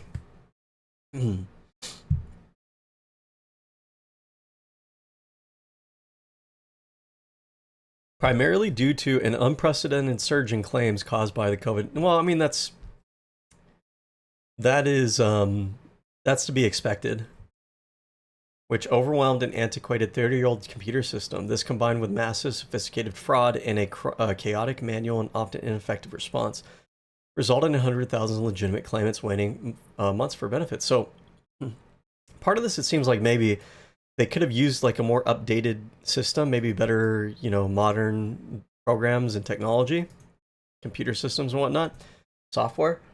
But they probably didn't anticipate the need to even make these upgrades, because it's like, who knew that COVID would come along? And we could play Monday night quarterback or whatever, but pretend like the state had invested in upgrading all these systems, and it cost like, I don't know, a couple $1 million. Imagine other people were looking at that and nothing had happened, no COVID pandemic, nothing, and people were like, well, no wonder California takes up so much of your tax money. Like, they waste their money on buying all these unemployment department workers all this fancy software and computers that they don't need. Just imagine that scenario, because there are scenarios like this. People don't really think about, I don't know, they just don't really think in this way. You know what I mean? So there's unprecedented claim volume. Okay, that's fair. That happens with the COVID pandemic. No one really expected that. The technology's antiquated. Okay, so maybe this is something you should have upgraded before. But again, like, what if they did and people were like, why'd you upgrade that shit for? It was a waste of money. It's a 30-year-old computer system, which were incapable of handling the surge. I guess a good question is, how often do we typically expect these systems to be upgraded? 60-year-old programming language. Manual processing bottlenecks. Due to the system limitations, roughly 40 to 50% of the claims required manual intervention by staff, causing massive delays in processing. In a rush to get money to residents, California suspended standard eligibility requirements early in the pandemic, leading to roughly $11 billion in confirmed fraud. So, like, here's the other thing too. Like, do you want it to happen quickly, or do you want us to like stall everything out in order to like scrutinize every claim? So there's a balancing act there. I don't know. Lack of preparedness. Despite warnings from previous smaller scale failures, the EDD had no comprehensive plan to handle a massive recession level surge in claims. That's probably the most fair criticism, right? Because recessions do happen, and they're historically, like, we know that they're going to happen in cyclical fashion. So if you know that, then like you might not be able to predict a 100-year pandemic. That's pretty unseen, but it's probably foreseeable that you're going to have a recession at some point. And if you don't have the capacity to handle a situation like that, then that's a fair criticism. Staffing issues and ineffective call centers. The call center was severely unprepared, answering less than 1% of calls at the height of its surge. I need to remind myself, when did he take office? When did Newsom become governor? 2019. Oh, okay. So keep in mind too that he's only been governor for like what, a year at this point? He's only been governor for a year. Let's not be babies, let's not be children, let's not pretend like we're fucking stupid. Do we genuinely think that he could have fixed all these structural issues that persisted for decades in the span of 1 year? Probably not. So these are fair issues that happened. I don't think it's really genuinely realistic or fair to think that he could have came in his first year and fixed all of the different problems that were in the state within that year. Especially this specific one that came about, you know, with the unforeseen COVID pandemic. I think the more reasonable way to assess his performance here is once this happened, what was the response? I mean, if we looked at that chart earlier, it seemed like they were able to crack down on the backlog pretty quickly once they became aware of it. Give me a quick second, I'm gonna blow my nose, hold on.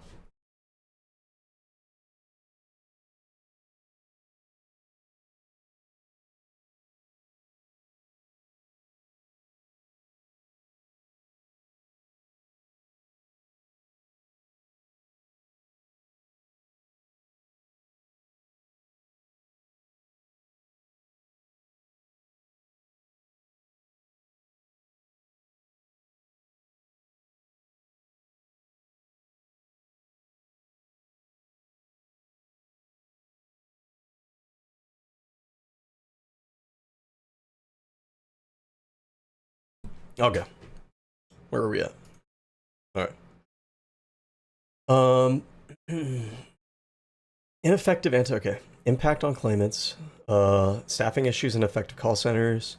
The EDD removed certain fraud detection software 5 years prior, only to re-implement it later. This led to a feeding frenzy for organized crime rings, while real workers face paperwork ping pong trying to prove their identity. Why would they remove this anti-fraud software? And again, this is 5 years prior. Keep in mind, this was way before he was governor. Why would they do this? This seems stupid.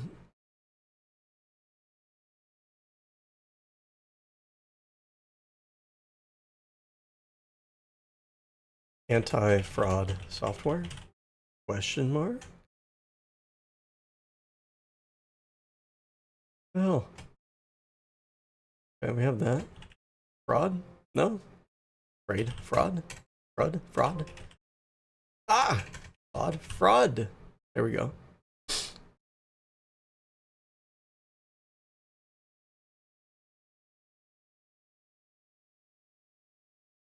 For it to resolve its call center deficiency because ED responded to claim surge by suspending certain eligibility requirements, many call at risk needing to repay benefits. Okay, hold on. Why did California EDD remove its anti-fraud software? Suspended critical anti-fraud safeguards in early 2020. Oh, that's in early 2020. We're talking about something that happened in what would it be, 2015, I guess.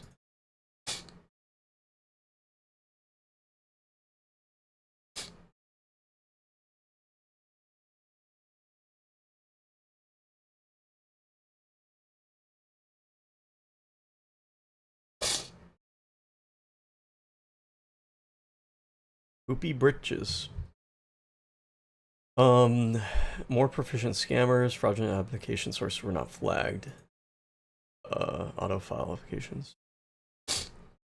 Control F. Anti-fraud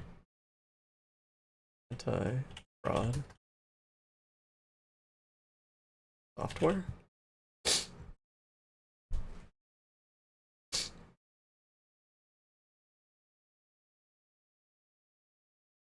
Oh, maybe this is it. California took 6 months to start using ID.me technology to verify identities through photos and video calls. In October 2020, amid mass freezes of Bank of America EDD debit cards, the EDD was forced to stop accessing new claims for 2 weeks to deal with the backlog. In May 2021, the EDD signed a $3.5 million contract for the updated fraud detection software from Pondera. The same promised pilot it had jettisoned 5 years earlier. Why did it jettison it? In June 2015, then EDD Director Henning Jr. gathered with the nation's top unemployment officials at a hotel in San Diego to unveil the tech breakthrough. Fraud detection as a service, is what Pondera called the software purchased with a $1.5 million federal grant. Henning Jr., the son of former EDD Director Patrick Henning, was tapped to open the conference themed an ocean of innovation and unemployment. Within 3 months, Pondera touted in a case study the system had flagged 118 million in potential high-value unemployment fraud cases, a small chunk of the roughly $6 billion California paid out at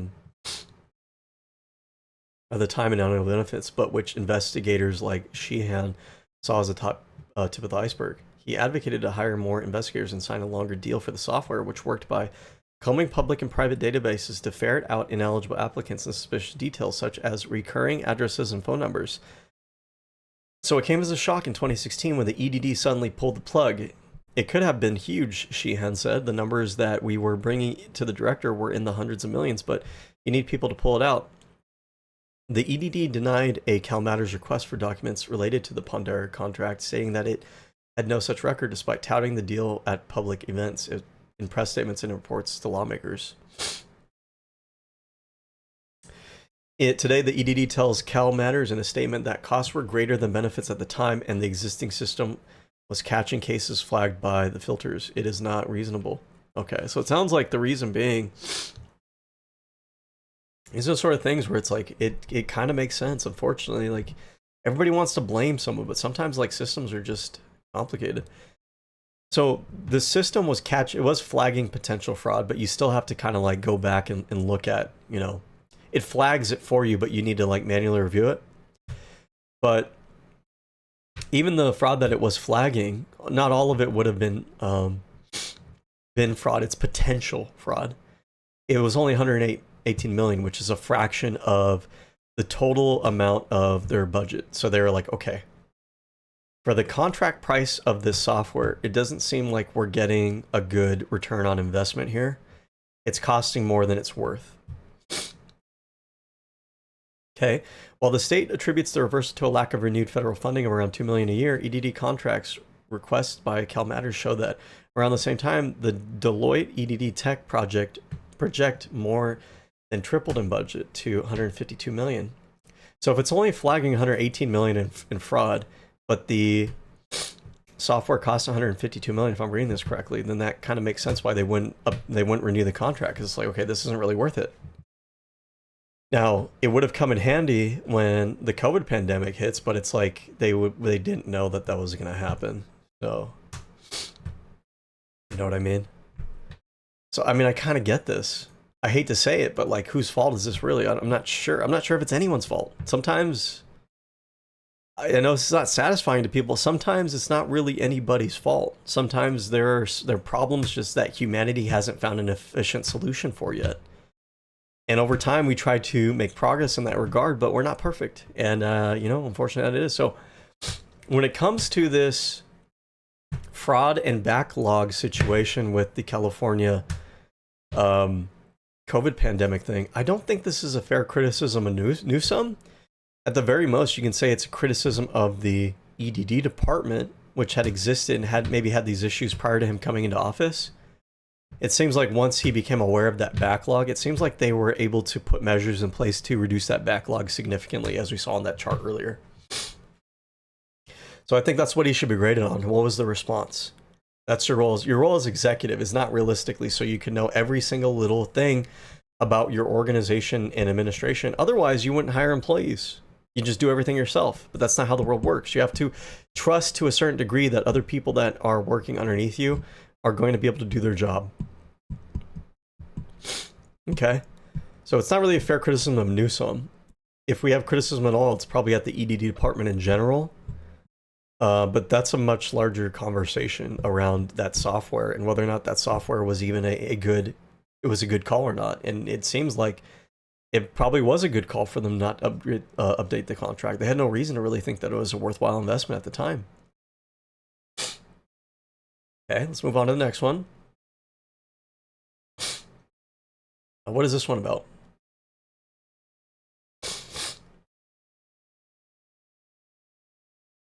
All right, this, I guess, is an article I have to pay for. That's not happening. An unexpected side effect of coronavirus, a new urgency about helping homeless people. So, a public health official scramble. On Sunday, Gavin Newsom announced that homeless people would be prioritized as a vulnerable population. Though he offered few details, he said there would be a massive attempt to move people off the streets and into indoor settings. This is probably a bad idea. But I doubt that he did this, like, I mean, obviously, like, why would you do this maliciously? It'd be stupid. But he probably did this as a misguided, like, effort to help them. But if you're congregating people together in a small, like, indoor area, they're probably more likely to spread the virus. But this is at the beginning of COVID-19 when we didn't really know much. So they move them into 450 state-owned trailers that were deployed throughout California. On Friday, President Trump issued a federal emergency declaration which would ease the funneling of Medicare dollars to states to help low. Oh, this is what I want to look up too. What was the rate of unemployment fraud in, let's just compare to some of the other like big red states in Florida during COVID? Because I bet that this wasn't unique to California. We estimate that the fraud accounted for estimated amount of fraud during pandemic likely.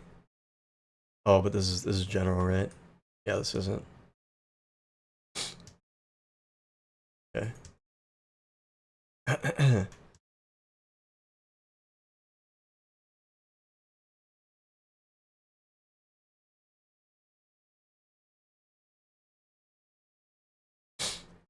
The improper payment rates displayed on the map below represent data collected for the 3-year period from July 2019 to 2022. So this is kind of like the COVID period. The following 5 states demonstrated the highest improper payment rate. So like this, pay attention to this, by the way. Probably everybody knows about the California situation. But has anybody talked about how Virginia has a rate that was 43% of their cases were fraudulent? Tennessee was 40%. Florida was fucking 40%. Why are we zero focused in on California? You know why that is? It's because conservative media made it a point to make sure the rest of the country was blaming Democrats. That's why. Kansas, 39 or 30%. The following 5 states had the lowest. Hawaii, very Democratic. Utah, okay. I don't know. I think Utah's more of a purple state. Idaho, probably more right-leaning. North Dakota, probably right-leaning. And Kentucky, right-leaning. Okay. So California had a high number, but it has a high population. As a percentage of population, it was not the highest by any means. Look, Nevada next door has a 26% rate. Arizona, Texas is 12. Okay. Quite a bit lower than California, but shit, when you compare it to some of these other states, that's not a huge margin of difference. Florida has a high one. Virginia, Tennessee, Louisiana, Kansas, Colorado. Colorado's a little bit more of a purple state. It's been shifting blue more recently, but that's recent development.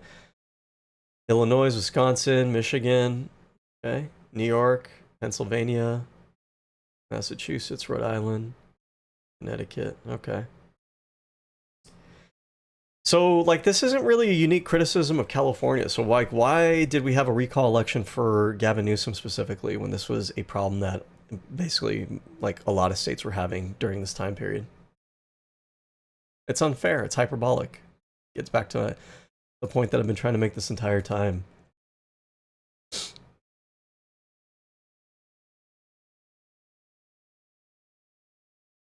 Okay, let's move on to the next controversy. All right, so back to the homeless population that was brought indoors during the COVID pandemic. Let's see what's going on here. Okay, so they rented 450, they didn't rent them, they were state-owned trailers, and they wanted to deploy them throughout California and bring the homeless people inside. President Trump issues a emergency declaration. This is Friday of what? March what? I don't know what date that would be, but whatever. Get tested and treated for COVID-19, open emergency clinics, develop quarantine sites for those who have no place to self-isolate.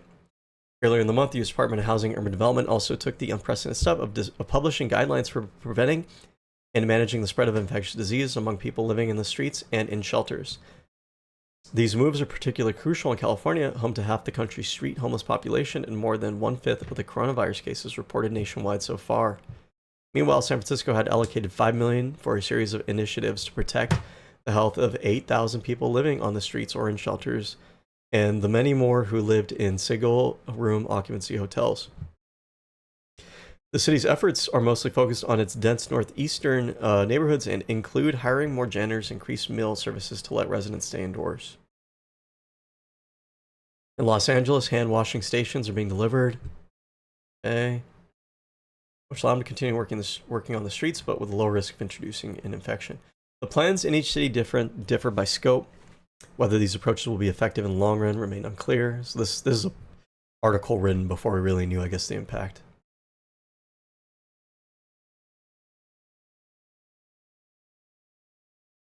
However, as a hope among, okay, no questions vulnerable, no question the vulnerability of homeless people, okay.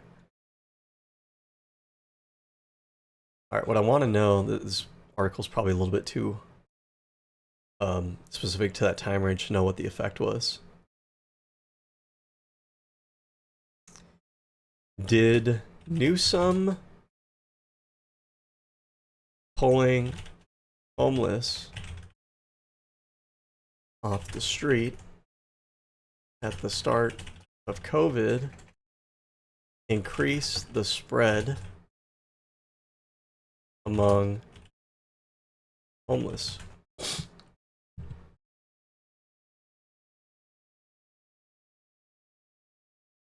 Newsom saw the pandemic and started Project Room Key as a way to make serious inroads on long-standing crisis for homelessness. The state aims to secure 15,000 rooms to help the most vulnerable homeless individuals off the street and into isolation. Okay, so I might have read this wrong because I just assumed they were taking them off the streets and like congregating them into indoor facilities, but it sounds like they were also isolating them. Help the most vulnerable homeless individuals off the street and into isolation. So I guess that's why I don't really see anybody talk about an increase in infection rate among the homeless after they did this, because they were also isolating them. They were placed in hotels and motels. Have been placed. Okay, yeah. So actually, this is probably a pretty good thing. They probably did a good job here. Anyways, next one. Who will pay for the unemployment fraud? So we went over this already. We know why this happened. It's not really Newsom's fault specifically. Okay, what is this one? California House proposes hit Newsom over fraudulent unemployment claims. So again, that same one. We went over that. What is this? What is this website? How are you supposed to navigate this? This is like, it's terrible. I can't figure out what I'm looking at. What the hell is this? Jesus Christ. Fire Money, California Investigation, PG&E. I don't know what the fuck I'm looking at here. I guess is this like a video series? I don't have time to look at all this right now. I just want a short answer. Campfire 5 years later. High bill, safer PG&E. Newsom's non-answers. Newsom under fire for non-answers on PG&E fire victims. Secrets of campfire revealed. How PG&E started the Dixie Fire.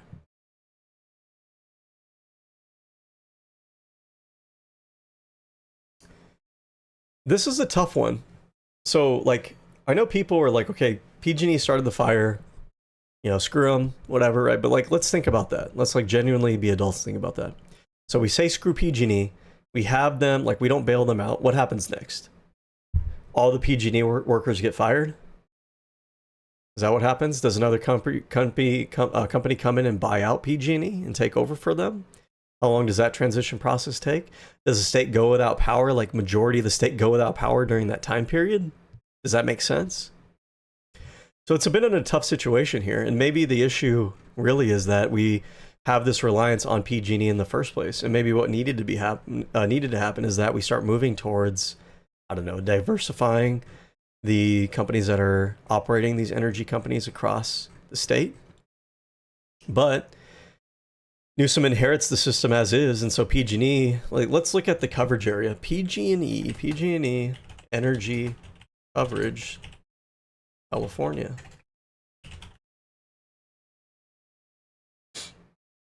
So they serve 5.2 million households. What do? You just let PG&E go under, and then 5.2 million households in California go without energy? Like, it just doesn't make sense, right? And it's unsatisfying. I get that. It's unsatisfying, but it is what it is. And we have to be like adults about it. So PG&E is going to cover a lot of this Northern California region. This area is not super densely populated, but this Bay Area region and the Sacramento area region is densely populated. This area over here on the Carmel coast, not super populated, but like in the Central Valley here, is pretty populated. So like you can't just let them collapse. It just, I mean, that's not really a realistic solution. Certifying the company as a safe utility, even though PG&E had already been convicted of 91 felonies for causing deadly disasters, was under criminal investigation. I think probably the best solution here is you need to probably fire some of the leadership who were irresponsible, derelict in their duty, and then you need to replace them. So I'm wondering what were the consequences for PG&E Dixie fire? Was anybody fired? Caused by a tree hitting PG&E equipment led to over 960 acres burned and destruction of 1,300 plus structures, resulting in $45 million penalty for California regulators, including $2.5 million for affected tribes and $40 million for safety initiatives. PG&E also settled civil claims, faced in ongoing lawsuits for damage, was criticized for poor record. The California Public Utilities Commission approved a $45 million penalty and $2.5 million to the general fund, $2.5 million to the affected tribes, and $40 million for converted paper records to electronic. PG&E settled with several counties for damage caused to communities, notable Greenville. Additional lawsuits such as a $225 million claim from forestry owners were filed. Following findings that a tree contacted its lines, PG&E was required to enhance its vegetation management and inspection protocols. Prosecutors in several counties allowed PG&E to avoid criminal prosecution for the Dixie Fire as part of the broader settlement negotiation. Was anybody fired? That's what I want to know. Was anybody fired from PG&E following Dixie Fire? No high-level executives or specific employees were publicly reported as fired directly due to it. So that part to me just seems unacceptable. Yeah.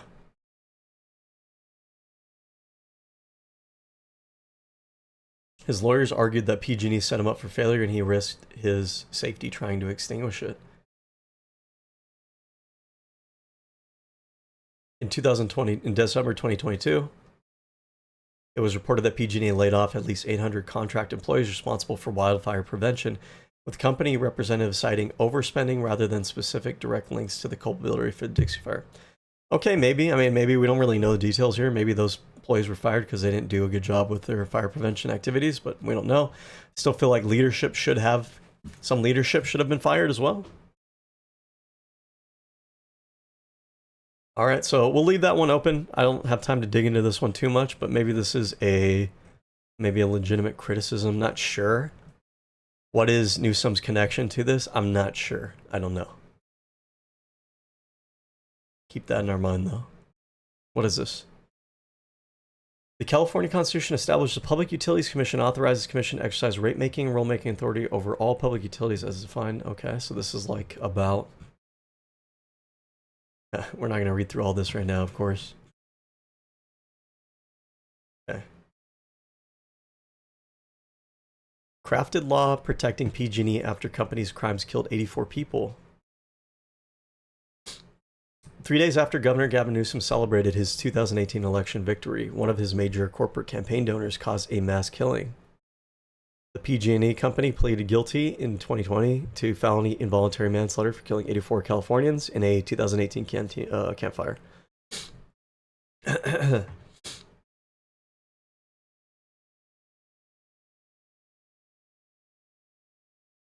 retired Cal Fire dispatcher whose grandmother was killed by PG&E.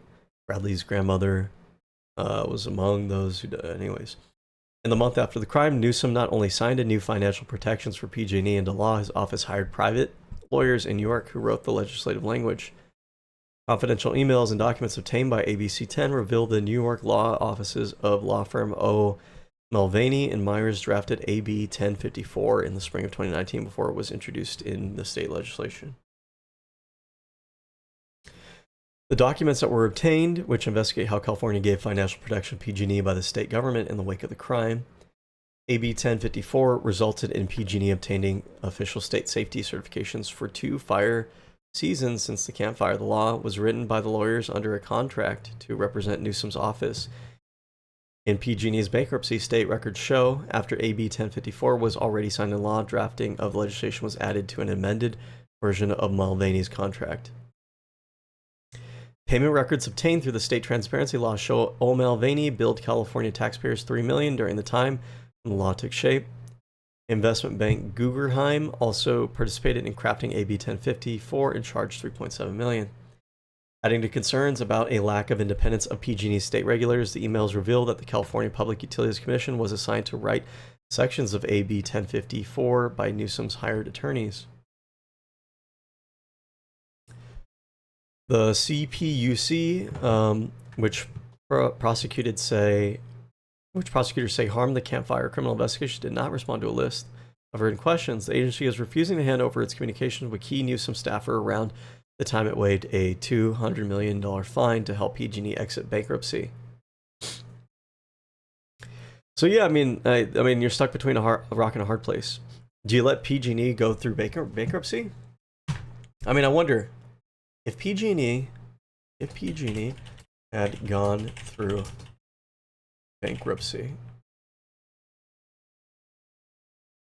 would another entity have just bought them out? I mean, imagine they would bought them out. It is highly likely that its assets would have been bought by another entity, though a public takeover by the state was also a serious possibility. A fire sale was unlikely. While bankruptcy usually brings in creditors looking to liquidate assets, a utilities infrastructure is essential, monopolistic, and heavily regulated by the state. A simple buyout by a private equity firm would not necessarily be permitted by California regulators. The state public takeover option during the 2019 bankruptcy, there was a significant political pressure, including from Governor Gavin Newsom, to restructure PG&E into a consumer-owned cooperative or a publicly owned utility. A proposal existed for a state power authority to buy the assets and transform them into a Northern California energy utility district. So it's interesting. We didn't hear about this in the other articles I've written. It seems like Newsom actually did support the state potentially taking over the utility. So I wonder what changed. If a public takeover did not occur, major infrastructure investors such as Berkshire Hathaway or large hedge funds were considered potential buyers, though Buffett previously dismissed rumors of the purchase. Often in utility bankruptcies, the existing bondholders, the people who lent PG&E money, end up taking over the equity of the company, effectively buying it by converting their debt into ownership to ensure they get paid back. Debtor in possession, what actually happened. PG&E operated as a debtor in possession in 2019 through 2020, meaning they continued to manage the company while reorganizing rather than selling off. So that new legislation that was written that we were reading in that other article, I wonder if that legislation was about, we didn't dive into the details really, but I wonder if that legislation was written about like, hey, you guys have to reorganize. You have to reorganize by X, Y, and Z, and these are new regulations. Because if that's the case, I mean, that's not necessarily unreasonable. Why a simple buyout didn't happen? Liability. The prime reason is no one immediately bought PG&E was the massive liability from wildfire claims. The California Public Utilities Commission and the governor's office held ultimate control over who operated the grid, making a hostile or simple acquisition difficult. Instead of a buyout, California passed AB 1054, which helped stabilize PG&E financially, creating a state-sanctioned company-funded safety fund, which acted on a soft bailout to prevent total sale or liquidation. AB 1054 summary. Funded jointly by utility shareholders and ratepayers, this acts as insurance for damage claims. To access the fund, utilities must obtain annual safety certifications from the Office of Energy Infrastructure Safety, which requires approved mitigation plans and safety culture assessments. Okay, so there's strings attached, which require like more oversight. It shifts the legal burden, making it easier for utilities to recover costs if they are certified, but requiring them to prove their conduct was reasonable. Created to advise on safety measures, so it created this advisory board as well. The way this article is written makes it sound bad. It doesn't really feel like it has a neutral tone here. I mean, I can go either way. I want to know like more details. There's probably a lot of details to this whole situation. I just don't know if I have the time right now. Public Utility Wildfires and Employee Protection, California Wildfire, established the California Wildfire Safety Advisory Board. Okay. All right. Anyways. This might be one of those things where like you're going to catch flack from the public because the public doesn't really understand all the implications and all the difficulties going on here with a system like this, but like you have to take that hit knowing that it's the right thing to do for the state. But again, there's probably a lot more details to the story that I just don't, right now I don't really have the time to dive into. I would say though that if there are any criticisms of Newsom, this is probably the one that probably deserves the most like public scrutiny and attention. This one is probably the most impactful. This one, potentially maybe has like the most reasonable claims of scrutiny. And, I think it's fair to ask him to talk about it and answer some more questions about his rationale and everything here. If the suggestion is somewhat influenced by Newsom benefited from $208,000 in political contributions for PG&E to help him win his 2018 run for governor. He says, if the suggestion is somehow I'm influenced by that, you're wrong. Absolutely unequivocally wrong. I mean, you can make the case that maybe that contributes to, like, is that a conflict of interest? Yeah, right? But also, he's governor of the state. It's in his interest not to let the utility company that runs energy for 4.4 million of the residents there just go tits up and the whole thing to fall into chaos too. So like you can kind of see both angles there. The question is like, which one is driving his motivation there? And that's a reasonable question. Newsom said at a 2019 news conference when ABC 10 asked whether he could be a neutral broker for PG&E bankruptcy, quote, and there's not one thing you can point to during my tenure as governor that would suggest otherwise. I just think that that's naive, said Alice Stebbins, who served as the CPUC's executive director at the time. Of course it has an influence, but okay, I'm a little bit confused here. She's part of the actually, what's the CPUC? Maybe I have this wrong. Yeah, the Public Utilities Commission.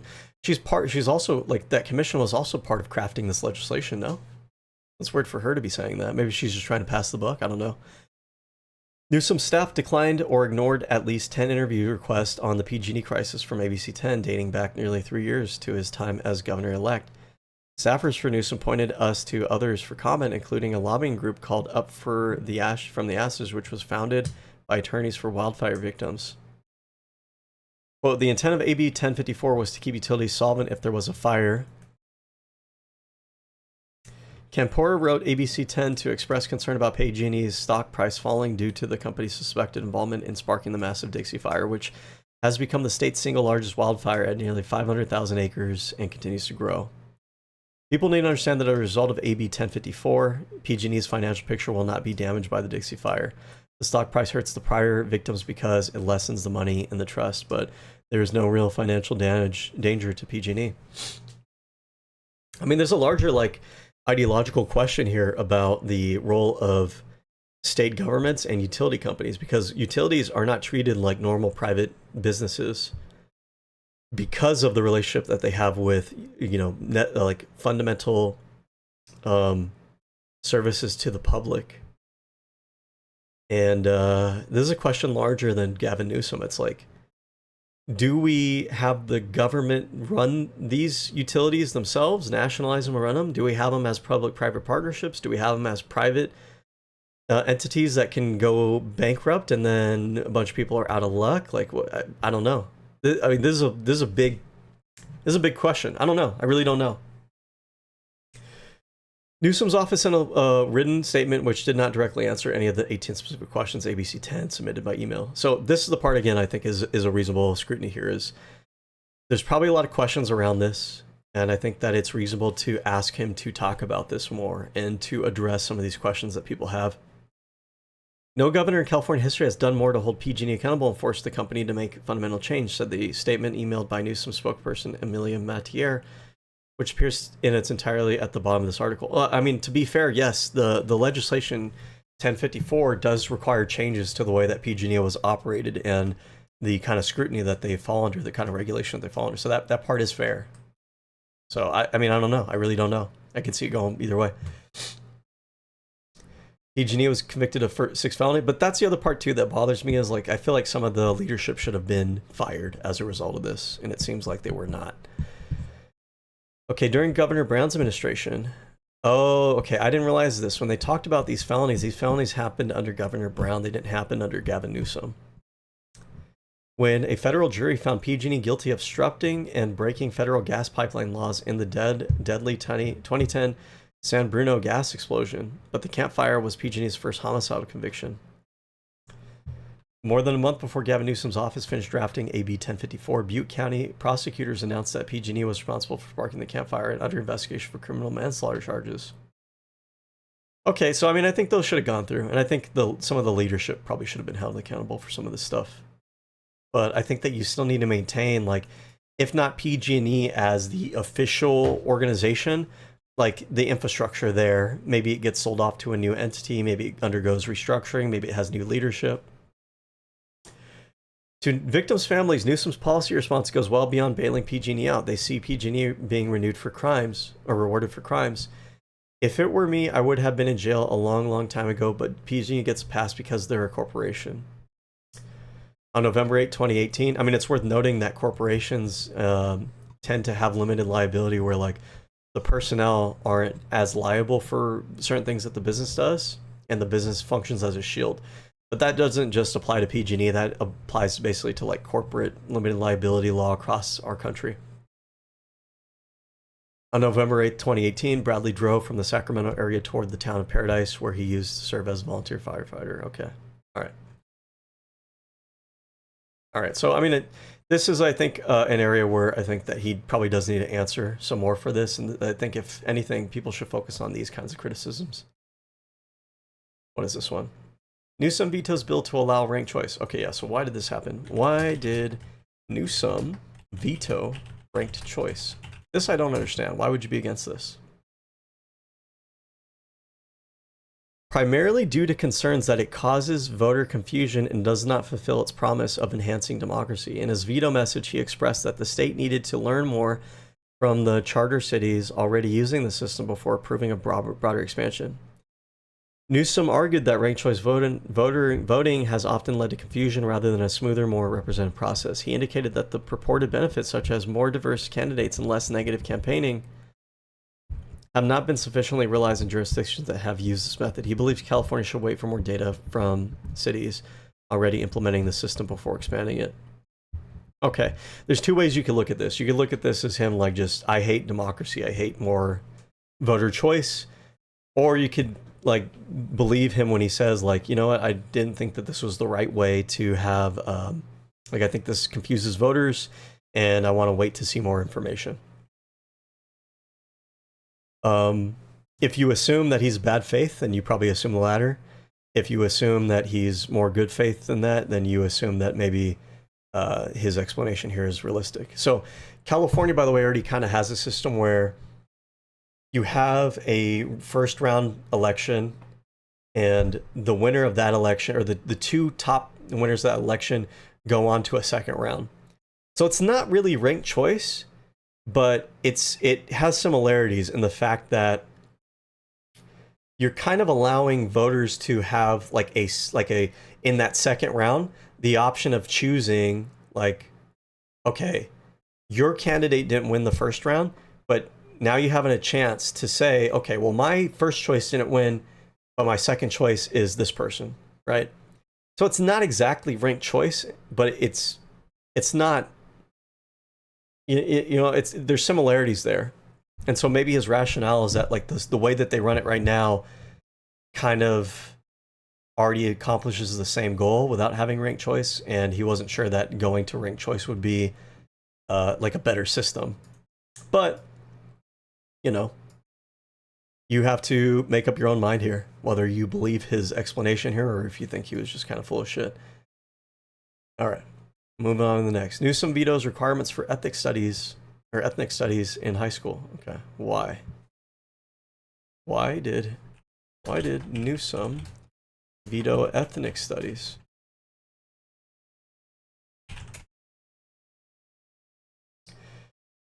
Requiring ethnic studies in high school graduation because he felt the proposed model curriculum was not sufficiently balanced, inclusive, or ready for the classroom. He cited concerns that the initial draft was prejudiced and needed significant revisions. Okay, I mean, hey, maybe that's true.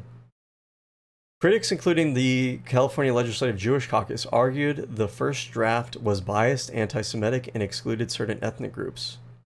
While praising the intent, Newsom stated the curriculum required further revision to ensure it was appropriate. Newsom believed making it a graduation requirement before finalizing a high-quality model curriculum was premature. Despite the veto, a revised curriculum was later approved, and in 2021, oh, okay. So, like, again, we could have assumed if we didn't read the whole story here, we could have just read the top line, oh, California vetoes this bill that required ethnic studies in high school, and just, oh, he doesn't want to, you know, he's like a white nationalist. He doesn't care about like diversity and shit like that. Okay. But then you read further and you read, okay, well, he said that he vetoed it because he felt like the curriculum didn't cover all its bases and it needed to have like a better version. And then you can assume, okay, well, maybe he just uses that as an alibi. We don't trust him, right? But then you read a little bit further and you find out, oh, a revised curriculum was later approved and he did sign it into law. So actually, it seems like his motivations here were like he was being honest. So, okay. All right, that's not an issue for me. Let's move on to the next one. California becomes the first state to guarantee free healthcare for all low-income immigrants. Oh, okay, yeah, why am I looking this up here? I think it's because he reneged on that. So why did Newsom roll back support for universal healthcare? He scaled back expansions to California's universal healthcare coverage in 2025 to 2026 due to a severe budget deficit. Oh, okay, so he was being realistic. Like, hey, we ideally want to do this, but like we can't afford it. And $2.7 billion in cost overruns for programs covering undocumented immigrants. Okay, so it's like, okay, we can't afford this. It's not working. We have a huge budget deficit. We need to close it. So we're going to focus this, you know, coverage on our actual citizens, and we're going to roll it back for undocumented immigrants because we can't afford it, so we have to make cuts somewhere. The adjustments, including freezing new enrollments for certain immigrants in Medi-Cal and imposing premiums, were necessary to balance the budget. So it's interesting because you'll never hear right-wingers give him credit for something like this. This is him looking at, hey, you know what?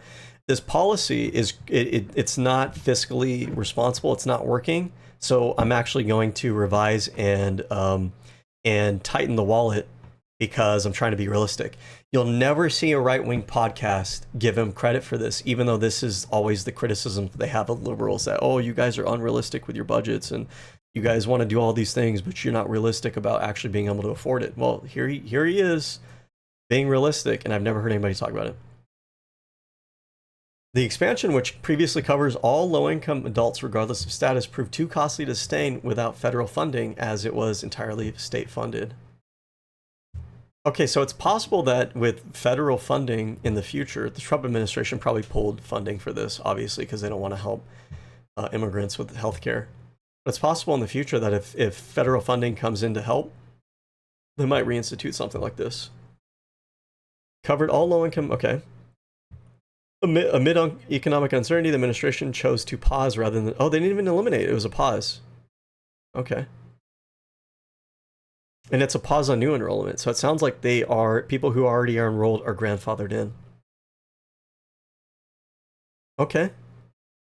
Newsom maintained that the changes were a capping of the program rather than a complete rollback, aiming to protect core services while addressing the financial reality. Okay, so hey, this is a pragmatic person who is trying to do progressive things, but knowing that he has to respond to the realities on the ground, right? Okay. Newsom vetoes bill requiring custody hearings consider affirmations of child's gender identity. Okay. I mean, I think the judges should be able to adjudicate those things themselves, I'd imagine. How has Newsom responded to criticisms of trans athlete position?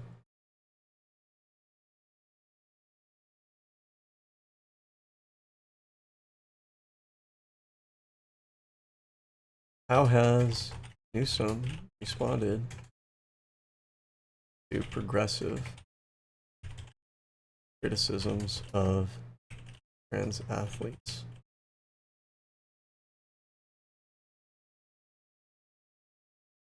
Has responded to progressive criticism regarding his views on transgender athletes by refusing to walk back his stance that their participation in female sports is deeply unfair, while simultaneously defending his record as LGBT ally and pushing for nuance in the conversation.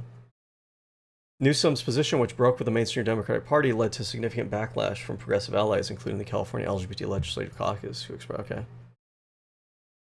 Newsom has maintained that he can hold two, sometimes conflicting positions, acknowledging the unfairness of transgender women competing in girls' sports, while also advocating for humility and grace in how transgender youth who face high rates of suicide and depression are treated. We don't have to guess about this, by the way. Pretty much all his other policy record on transgender issues has made California a sanctuary state for transgender youth and transgender people in general. It's just on the issue of sports where he has taken the stance of kind of rolling back, fully supporting it. In interviews following the backlash, Newsom stated his comments were not a grand design or premeditated political shift, but a reflection of a belief that if you can't hold the line on competitive sports, we're going to lose a lot of people. Okay, so he's also recognizing that the support for transgender people in sports is, number one, we don't have enough data to know if it's fair or not. Number two, it's not a popular issue and you're going to lose a lot of voters. But he's also, again, okay, I know this is controversial. If you still feel some type of way about it, you know, that's your decision. Leave that up to you. But just keep in mind his record on trans issues and LGBT issues, most of it, like 90% of it, is supportive and made California a sanctuary state for these individuals. So just, you know, keep that in mind. Cultural normative narrative. In early 2006, Newsom furthered this position by encouraging his party to be more culturally normal. Okay, I think this is taken out of context, because I don't think in that conversation, I don't think that conversation is referring to the trans athlete topic specifically. I think he's just saying, and he's not even saying like to not support LGBT issues, or he's just saying like we don't need to spend disproportionate amount of time on it. And I agree with that, by the way. This is not about policy platform. This is about rhetorical like framing of the conversation. The right wants us to focus on some of these controversial identity politics issues to make it seem like we're obsessed with it, when there's a way for us to thread the needle where like, hey, you know, we support freedom and diversity in our country, and we support LGBT people and their rights.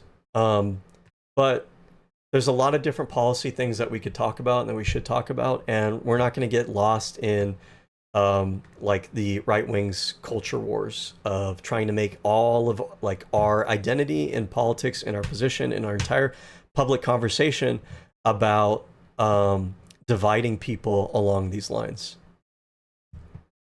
We're going to continue to support, you know, minorities and LGBT people, but we're, you know, there's a lot of things to talk about, and we reject the framing of like everything has to come down to identity politics. There's probably a better way to wrap that up. I feel like I kind of bungled that a bit, but you get the idea. Newsom urges clearer rules for trans girls in sports. So Gavin Newsom said state law needs to be changed to clarify when and how transgender women and girls compete in women's sports. That's after criticism. Okay. I disagree with all the vitriol, but I agree on the issue of fairness in that respect, that it's unfair in these circumstances. I haven't been able to reconcile it. Okay, so he sounds like he himself doesn't really know where to kind of draw the line. I think that's a pretty fair and honest position, which is like, we don't want to make sports competition unfair for female athletes, but we also don't want to throw trans people under the bus, and we would really love to have a way to include them in sports. But how can we do that in a way that respects the rights and the fairness of everybody involved? And that's a bigger conversation. I'm not really sure. As health and LGBT advocates who have been bolstered by Gavin Newsom's past support, we feel profoundly betrayed and outraged by his remarks. Denis Casenya, director of California LGBT Health and Human Services Network, said in a written statement after the episode was released, trust has been shattered. Still months later, Newsom stood by his statements to Kirk. There's some nuance here, and so I say what I thought, and you know what? I can't tell you how many people have a similar point of view, but don't say it publicly. I don't roll people under the bus, quite the contrary, but when it comes to sports, that's impacting other people's rights. California Interscholastic Federation altered its rules this summer for the state track and field meet after backlash. I do want to, in the future, do a larger segment on the transgender issue. I am generally very supportive of transgender individuals. When it comes to the sport debate, I think that's one that's a little bit harder to tackle. But if and when I do get around to the whole transgender issue, we're going to talk about how science actually backs up trans identity. It's real. People are like born with it. It's part of who they are genetically. It's not like, oh, it's all in your mind, or it's, you know, your culture's teaching you to do this, whatever. No, transgender people are real. They exist. And as much as we can, we should try to accommodate them. We shouldn't be disrespectful to them. We shouldn't try to deny their identity. And we should acknowledge the reality that, like, genuinely, like, your brain, you are like gendered this way, and your body doesn't match that identity. That's true. That's real. I'm not just saying that. We'll talk about that in a future conversation.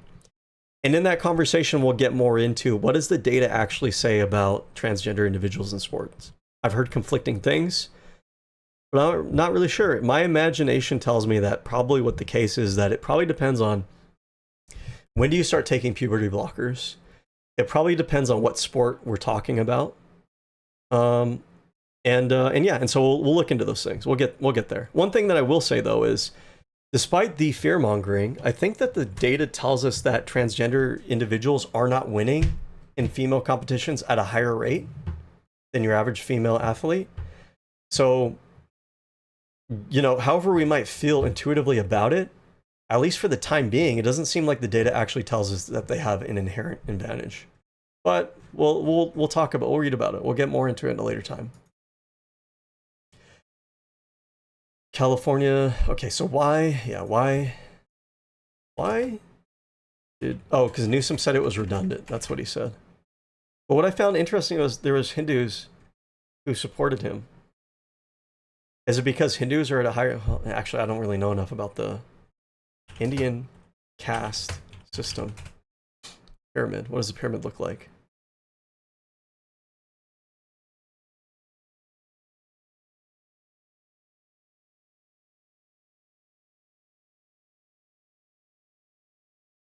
Do Hindus support the caste system? Is that what's going on there? Because I read earlier in that article, a Wikipedia article, that there was Hindus that praised that move. Hinduism has a complex historic relationship with the caste system, which is deeply rooted in social, scriptural, and traditional practices, but is not universally accepted as an inherent theologic requirement. While some scriptures and traditions have historically supported a fourfold varna based on duty of birth, many modern Hinduism movements oppose it. Okay, so it might be the case that he had praise from some Hindus because some of those Hindus might actually support the caste system.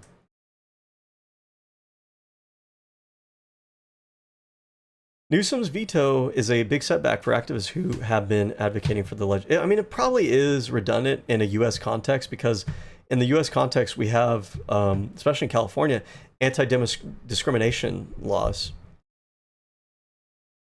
In India, I'm sure that the caste system is relevant. I'm not sure it's relevant over here. And I'm not sure that like we need new legislation around it. I would imagine that our current anti-discrimination legislation, especially in California, is sufficient enough. But like, why would you veto it? Maybe just leave it in place as like a symbolic thing? I don't know. U.S. discrimination laws ban ancestry discrimination, though they do not explicitly mention a prohibition on casteism.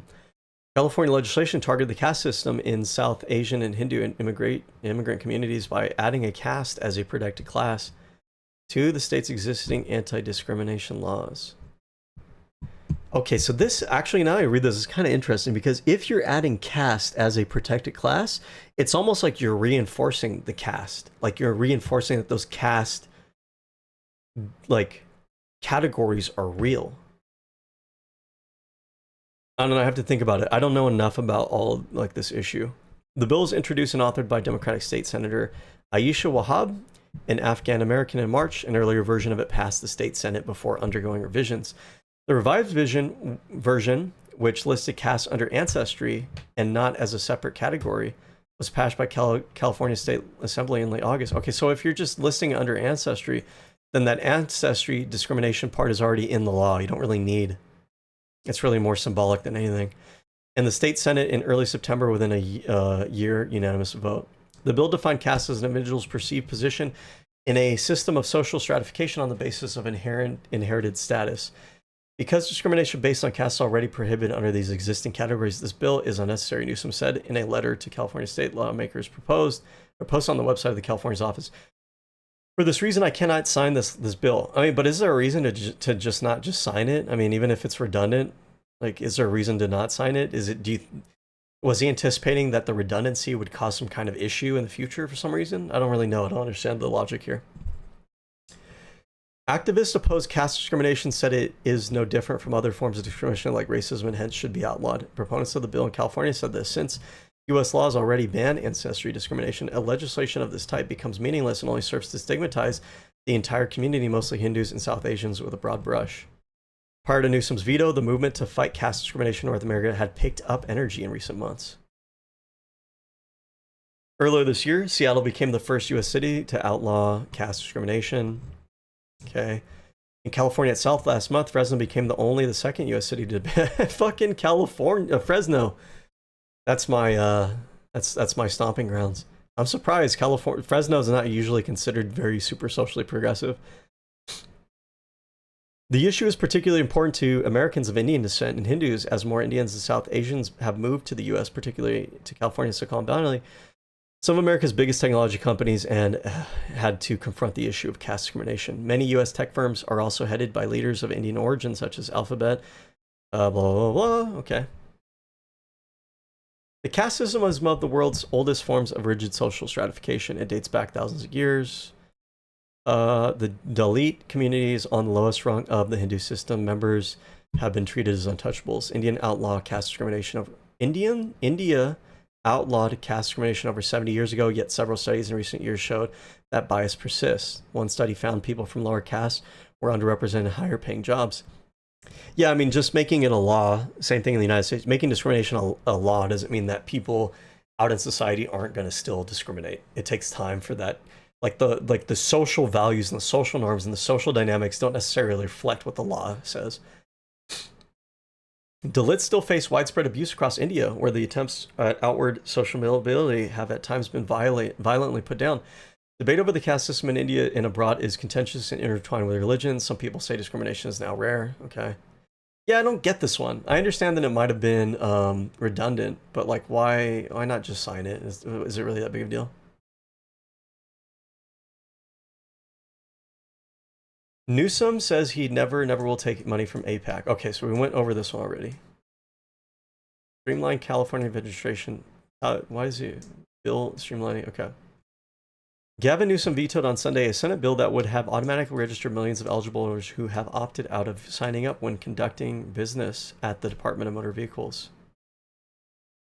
Okay, so it sounds like here that when you go to the DMV, and I think they give you the option, like when you're registering for your license or whatever it may be, to like check a box, like if you want to sign up to register to vote. So they're deliberately choosing to opt out. And so when Newsom vetoes a bill that would automatically register them, it almost seems like actually his veto here is to respect their decision. Like, yeah, it might be weird that they're not signed up and registered to vote. Maybe it doesn't really, to us, it might seem like, well, what's the big deal? You're automatically registered. But if they are specifically choosing to opt out of registering, like, that's their decision. Leave them alone. While the goal of streamlining voter registration is commendable, this bill raises several concerns. Newsom stated in his veto message on Senate Bill 299. It would place the DMV in the role of determining voter eligibility, a function more suitable for election officials. The governor noted that implementation of such system would not respect residents' decision to decline to register. Yeah, I mean, see, that's the other thing too. What you described as a matter of personal prerogative. Okay, I mean, I think that's fine. I didn't realize the detail that this was applying to voters who are already like deliberately opting out of registration. And I think that's a fundamental right that you have. You have a fundamental right to vote. You have a fundamental right to not vote. You have a right to say, like, I don't want to register to vote if you want to. I don't know why you wouldn't, like, if it was automatic, but yeah, that's your decision. So, all right. And thus wraps up our review of Gavin Newsom. I'm sure there's so much more out there to look into and to talk about with this individual. But, you know, this was a lot. What is our stream at this point? Is it like 6 or 7 hours? What are we at here? 7 hours. So I think that's comprehensive enough for today, and I think that's more than the vast majority of people who have looked into this issue. And with that said, what I also want to say here is, I want to do this. I don't want you guys to think that I'm just biased for Gavin Newsom. I will tell you, I'll be clear with you. I don't have a problem with him in general. I appreciate what he's been doing. I think that the leadership that he's taken has been a positive thing. And I think that he's stepped up to the plate in a way that other leaders have not yet. There are a few others out there who I think can rise to that occasion. I think Pritzker has shown some promise. I think AOC has expressed interest. I don't know if Bernie Sanders, he might be too old at this point, but I mean, I still like Bernie Sanders and I wouldn't put it past him. If he runs, I mean, I don't think he's a bad option either. Who else? I'm not sure. Memdani, his campaigning, his charisma, I think is very good, but I feel like maybe we should wait and see how he does as mayor in New York City and kind of go from there. Outside of that, I'm not really sure who else I would look at as, maybe Tallarico, maybe. Okay. I think his rhetoric is very good. I think he would get a lot of support from a broad coalition, and I think he would help kind of advance a new way of talking about progressivism, which would appeal to a broader electorate. I think that's important. And I think that he might have a good chance of winning a general election. So the point being is, I'm not going to say what a lot of other people say, which is like, oh, Gavin Newsom, he's like a corporatist, he's anti-LGBT. I don't believe that. I think when I look at him, what I see is someone who is progressively minded, but he's also pragmatically minded, and he balances those things. And we don't get 100% of what we want, but there's a realism in terms of like, okay, these are things that we want, and we want to get there. How do we actually get there? We have to get there step by step. We have to get there by winning elections. We have to get there by having campaigns, having policies that appeal to a broad enough electorate to actually win elections. And I appreciate that. I appreciate that he has taken an effort to counter the Donald Trump right-wing rhetorical style by fighting fire with fire, and that he is like the effort to push Prop 50 along to gerrymander California in response to Republican gerrymandering, I think was an incredibly bold step. I am surprised how we turned an issue where California voters were initially against gerrymandering and voted against it. He pushed that, what seemed like a non-starter, he pushed it and made it a reality, and he has led in a way that has encouraged other states to do the same. That's massive. To be bold enough to, inspire other Democratic leaders to also follow suit is what we need in a time like this. I think that's awesome. I think that obviously he's tall, he's attractive, he's white. I hate to say it, but that probably plays a role with people on a subconscious level. So there's an electability component there that's worth, talking about. I think that his emphasis on trying to meet young men where they're at and speak to their issues, the focus that he spent on that is what we need more of. I don't think other candidates can't do that. I think they can. I think AOC could do that. She could. And I'd like to see how that looks from her, like how she does things. I think she could pull that off if she put some effort behind that. But I think that's super important. We don't need to give up on young men. There are issues that young men face that are legitimate. The conclusions that a lot of them arrive at because right-wing media has their way of talking about those issues, I don't like those things. But there's a way that we can address the issues that young men deal with in a way that is progressive still, and bring them along with us. And try to actually, like, they are our fellow Americans. They are our fellow human beings. For my life, I have tried to advocate for minorities, advocate for LGBT people, advocate for women. I will tell you, I don't care if other people think it's cringe. I don't give a shit. I am a male feminist. I don't give a fuck. I will say I'm a male feminist. I'm a SJW. I'm woke. I'll take all those goddamn labels and I will be the fucking warrior for those fucking things. Okay? And I try to show people, like, you don't have to be whatever fucking caricature and stereotype they try to assign to those things. I know I'm not the manliest guy in the world, but like most of the way I dress, the hobbies that I engage in, the way that I talk, the entertainment that I like, the style and everything, like those are, it's not like, it's not your traditional super duper progressive thing. Like most people on the street, when they see me, their first impression of me, they probably don't necessarily think that I'm a very progressive guy, but I am. You can be progressive and manly. There is room for men in the progressive movement. So I really appreciate that he's doing that. I think that's strategically really smart to do as well. What else can I say about all that? I mean, I think that wraps up my ideas on him. But what I want to also say here is that as more people start putting their hat into the ring as people that are potential runners, did AOC actually say she wanted to run? I'm not sure. It seems like people are talking about her. If AOC continues down that path, I'll do the same thing with her. We'll do a whole deep dive on AOC. If Tallarico runs, we'll do a whole deep dive on Tallarico. If Buttigieg runs, we'll do a whole deep dive on him, okay? At this point, I like Gavin Newsom. I see him as the leader of the pack right now, and I don't have a problem with that. I think that that is a pragmatic, potentially effective way for us to get to the next step. We got to survive fascism in order to get to the next step. Realistically, we do. We may not get everything that we want, but we build off of it. We build off of what the labor and activists before us did. They didn't get everything that they wanted. We build upon it, and we try to do the best that we can to provide a better platform for the next generation. But yeah, we'll do the same thing as those more candidates come out. AOC, obviously a more left-wing progressive candidate, describes herself as a democratic socialist. I still generally like her, and we will try to be fair and optimistic with her too when we talk about her as well. So anyways, you get the idea. That's a long stream. That's the end of my stream. And again, if you appreciate the slog of actually getting into the nitty gritty, and somebody who can actually do this and talk about this, like, share, and subscribe. Share me out there, okay?